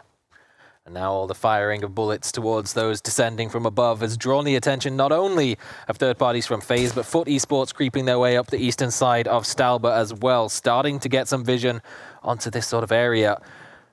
It's pretty dangerous now for Ascend and FaZe to try and consider any sort of engagement. Sure is. Again, goes quiet for a little while longer. Plenty of space in this area of the map for teams to kind of set up shop and wait it out. All the splits that we had before are now pretty much non-existing. We only have Really Entropic and Exalt out towards the east in the somewhat wider splits. Bad Boys doing a bit of it too, and then FUT Esports up on Stalber trying to deny any approach. I think they heard Bad Boys coming in from the east side, so they're aware that there's teams that east of them. But regardless of that, Tibo Nevada still looking down towards Exalt. And Na'Vi actually holding what looks pretty similar to what FaZe was doing in the previous zone. They're staying all the way on the south edge. They have a whole empty field ahead of them, but they know that that's unlikely to see any real play from Phase 3, Phase 4 onwards.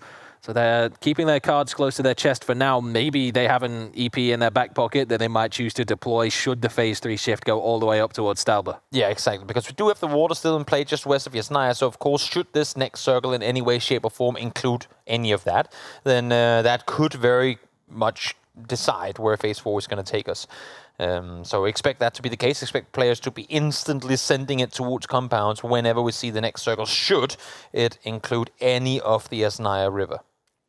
7 minutes was the time on the clock when we lost Kilyakai, and since then we've almost doubled the duration and yet to lose a second player, but I can only imagine that that's not going to remain the case for very long. As the Phase 3 shift comes in, it's a little more central towards the north than we might have expected, so certainly not hard to the northeast towards Stalber, but the position that Pacific have EP'd directly into is perfect for them now. They gambled, they claimed it, and now they're sat dead center in what could be Phase 4 and maybe circles to come as well, but look at there's all these teams now having to get their way up this mountain one way or another. Issue is, as you can see with DA as well, a lot of teams already set up here, ready and waiting for these teams on arrival. So I could only imagine this is going to be hunting season for all the teams currently uphill. Yeah, everyone is making a push up. Oh no, Slow said got caught out. I think he was missing a tire on his UAZ and just too slow on the way up the hill. Could not regroup with the rest of the squad in time.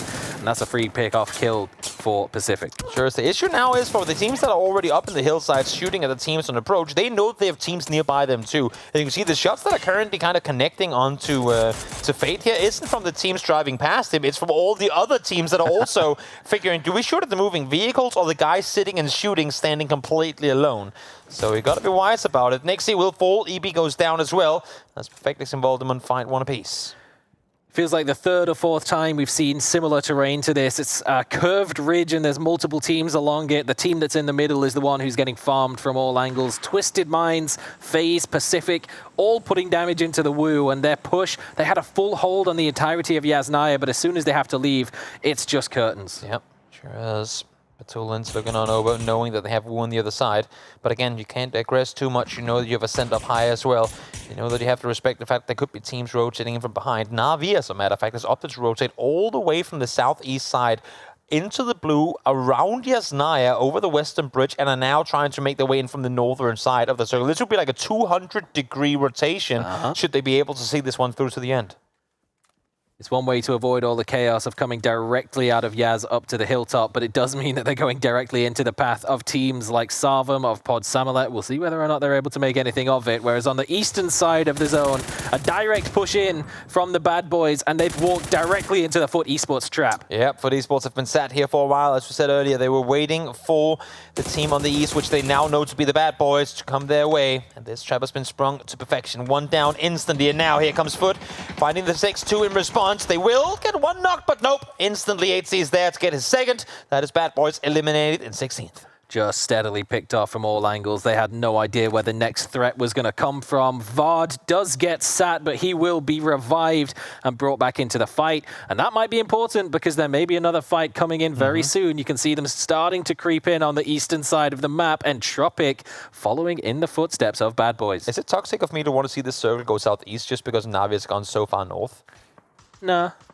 Oh, let's send this up. This is fair. Na'Vi gets it. They get rewarded for their entire circle, like entire map rotation, I should call it, all the way around to the north. And now, this is where they find themselves. EB and DivX, the only two players alive on their team. Oh, it's an awkward angle to try and find Perfectix at, but headshot does connect.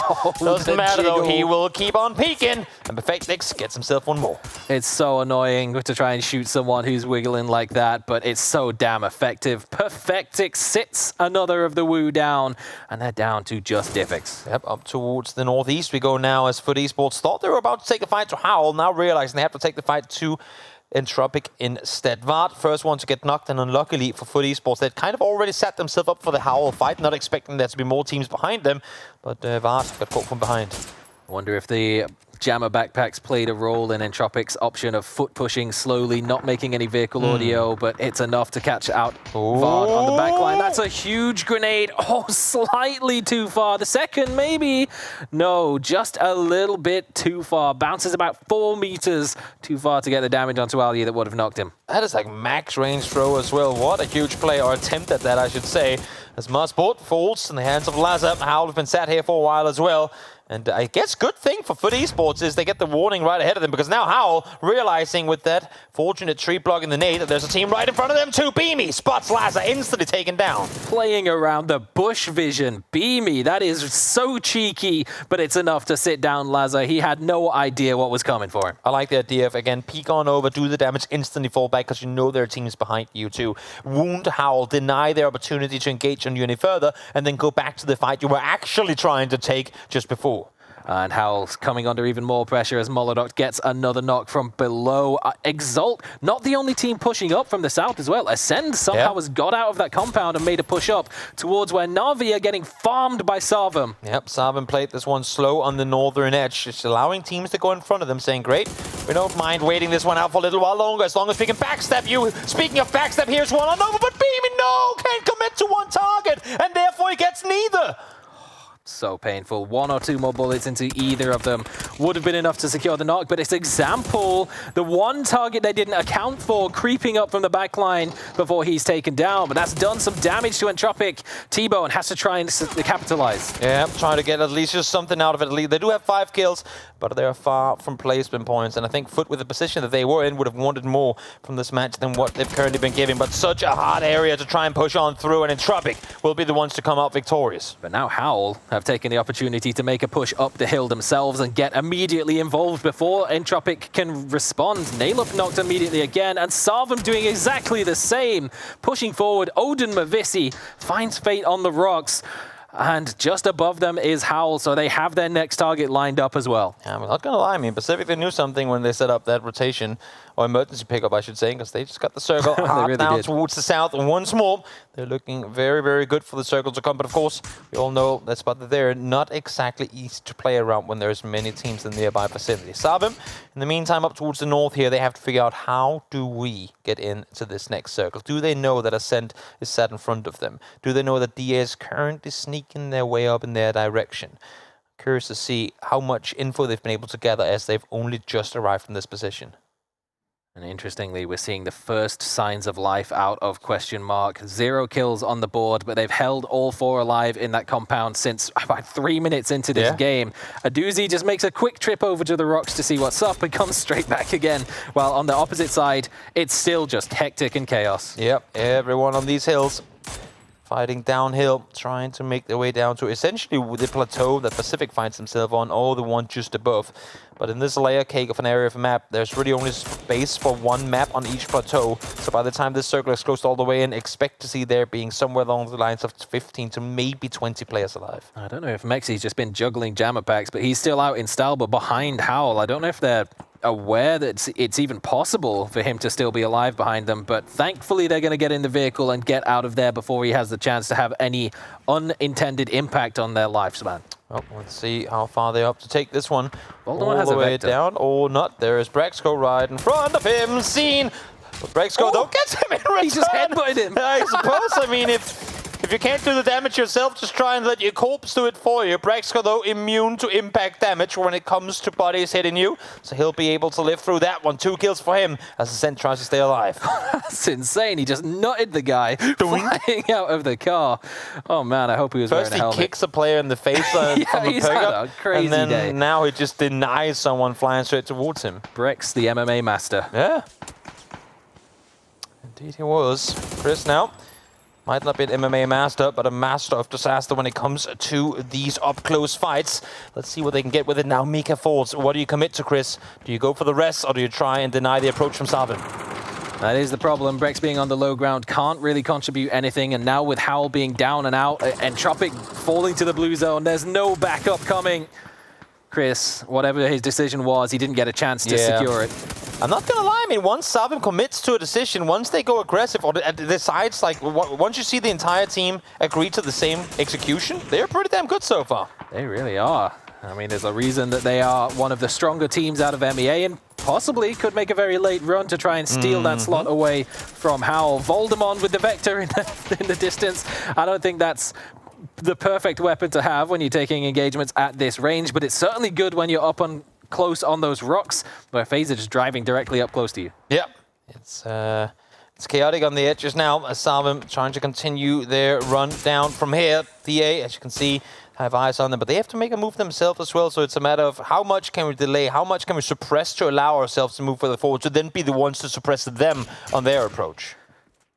It's a whole lot of third partying. It has been for the entirety of this game, from Phase 3 onwards on the Northeast in particular. But those teams down towards the South, those that survived the South, are looking pretty good at this point. Question Mark now able to get active once again as We Live again losing yet another down to the zone. And Hello My Bad just has to try and scramble for a revive under the watchful eye of Code Marco. It's been a slow approach for FaZe here. If they go down now, that's a 1-point game. Of course, not what they would want, considering that they're still on the hunt of the Twisted Minds spot.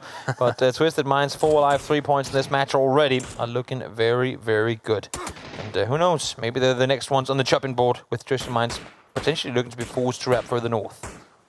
A big push for the believers of Savim. This time, I will admit, I did not put Schiller on my team. He's too expensive, unfortunately, but it's good to see that he can still bring that level of performance in a lobby like this, where, I'll be honest, Schiller was actually still kind of on demon mode in the upper bracket. He had 15 kills for himself. It's the rest that weren't catching up, but that is not the case in this matchup at all, but it's Gustav who opens off the sprays. We talked about Pacific earlier. How can they withstand when more teams get close? Now they lose the first one. Quet down. That's Batulin's getting the points over. Baron Peaks now looks over towards Corexi, able to take him down. Has kind of lost track of the last player. That's Gustav from FaZe, so maybe he'll be able to shoot him, but he does have the remaining Savim players on the other side, trying to fend off against anyone coming from there. That's Perfectix from down below, taking out FaZe. And this is where what you said about Savim, once they commit to a call, they look really good, but now they're very split. They were half dealing on focusing with FaZe. Odin Mavisi spots out a push from DA up top, tries to be the off angle, but Huath on the back line sits him down before he can have that impact. Bad timing for a jump, but for DA on the other side, perfect execution and having 2 players run up and then rely on Huath from behind to find the knock when he needed it the most. Able to do just that, and now Marco currently alone in this push, but fortunately able to fall back and kind of regroup with his teammates on approach. Baron P going for that cheeky little pop over the top with the AWM. If he'd managed to hit that, dang, that would have been impressive. But no, the nade spam from DA will be enough to secure the flush and force Savim into a sheltering position and give DA the opportunity just to turn around and clean up the final remembering Ascent player. But oh no, Twisted Minds pushing up the hill directly into vision of CCI next. That nade could be big as well. Yeah, such a good angle from CC. Able to now find Spiro as well. The nade is going to take down Batulins. What a horrible timing for Twisted Minds. And perfect execution there for Savim yet again, as now Lyron gets taken down. Baron Peaky is not done anytime soon. They're still fighting their way out of this. I don't understand how this is happening. Surely someone has to stop them. Digital Athletics trying to be that someone, but it's just not going in their favor right now. They have to get a hand on the revive, and Savim are taking no breaks on this push. In the meantime, Question Mark has finally made their way out of the compound as well, so see or look to them, maybe wanting to engage on this. Marco able to finally found Baron, that's him down. Marco able to find the second now as well, and finally Hugh able to put a stop to the Savim push on forward. 7 kills now for DA, but here comes Question Mark down below. Well, they did manage to clean up We Live again, and now they have free reign to push forwards onto the rocks. Twisted Minds down to the south, trying to find angles, but they're under a whole lot of pressure from everywhere. DA still holding the high ground, but it's the slimmest amount of space you will see any team trying to play from as a 3-man today, if not for the whole weekend. Yeah, I'm not sure how DA gets off this hill, to be honest, unless if they go down now while Twisted Minds are still kind of resetting from the fight they just had, and knowing that there's still a Pacific player inside the dog shed, so might be the time to leave. Issue is DA really want to fight that extra knock, and Question Mark ain't gonna give it for free, and I don't think Twisted Minds is either. At the very least, DA can be proud of the fact that they brought Savim's run to an end and can claim the high ground for themselves. They've still got a bit of a push to try and make. Thunderlust, I don't think, is going to be making much of an attempt to contribute, but if any 3 points offer themselves over, he'll happily pounce on them. But for now, the ball is really in DA's court. They have to find a way down, but QM have committed 3 of their 4 remaining players into the northern side of the ridge to hold against exactly that. Yeah, that's really the only direction that they have to think of down. They had already lobbed the smokes trying to set up for the push, but as you said, I mean, question mark, clearly prioritizing holding off DA. Has DA thinking better of it? We'll see now if maybe that's going to force DA down the hillside on the other side, and indeed it has. 2 of them already jump on down. Hewitt tried to once again be the player to play behind, allow for the push to come through, and while he didn't survive it himself, at least for Marco and Lyron, they have gotten down towards the shacks. That's a worthwhile sacrifice as long as they can make it into a place of survivable possibility, but no, Perfectix shuts down another before they get a chance, and Code Marco has to try and make something happen, but it's question mark. All angles are shut off completely for DA. Now 4 versus 2, make that a 4 versus 1. Just Perfectix left alive if there's a player to do it. On the side of Twisted Minds, it would be him, but I think the solo here, Thunderlost has something to say about it. No, it's going to be Best of Luck over the top to find him, and now 4 versus 1, it's going to be question mark out victorious in the second to final match of day 1. But Pacific, hey, they aggress early, they take the emergency pick up, they get a second place. Oh man, he really did his best Levante impression on there. Almost going down with the 1v3 and then the tactical suicide, but did not quite come out that way. But hey man, you'll take the second place from that position as a solo after emergency parachuting into that compound, getting a zone like that. Yeah, great stuff from Pacific. What a hectic game though, but I don't think in the same fashion that we saw the previous ones, because I feel like the previous games were as chaotic as they were. It was kind of orchestrated chaos. This was just, I mean, Stolper set ablaze and just fights happening at the same time everywhere. You couldn't even properly third party because you were constantly taking a fight yourself. And I have to give a slight callback to game number 1 where we said Twisted Minds won that game by opting out of the first 20 minutes and only activating when they absolutely had to. Everyone else had already done all the fighting on the eastern side of the zone, and all they had to do was come in late and sweep it up. Yeah, it's pretty damn impressive when you see teams like that. But they do it the same way they've done in the past, even though they were gifted, I suppose, given a chance to go up to the hillside early. They never aggressed early. They played it smart, waited out, played it Twisted Minds style. But now let's hop on over to the desk and let them break down the first Erangel of PC Finals. Thanks so much, boys. And there we go. I mean, Jarzal, what did you think of that first angle? I thought the casters broke it down rather well top line in that because we were on Stalber, constant utility usage was required. Smokes were always out. Every time you third-partied, there was always someone behind you or on top of you who could third-party you. So picking and choosing where your fights were and deciding when to rotate suddenly became that much more important than normal. Instead of seeing those massive spikes you typically see of activity in a game, like we saw on Tager, oh my god. This was very much more constant tension all the way through. It was a very, very nervous game to watch. And nice to have a new winner in our midst, question mark, taking the win. Yeah, it's great. Honestly, I gotta say, today we've been blessed with some of the greatest circles we've had in a long time in a kind of one-day stint, and it's been great to see here. And I gotta say, with the way Christian might kind of pin some everything here, they just herded them against each other. And then, of course, a little bit of stepping on a trap there, and Pacific jumps out. Unfortunate for Twisted Minds, they didn't really have the opportunity to take on Question Mark as much as they would like to. What would you say was your highlight when you're taking a look at that map? I think some of the resilience from Twisted Minds, where they kept getting knocked from up above and still managed to keep getting their players back up, was fantastic. But honestly, the way Question Mark were able to swoop in off the back of other teams' fights was very impressive, and I think that played a big part of this win. Lots of double-digit points coming into the mix in this game. This is exciting. It's going to shake up the leaderboard quite a bit. Yeah, and maybe not at the very top, but it's going to shake it up a little bit. Have a shake-up. Yeah, put that in. Yeah, 5 teams here in double digits, gonna put it in there. Good to see Pacific being able to get 11 there. Twisted Minds just adding on the totals. Christian Mark is going to be in a steady, good spot too after their performance throughout so far too for them. And yeah, I gotta say, Exalt here, another situation for them where they're not getting the points that they need, because as we said, like, they're gonna need somewhere between like top 7, top 10, depending on how the overall ends, if they want to make it to PTC. And now only 5 points, Sam, for them after 5 games. Never mind Exalt. What is going on with Na'Vi? PGC 2022 champions today has not been their day. they've struggled to pick up momentum. They've had individual moments. Like Example has had his moments. Fairest has had a day to forget. 8 points from 4th place, though. 8 points from like it's not great. The top 3 is running away with it, right? And it just leaves so many points, Joro, like in a situation where it's just one good game for our like bottom 10 teams and they could jump into top 5, right? Where Na'Vi need to be now is they need to get into a position where the gap to the first couple of teams is maybe 30 points or something, where if they wake up and they keep that consistent across Saturday and Sunday, they have an opportunity to catch up. Today isn't about overhauling them anymore. They've had a bad day at the office. They know this. It's about damage limitation. The good news is they're better at resetting than most other teams there, but they really have to do it right now. This is what I was going to say. We've got 13 games left, right? We've got one more game today. We've got 6 tomorrow, 6 on Sunday. That's quick maths. Are we very... I know, look at me doing maths. I'm so good at this.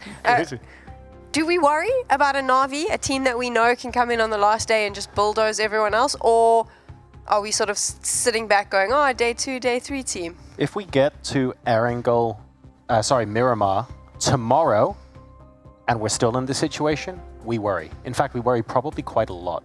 Right now, I think we still have time, and tomorrow morning is probably the last major reset opportunity for us to see them turn those fortunes around. And I'll be honest, we all think they can do it. The question is, will they? It really comes down to like, question mark, do they end in top 3? And where does Exalt end up, right? Because question mark then jumps into our top 6, top 7 spots where if Twisted Minds continue, they'll take that guaranteed spot away, but it'll give enough points in terms of PTC points for question mark to get in there. So, and as I said before, like it's 8 points. You're within striking distance of top 4, but as Jero said, like we need to see them within striking distance of the very top, like our top 3. They need to be close enough to be able to close it within 1 or 2 games. And again, they're a championship team. They're able to do things that we've seen them before in terms of winning games, winning like tournaments, and yeah, I just want to see them, step it up to a point where it's a decent average of points and it's within that striking distance of the top 3, because I don't feel comfortable with Na'Vi like outside the top 5 in terms of them going PGC, and I really want to see Na'Vi with this new lineup at PGC. I think they're a championship contender because I know Feyris can contribute as much to as Uber has for sure. They need the opportunities to pop off where the top teams aren't sponging up all the points, right? At the moment, it feels like everyone in the lobby's getting flogged and the top 2 teams are the floggers. And we need Na'Vi wants the points distribution to be as even as possible, to make it as open and chaotic as possible so that they can swoop in, have one good day's performance, and wow us all. It's fine for them, though, I gotta say, Sam. It's fine for them that it's Twisted Minds in the very top, because that makes it more even and easy for them. If it's question mark that wins the whole thing, makes it even harder. Yeah. Here's what's blowing my mind is while all this is going on, we've got our leaderboard and Avenger is busy doing PGC calculations in his head. So what I took from this whole desk is that maths is hard. We'll see you after this.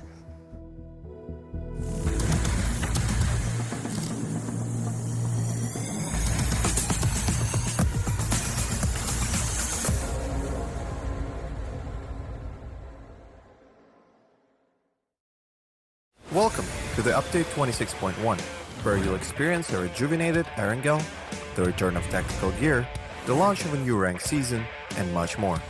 Let's get straight to it.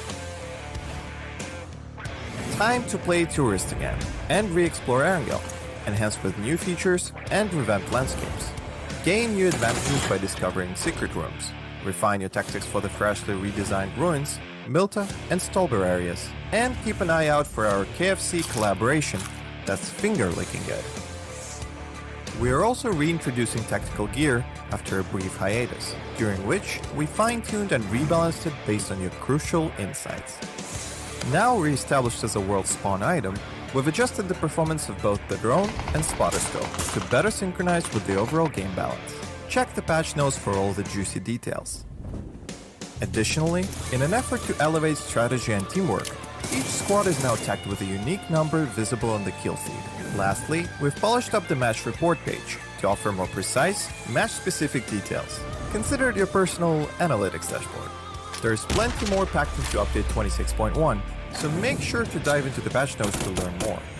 And we'll see you on the battlegrounds. They're running under us, I think. Really? I think. Can one of you take an angle with a car on green? the shack maybe? I guess they have this road on green line. I guess same team. Yeah. Same, yellow is same team. On the rock, still on rock, your side. Knock one. Last guy. Nice, Nice, guys. It's loading on orange. Let's shoot. 3, 2, 1. Second knock on him. I might knock one guy on me. I'm gonna help him. He's fine. I'm falling back. He knocked me. What? We thought killed one of Howl, that's why I'm Yeah. It's probably only Howl on or One in front of me, south. Yes. I can maybe kill that guy. 2 active. Nice, 2 active. Behind one. Knock. Last on me, last on me. Behind, Yellow, behind, last yellow. behind. Need to kill.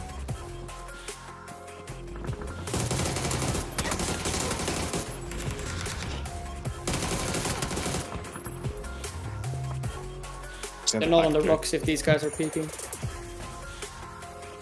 Peeking all the way top right. Knock one PCF for my rocks. Street poster. No, chill. I'm playing Alcro North then. North is peeking. We have to three. first two. 2 guys. I shouldn't full mine as well. On my rock already.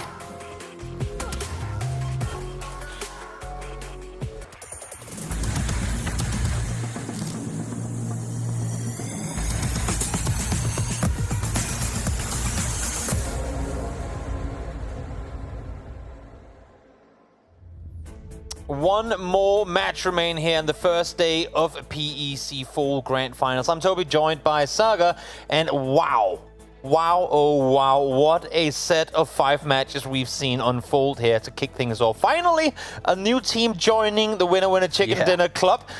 Question Mark net themselves the last one there on Erangel. But for the next game to come, I mean, the desk is talking about it too. We're seeing these select few teams run away with literally all the points right now. And with so many teams on the hunt, is that in a weird way a good thing when it's the likes of Twisted Minds who's up there? I think Twisted Minds is the one team that there will be other teams in the lobby who, if they're not going to win, they'll say, it's okay that it's them, we'll allow it as long as we get second place. But there's only one second place, there's only one championship.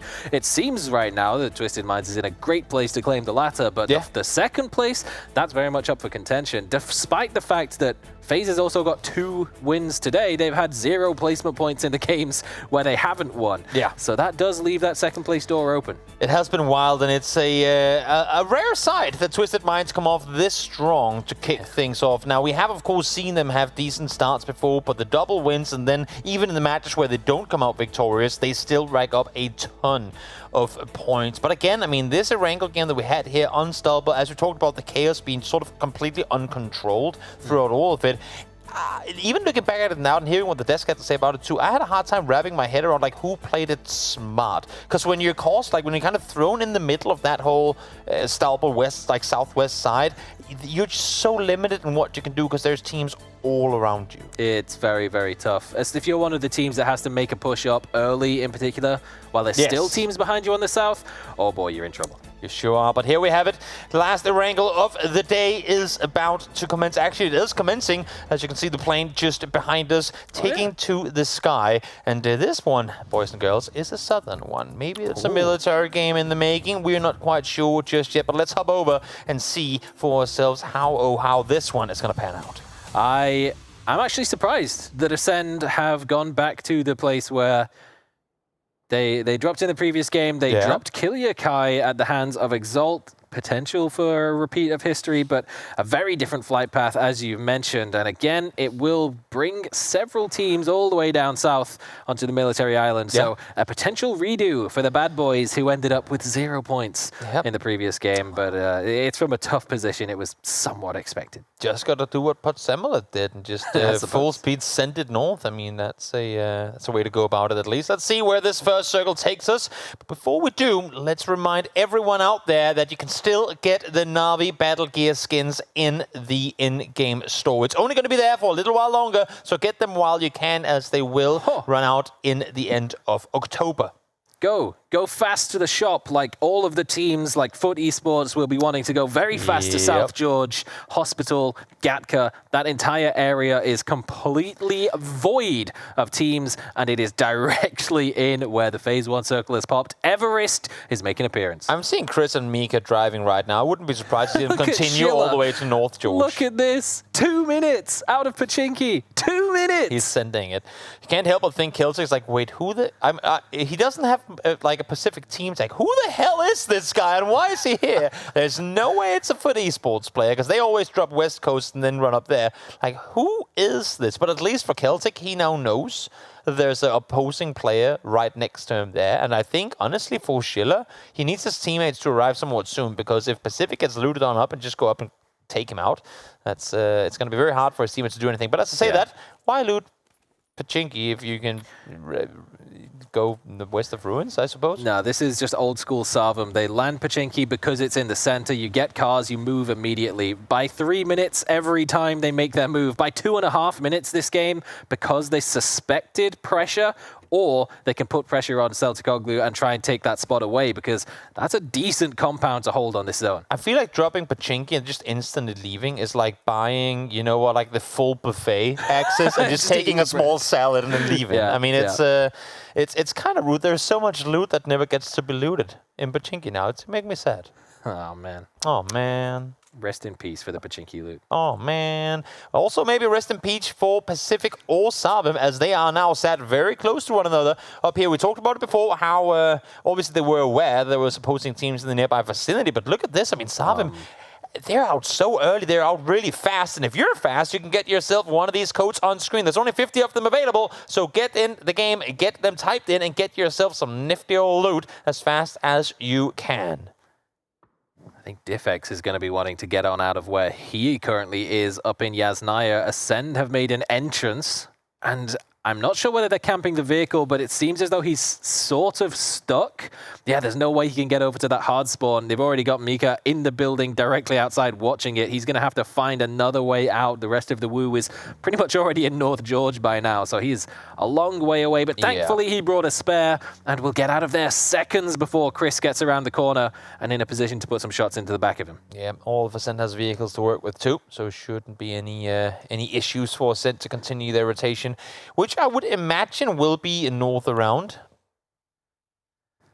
Good old Pod Samolet. They're doing it again, and this time they found another mountain to try and drop on towards, and the last time we saw any sort of hint of Everest, it was the death of at least 6 or 7 teams in our lobby. This time it's already, let's say, in proximity of our first death. This one's been one that's been teased for at least 2 minutes now, as Schiller and Celticoglu were the first to rotate right alongside each other. Schiller called in the backup, and Celticoglu got completely ran down. Voltman is, well, I'm seeing them all jumping out now right next to him. Are they all going for hospital? I would imagine that they are. There's really no one there right now, so this is actually a perfect timing, but nope, maybe not going to hospital at all. Grabbing further west for vehicles. Would make sense. Yeah, you do need to grab vehicles, but also all the way over on that coastline is where We Live Again had one of their really solid Miramar or Erangel games, rather, in the upper bracket. So possibly playing the odds that we're going to see a shift all the way up to the northwest. But if we do so, we're going to be seeing it likely without Rox, as he has been sat down. Just the early rotation, the position of Ibi was not accounted for in the Pod Samolet plans. Yeah, he just saw him land right next to the vehicle. It's like, well, that's a free kill, I suppose. Just wait for him, take him out. Easy peasy. Hasn't gotten the flush just yet. That's a molly that he could use on it, but then again, might as well just leave him there as bait and see if maybe someone comes for a rest that you can take out as well. Got more parachutes coming in. It's Perfectix, actually, taking one, what looks like solo, as the rest of Twisted Minds are making the move in around Everest on the vehicles. And finally, Fuzzface will secure that opening knock onto Pod Samolet. So only 3 make contact with the ground, at least, and still manage to get to use their legs afterwards. Perfect. That is so greedy. Flying on it and going, ooh, a crate. Just landing down on it. Solo flying forward, gets himself a P90. Why not give even more damage opportunities to a player who is already farming this server. Oh yeah, he is a good choice for Fantasy Captain is all I can say about that man right there. But he's also doing some very solid scouting work, making sure that the top of Everest was pretty free. The rest of the team can make the rotation.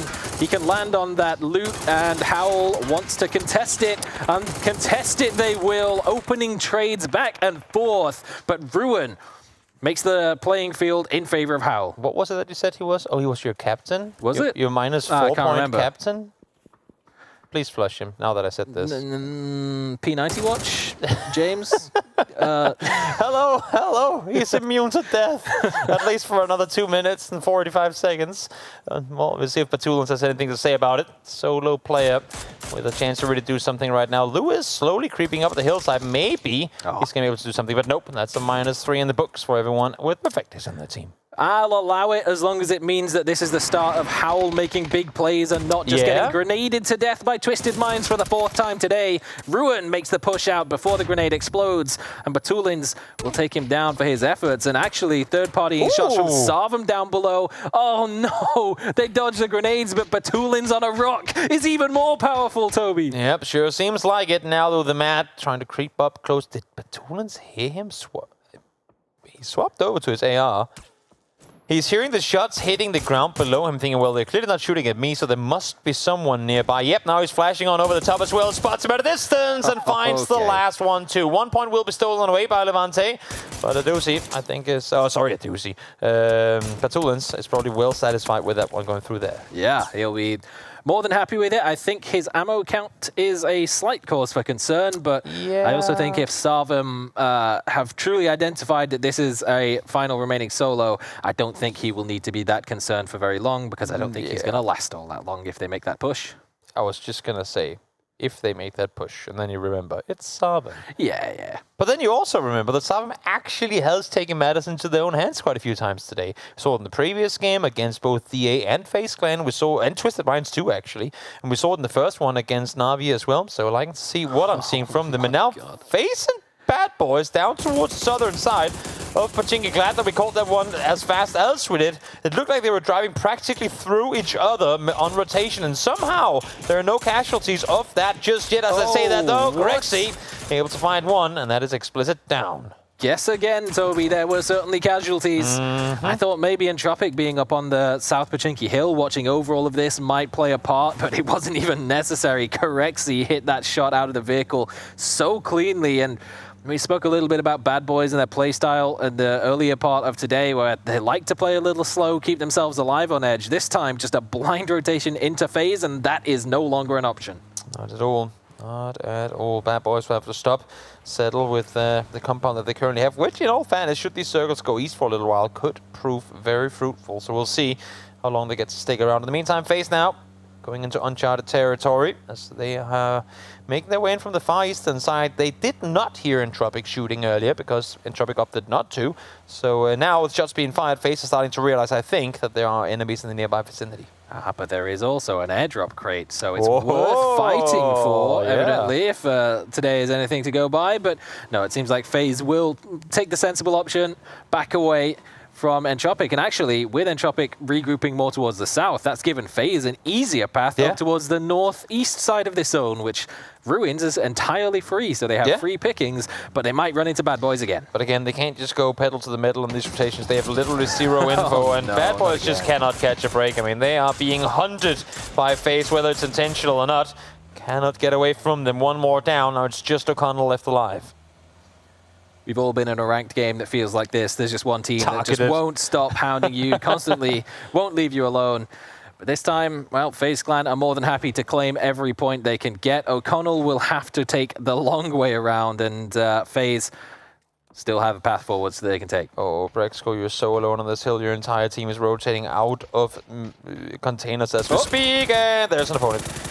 1 HP! 1 HP, body shot, headshot, survival for Divex. Well, that's all he needs. Doesn't matter that he took 99 damage, because a hit ain't, I don't know.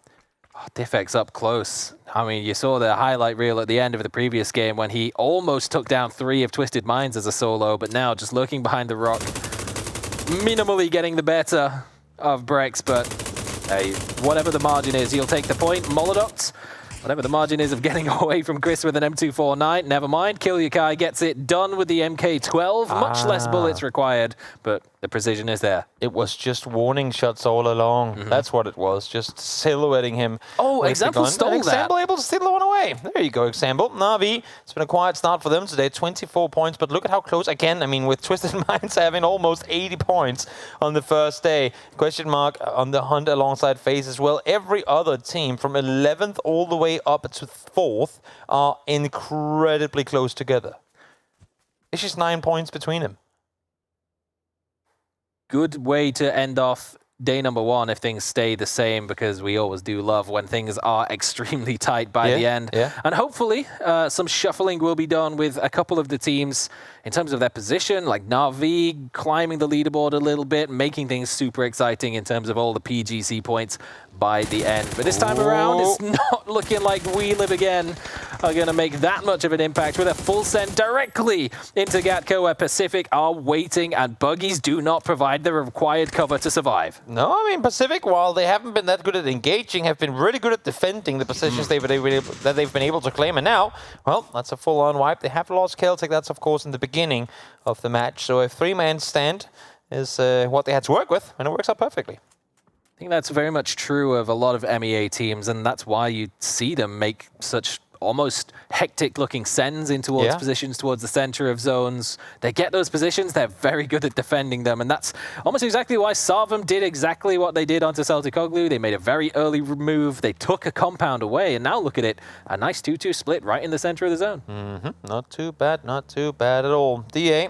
trying to do a wide eastern rep. They have players on the far southwestern side of this circle too.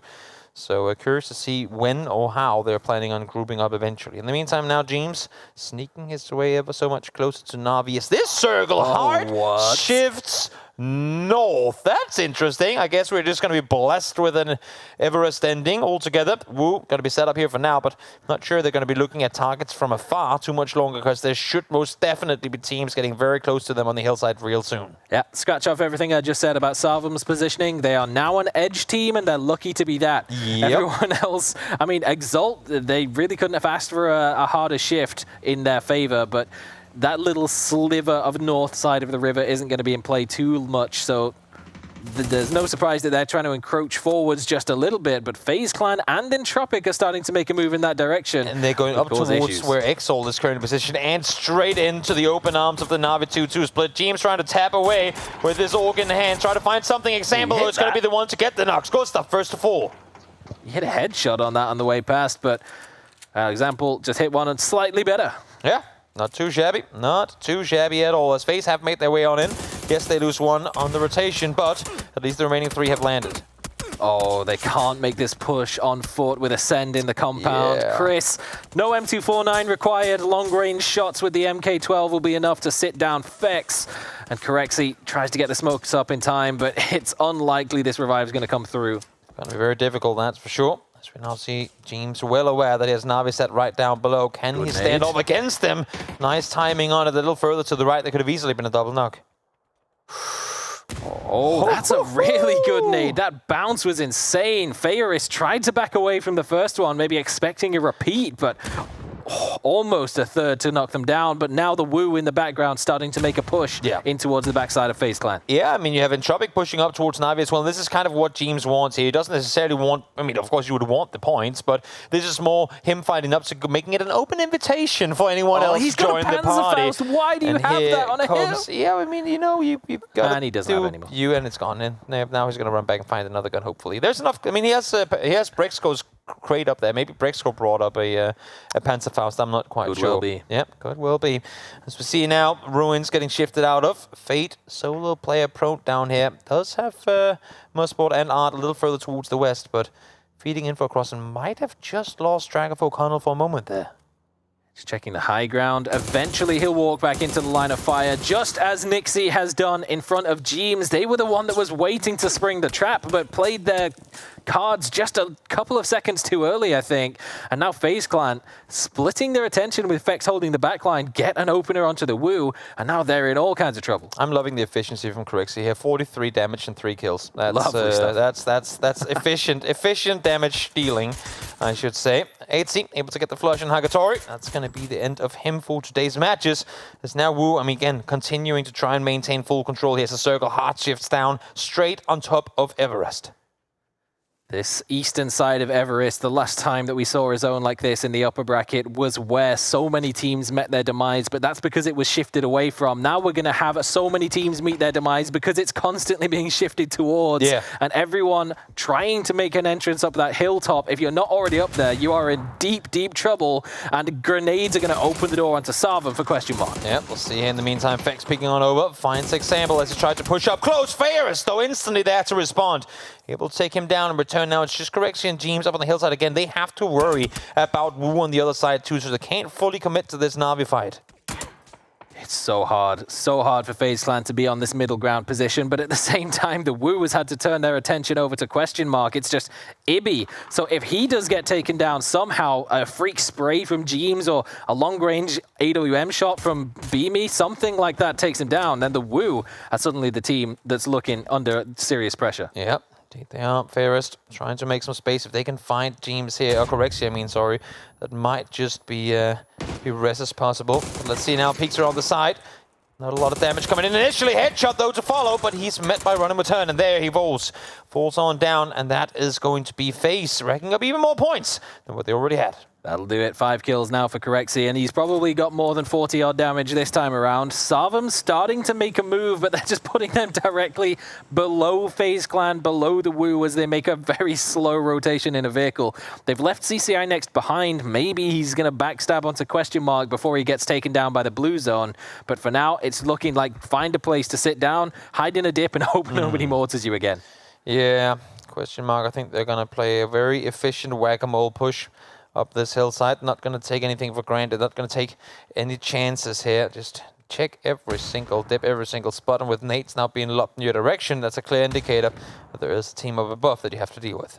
Jeems just got knocked from about 400 or 500 meters away. His DA all the way on the southeastern side of the zone, hit him with the big range mini spam. Fate from Exalt has crept his way up to potentially behind Code Marco, so keep an eye out for that in the kill feed. But for now, it's the grenades and Ibby holding the western line for the Wu. And Pod Samolet have found a way in here as well. The Wu just got demolished. Worst timing from all angles. They were getting shot. I like the idea of first trying to jump down and wrap around the other side.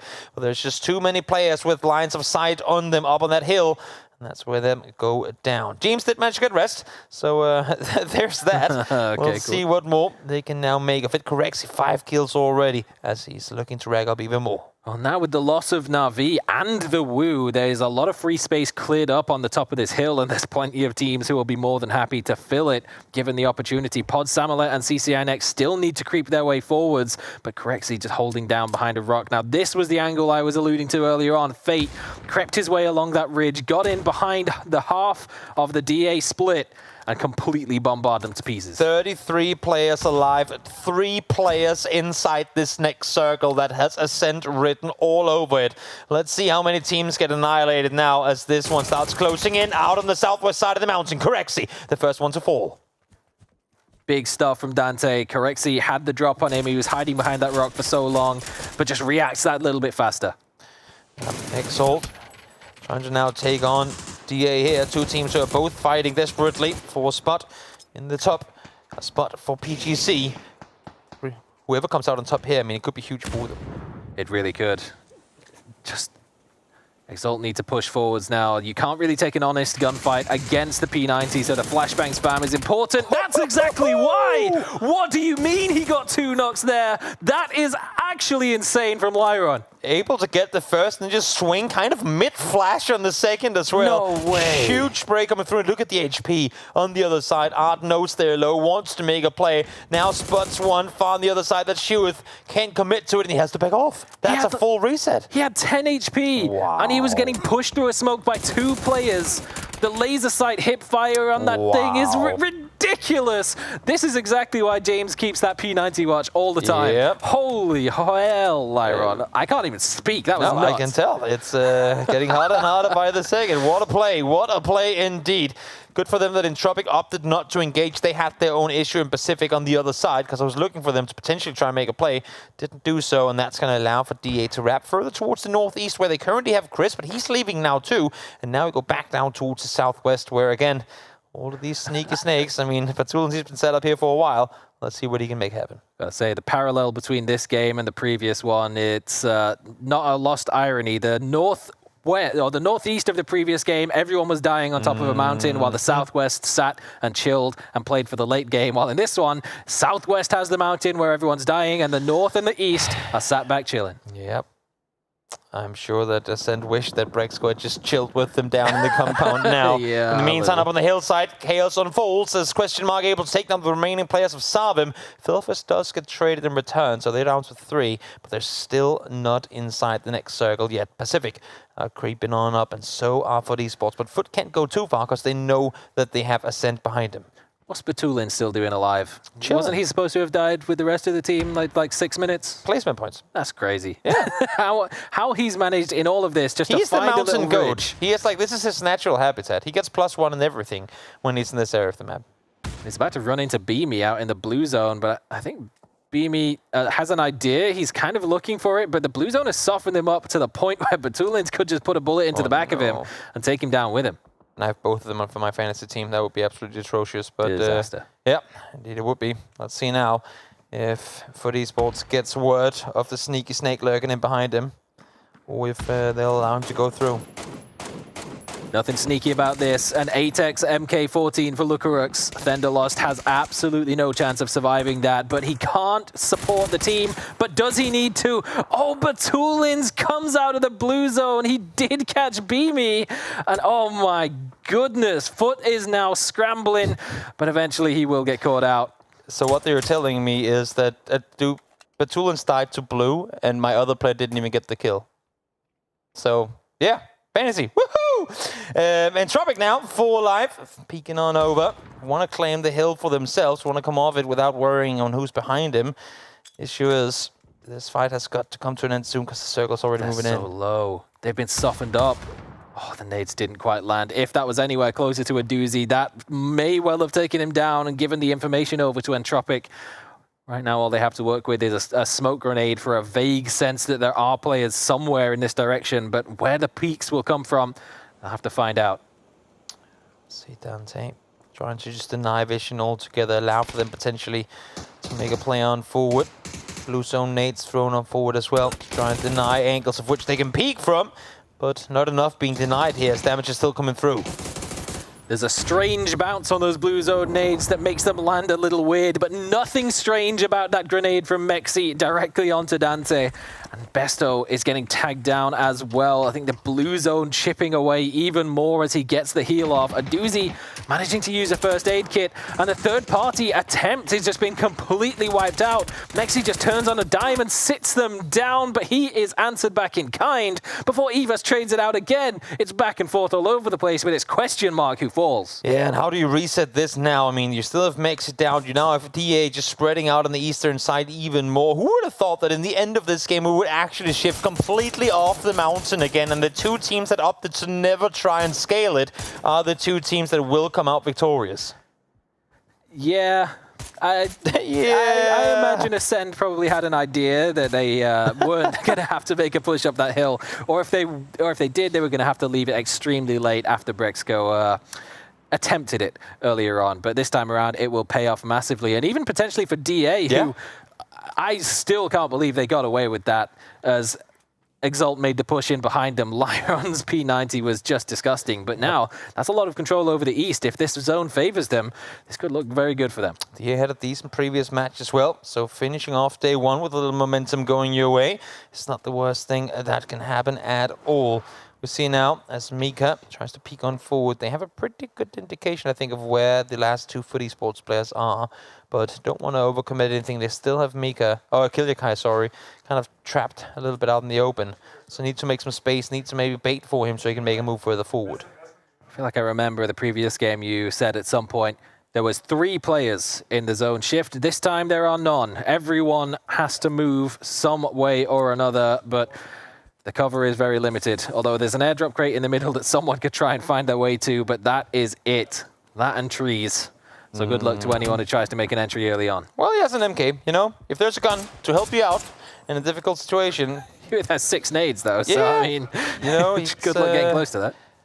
We'll see. We'll see if somehow Lucarooks can make magic happen. I'm afraid it probably won't be the case, but we'll see. Lyron doesn't have a helmet to work with, so maybe, just maybe Lucarooks can find a quick shot there and take him down. But now running in the open, 1 tag connected, but nothing more coming off of it. So far, Lucarooks is doing everything he can to at least get himself a 3rd place, but it's looking very, very difficult.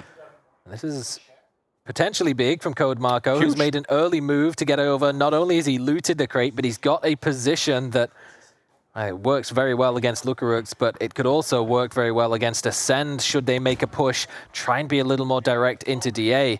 If they try and claim this dip for themselves, they'll find it's already occupied, and that is definitely an issue. Yeah, but now trying to apply some pressure again. Everyone just wants to deal with Lucarooks. Get out of here so we can take the fight for the top 3 already. Everyone wants to peek him, but they're all kind of keeping each other back, holding each other off of the angle. So somehow, in the midst of all of this, Lucarooks found the perfect angle, but now he is finally going to go down to Vard. Vard almost gives up his life for it, but just about ducks down in time before he's taken down by the 3x spray of Code Marco. He's turned on a dime. He's found someone else to shoot at. Vard does manage to get a heal, get in the vehicle, fall back to back up with 8C with the M249, and the bigger gun wins. Bigger one wins, at least this time around it will. Let's see if the Mutant can do the same as it starts tapping on through. Puts it on... burst action, yeah, maybe. It's a burst fireball. Yeah, it sounded like it anyway. If you can get your timings in on that, it's a pretty damn dangerous weapon. Yeah, they made that thing pretty wild if you're good at controlling it. It's definitely not. Again, it's kind of like a Dragunov Jr., not prime real estate in the mid-game, but certainly for a spot like this, especially when there's a lot of players with level 3 helmets, the Mutant will 2-tap that thing. So, yeah, definitely worth having, but the position makes it a little awkward to use for foot. Definitely does. Ascent has Chris inside the circle already. Wants to get Mika and Killikai in there too, but how can they cross the rope without falling down? First one falling, that's to Vard now. Second time around, no. Killikai down to just 1 hit. Vard with the vehicle now for cover as well, as they're just on the edge of the circle, know exactly where they have them. There should be no way Killikai runs off this tree alive. Where's the Ascend cars? Did they not drive over to this side of the road? How has this happened? How are they coming back on foot and setting up a wall of smokes? Now Foot Esports has the chance to be the ones just to spam into it and pick them off. Is he committing to the rest here? I mean, there's the car. He has the time. There is a car. There's a rock for cover. There's a smoke for cover for a little while. And in 3 seconds' time, there's going to be a circle closing in as well. So if you want Mika back alive, you've got to be fast about it. Now he is up on his feet. We'll see if they can make the move here. And we're guaranteed, Toby, to have a 4th team picking up a first win of the day. So that's cool. But will it be Ascend up on the northern side? They have managed to scramble, put the pieces back together, and make a drive over to the side of the road that has been favored by the zone. And in doing so, almost taken down 8C, but not quite. Would have been a huge opening knock, and Huath is doing his best to provide. 8C doesn't have any first 8C there, and I don't think Vard has time to go over and give him one right now. So he's just sitting with the advantages. Now he has to back off. These nades are coming in close. I think this one should catch 8C alive. Yes, indeed it will. So now it's just Vard left alive on this side of the circle. Where's DA in all of this? They're watching, they're creeping, they're trying to piece together a potential push, but it's Ascend who's going full speed. Vard down on the ground, sits Killikai down, but it will immediately be traded out by Mika. He has to get this revived quickly as DA is on the move. Yep. Chris is on a rock in the open. Terrible position for him to be in, but if he can buy enough time, if he can bait just for a little while longer for the rest to come through, it might work out for them. As I say, though, Killikai does take it down. Mika still at half HP. These two guys have been wrestling one another all game long, and somehow Mika is still alive here. Lyron has found a helmet and is now able to push further forward, but there's so much utility still in the hands of DA, who's only been fighting at a distance for the last 10 minutes. Huath had 6 grenades, and he's putting them all to use, but Chris with the M249, the off angle, almost taking them down, but not quite. He's got no spare bullets whatsoever. They have to fall back, but he won't get to cover in time. Lyron is running instead of healing. Maybe we could have prone down, but he didn't. 4 HP for Chris. He will fall, but is that allowing for Mika to wrap over the other side? 1v1 Mika up on the top of this one. Trying to wrap around slowly as best as he can. Spotted! 8 HP! He's out of bullets! He has to reload. Drops over to the mini. Hewitt is down to low HP as well, but Hewitt with the SLR takes him out. Both of them out of ammo in their ARs, fumbling with their guns, trying to make something happen. And in the end, it's DA who come out victorious. That looked like Saving Private Ryan's when they start throwing the helmets at each other in the end of it. That was wow. That was something. That's a way to finish off. Like, just like perfect full circle rounds off what has been an insanely hectic day. Running out of bullets on the AUG spray, and then when he switched over to the DMR, he went the wrong way. He went for the knocked player. Wow, big clutch from Hewitt at the end. And I mean, that came off the back of a big clutch from Lyron earlier on with the P90 to even put them in that position. So that could potentially be one of the plays that gives DA a hope of making it into PGC. Definitely could be. We'll see how that transfers into tomorrow. But before that, let's hop back to the desk and see how they think today went all together. I mean, how today went all together, I have to say. Ron and Hermione, what an attractive couple they make. They're very, very cute. I especially like it when they duck below the desk and you only see the top half of their heads. When they sit down casting and you only see the top of the chin. Let's talk about what we just saw, though, that final fight. What did you think about this? I think that Martin described it well earlier, where we've been blessed by some excellent circles at some very, very entertaining locations today. This has not disappointed either. I feel like this is the best day's worth of circles I remember in a long time, and the entertainment value has absolutely paid off. Consistency over 6 games has been it's never more important than when a circle is this volatile. So this has been great. And I gotta say, like, if you have a style ending, you have an Everest ending on an angle, that is pretty good ending. It's fair, like, you play smart out of it. But here, DA getting out on top, 7 kills to boot. They're one of the teams that can kind of come in and defend in terms of the PTC points. So now, I feel like they're gonna end up in, like, top 4 for the day. So that's really good for them. Let's just highlight this for anyone watching at home. This is your last opportunity to qualify for PGC, for a PUBG team. That is the most important event on the calendar, meaning right now this is the most important event for you because you have to get those points. Absolutely. Digital Athletics, one of those teams sitting on the cusp, fighting it out. This is going to put them in good stead if they can keep this going. There is a potential that they could see themselves finding a spot at the Global Championships. Absolutely. They were very tenacious. The last sort of 3 teams fighting it out in this game was a little bit nail-biting in that if DA engaged first or decided to engage the other team, we had, if you play that out 10 times, there could be 10 different outcomes. It was a little bit who's going to fire the first bullet. But the fact that DA are tenacious enough to get themselves into that position is what we need. I don't mind if they lose every single one of those fights. As long as they get themselves into that position in, say, 4 out of 6 games tomorrow, they're going to have a blinder of a day, right? So I'm really happy that they were able to find the rotations and get themselves into the good positions to even engineer that ending in the first place. Is it going through all the teams' minds when you take a look now at the scoreboard?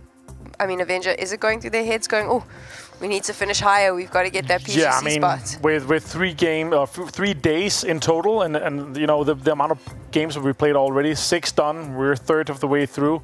I gotta say, you're looking at it and you're like, okay, we can do it, or guys, it's looking good, we just need to keep it up. Like, you need to motivate yourself and need to put yourself into a spot here. I gotta say though, this was a sense game to win. They made a good push on foot. They played kind of well, but lost it in the end to that. Like, if Chris had a little bit more of an angle, not more shots, he had played into that in M249, but the last spray there, not to go down. But 81 points, though, for Twisted Minds, Sam. That is out of this world. They have sponged up everything. That is absolutely insane. Your overall leaderboard after day number 1, this is what it's looking like. Question mark able to push themselves up into that 2nd spot, but Twisted Minds, the clear... What did we call them at the start of the show? The clear day 2 team is making one hell of a stand on day number 1. Yeah, if the 81 points on day 1, I mean, is good enough for a Twisted Minds performance on day 2 or 3, let's be honest. Right. They are going to have to really keep an amazing level up tomorrow to do this again. I'm not actually sure they're doing this again tomorrow. Some quick maths for you right there. If this is the final standing, that would mean that Question Mark pushes out Exalt, and then the rest of the teams that are currently in our PGC top spots, they would go. If this was the final day in the current standings, I might have something that will help us figure out exactly what the points are. But it's not going to happen right now because Batulins is with us, and I want to speak to him instead. So we get to chat to Batulins from Twisted Minds. Hello, my friend. How are you tonight? Hello, everyone. Very happy to see you again. I would say I'm pretty good. Pretty good. 80, I mean, more than 80 points on day number 1. I would feel pretty good as well. What do you think of the level of competition in this lobby, though? I would say that this tournament is pretty hard for most of teams because they are very, like, for example, like Q, Question Mark, Navi, DA, all these teams are under high pressure. So they need to play very good, and it's really hard. But I think QM deserve to be on top. Like they're second right now, and I think they are the most deserved team to go to PGC. So yeah, I would say lobby looks nice. FaZe playing good. We're playing fine. And fine, right? Yeah, I'm saying fine because actually we should have been above 100 points, like 110. We should have won Taego and played the last game much better. So I'm a little bit angry. So, and also my personal like deaths in some of the games, I'm really angry about it. But overall, yeah, of course we're first and we're fine with it. Yeah, I gotta say congrats on playing well. Even though that you feel you could play it better, that's what I always love from you. You always strive to do better. Until you win PGC, you always strive to do better. So happy to see that. I gotta ask though, Sasha, in this situation here, you guys are playing without pressure, right? You're already going PGC. What does it feel like for you guys in terms of like what mindset do you guys have? You just want to win this, or are you going out with like, okay, let's play as good. Let's take this as the best practice we can because this is the best practice we can get before PGC. What's kind of your mindset going into this tournament now that you're safe to go to PGC? Okay, so both of things you said right now, that's actually how it is. So each big tournament in Europe, we are gonna play for the best because we just want to win it, no matter what. Like all the 3 years we are on like first in PGC points in EMEA, but we still want to be the first every time. Right, of course. And second thing is, of course, like if you play good in the last tournament before PGC, you will feel just more confident. So of course we are achieving the maximum here as we can. Good to see you, buddy. Sasha, well done for today. Absolutely fantastic stuff. I want to ask you a question about that confidence. PUBG is a game about momentum psychologically for so many players and so many teams. And it feels like you have this amazing ability that if you go into a lobby with 15 teams who are there for the first time, or you've played thousands of games with them, it really doesn't matter. You seem to find some way to mentally play the same and get an absolutely amazing result. So many other teams can't do this. Like, what's the secret? How are you able to do that so consistently at the start of so many tournaments? So there are two things. The first thing is that basically my whole team is tryharding for all the years. We always try hard, and yeah, this is of course very, very important to stay on top. If you don't try hard, even like if you don't play many ranking games, you know, like prepare individually, you will sometimes die. Like I die right now because I play not enough not to die in every game. And the second thing is our system is basically we started to like make a structure of our game from the beginning, from 2020, and each year we add more and more new things. And every tournament we already have a system that's like written, that's shown, like we basically have everything.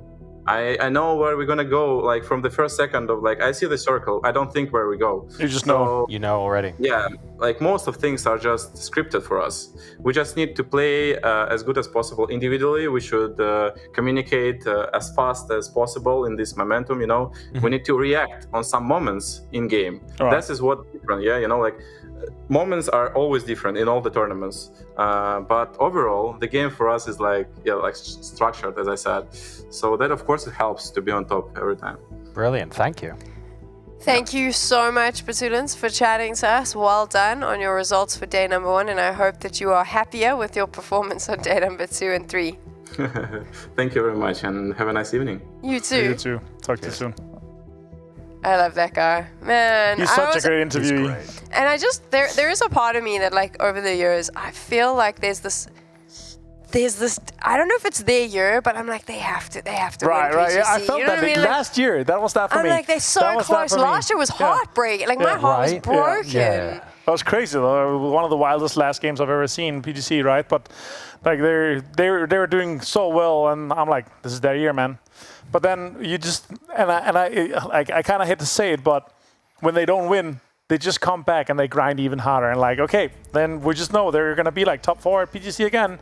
And I feel like it's just gonna be like that until they win. Like that's just the case. Their attitude and the way they come back, exactly like Martin said. Like, my heart breaks for them for all of about 15 minutes because I'm already afraid at how good they're gonna be the next time they come back. And their consistency and their tenacity, I'm tempted to say, is unmatched in PUBG. Like, they're absolutely phenomenal. Okay, now that we've finished with our Twisted Boy fan club, simping, whatever vibe was going on here. We mentioned this earlier, let me walk you through it. We've got, this would be what would the PGC points would look like if today ended the way it ended. Look, exactly what I said. Question Mark would push out Exalt, and DA would be the last team to qualify on 1210. So, yeah, cool. Boom. We like that. This is what it would be if we finished today, and this was the end of the tournament. Obviously, that's why you can see winner there for Twisted Minds. They would technically be the winner because they're at the top. Right, right. But it's an interesting one. It makes it really interesting, right? I'm sorry to interrupt, because we have this guaranteed spot in terms of HAL and Digital X, like the guaranteed EMEA spot. So if Exalt steps up, let's just say Uber comes back and he's angry tomorrow because the boys only got 1 point per game average in 6 games, and he's like, guys, we're stepping it up. Yep. And he's putting the foot on the pedal, the speeder instead of the brake. And Exalt kind of jumps up and puts himself in between. Then it becomes a race in between HAL and DA for the last spot because we have this guaranteed. And yeah, let's take a look at the fantasy leaderboard where I'm somewhere in the middle and Toby's still on 500 something points, while Saga and you, Sam, are 700 plus. I had a bag of day. Thanks, Twisted Minds. I had Thanks, perfect. Yeah, everyone was playing Fantasy League, and I was playing Nightmare League in that last game because I got to within 20 points of Martin, and I was like, okay, I'm making steady progress. And game 6 messed with my team just a little bit, but we're okay. We're okay. I just want to talk about PGC really quickly. I just want to wrap this up. We saw what their points would look like, but the big thing for me, and I do think this was the talking point, is the fact that if we had to end today, Na'Vi, last year's winners, not going. Not even going. Yep. What the hell happens? Because they looked strong. They made this lineup change. It looked really strong in the playoffs. Today, though, they just weren't there. Did they make the lineup change too late? Like, what's the case with that, right? Because you're doing it with not enough time to practice with a new player. That's really the case in terms of what happens, right? But still, because we have so many teams in the top that is sponging up everything, right? It is close. Like, we're talking 1 or 2 good games, you're straight into the top 4. And the top 4 could be enough with them, depending on who wins, of course. If it's question mark that ends up winning over Twisted Minds, I doubt it. But as you heard Patulin said, they deserve it right now. They're playing really well. That recent change, and like with best of luck and question mark, it looks too strong. And I just have a hard time not seeing question mark go, and that makes it really, really hard for Na'Vi. They showed flashes of promise, and last week they were so good. Fairest in particular had such a fantastic individual performance, and as soon as you switch things up where the rotations are slightly different, you're running into slightly different teams, because they were broadly the same teams in the upper bracket, right? Not that much has changed. It just goes to show how tiny these percentage differences make in this game.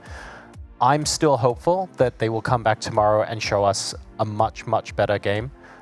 It's unfortunate that they weren't able to pick things up the second half. We'll have to find out how this goes tomorrow because we still have 2 more days of competition here at the Grand Finals for the PUBG EMEA Championship for fall. Thank you so much for watching. What a fun 6 games.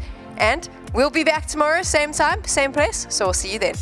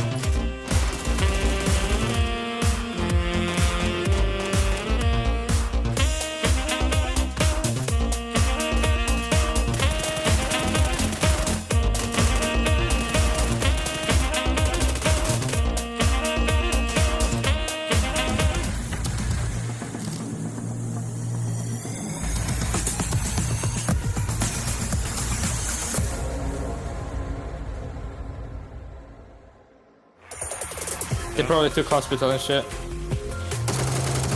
Yeah, they're taking hospital. Okay, so that's in a way good. I killed him on the e-sport. I'm good, boys. But like, you're so... Yeah. Flash that guys in there. He's hit 3 times. 2 guys in the compound now, I believe. Guys, be careful. Which combat? But let's kill him. Normandy. Let's make sure we get this flush. Shooting UAC, man. I'm shooting UAC. Shooting, guys. He's spinning out on the road. Let's move. Tires is popped. Nope. Last touch has still going somewhere. Slow down now and reset. Yeah, he's on me. Boss, bait. You shoot the MR. Move. I'm taking my panzer. Nice. Shoot him. Okay. Rousing. That made it a lot of damage to you guys. On me, you're good, by the way. On Oak one. You saw me? Knock one. Nice. 2 active. Okay. It's probably, he was solo probably here. That is. Let's go.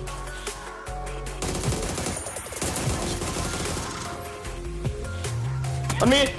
Full team, run up on me. Last guy left the smoke. Come res me, see if you can. Can we clear him or is it? Yeah, we can. Just pushing. Boys. He dropped. I'm healing. Watch. Run up right now and kill everyone. Yeah, still chill. Just have to move. One up. Just... I think we fight. You don't have cards there. You don't have cards. Just run like these boys, listen me, run yellow line, I hold for you. Yeah, I'm running. They wanna pull up on me, probably. They're taking card. Yeah. Where? No. Last is far, last is not close of Pacific. Close or far? What do you say? Far, he's far. Last.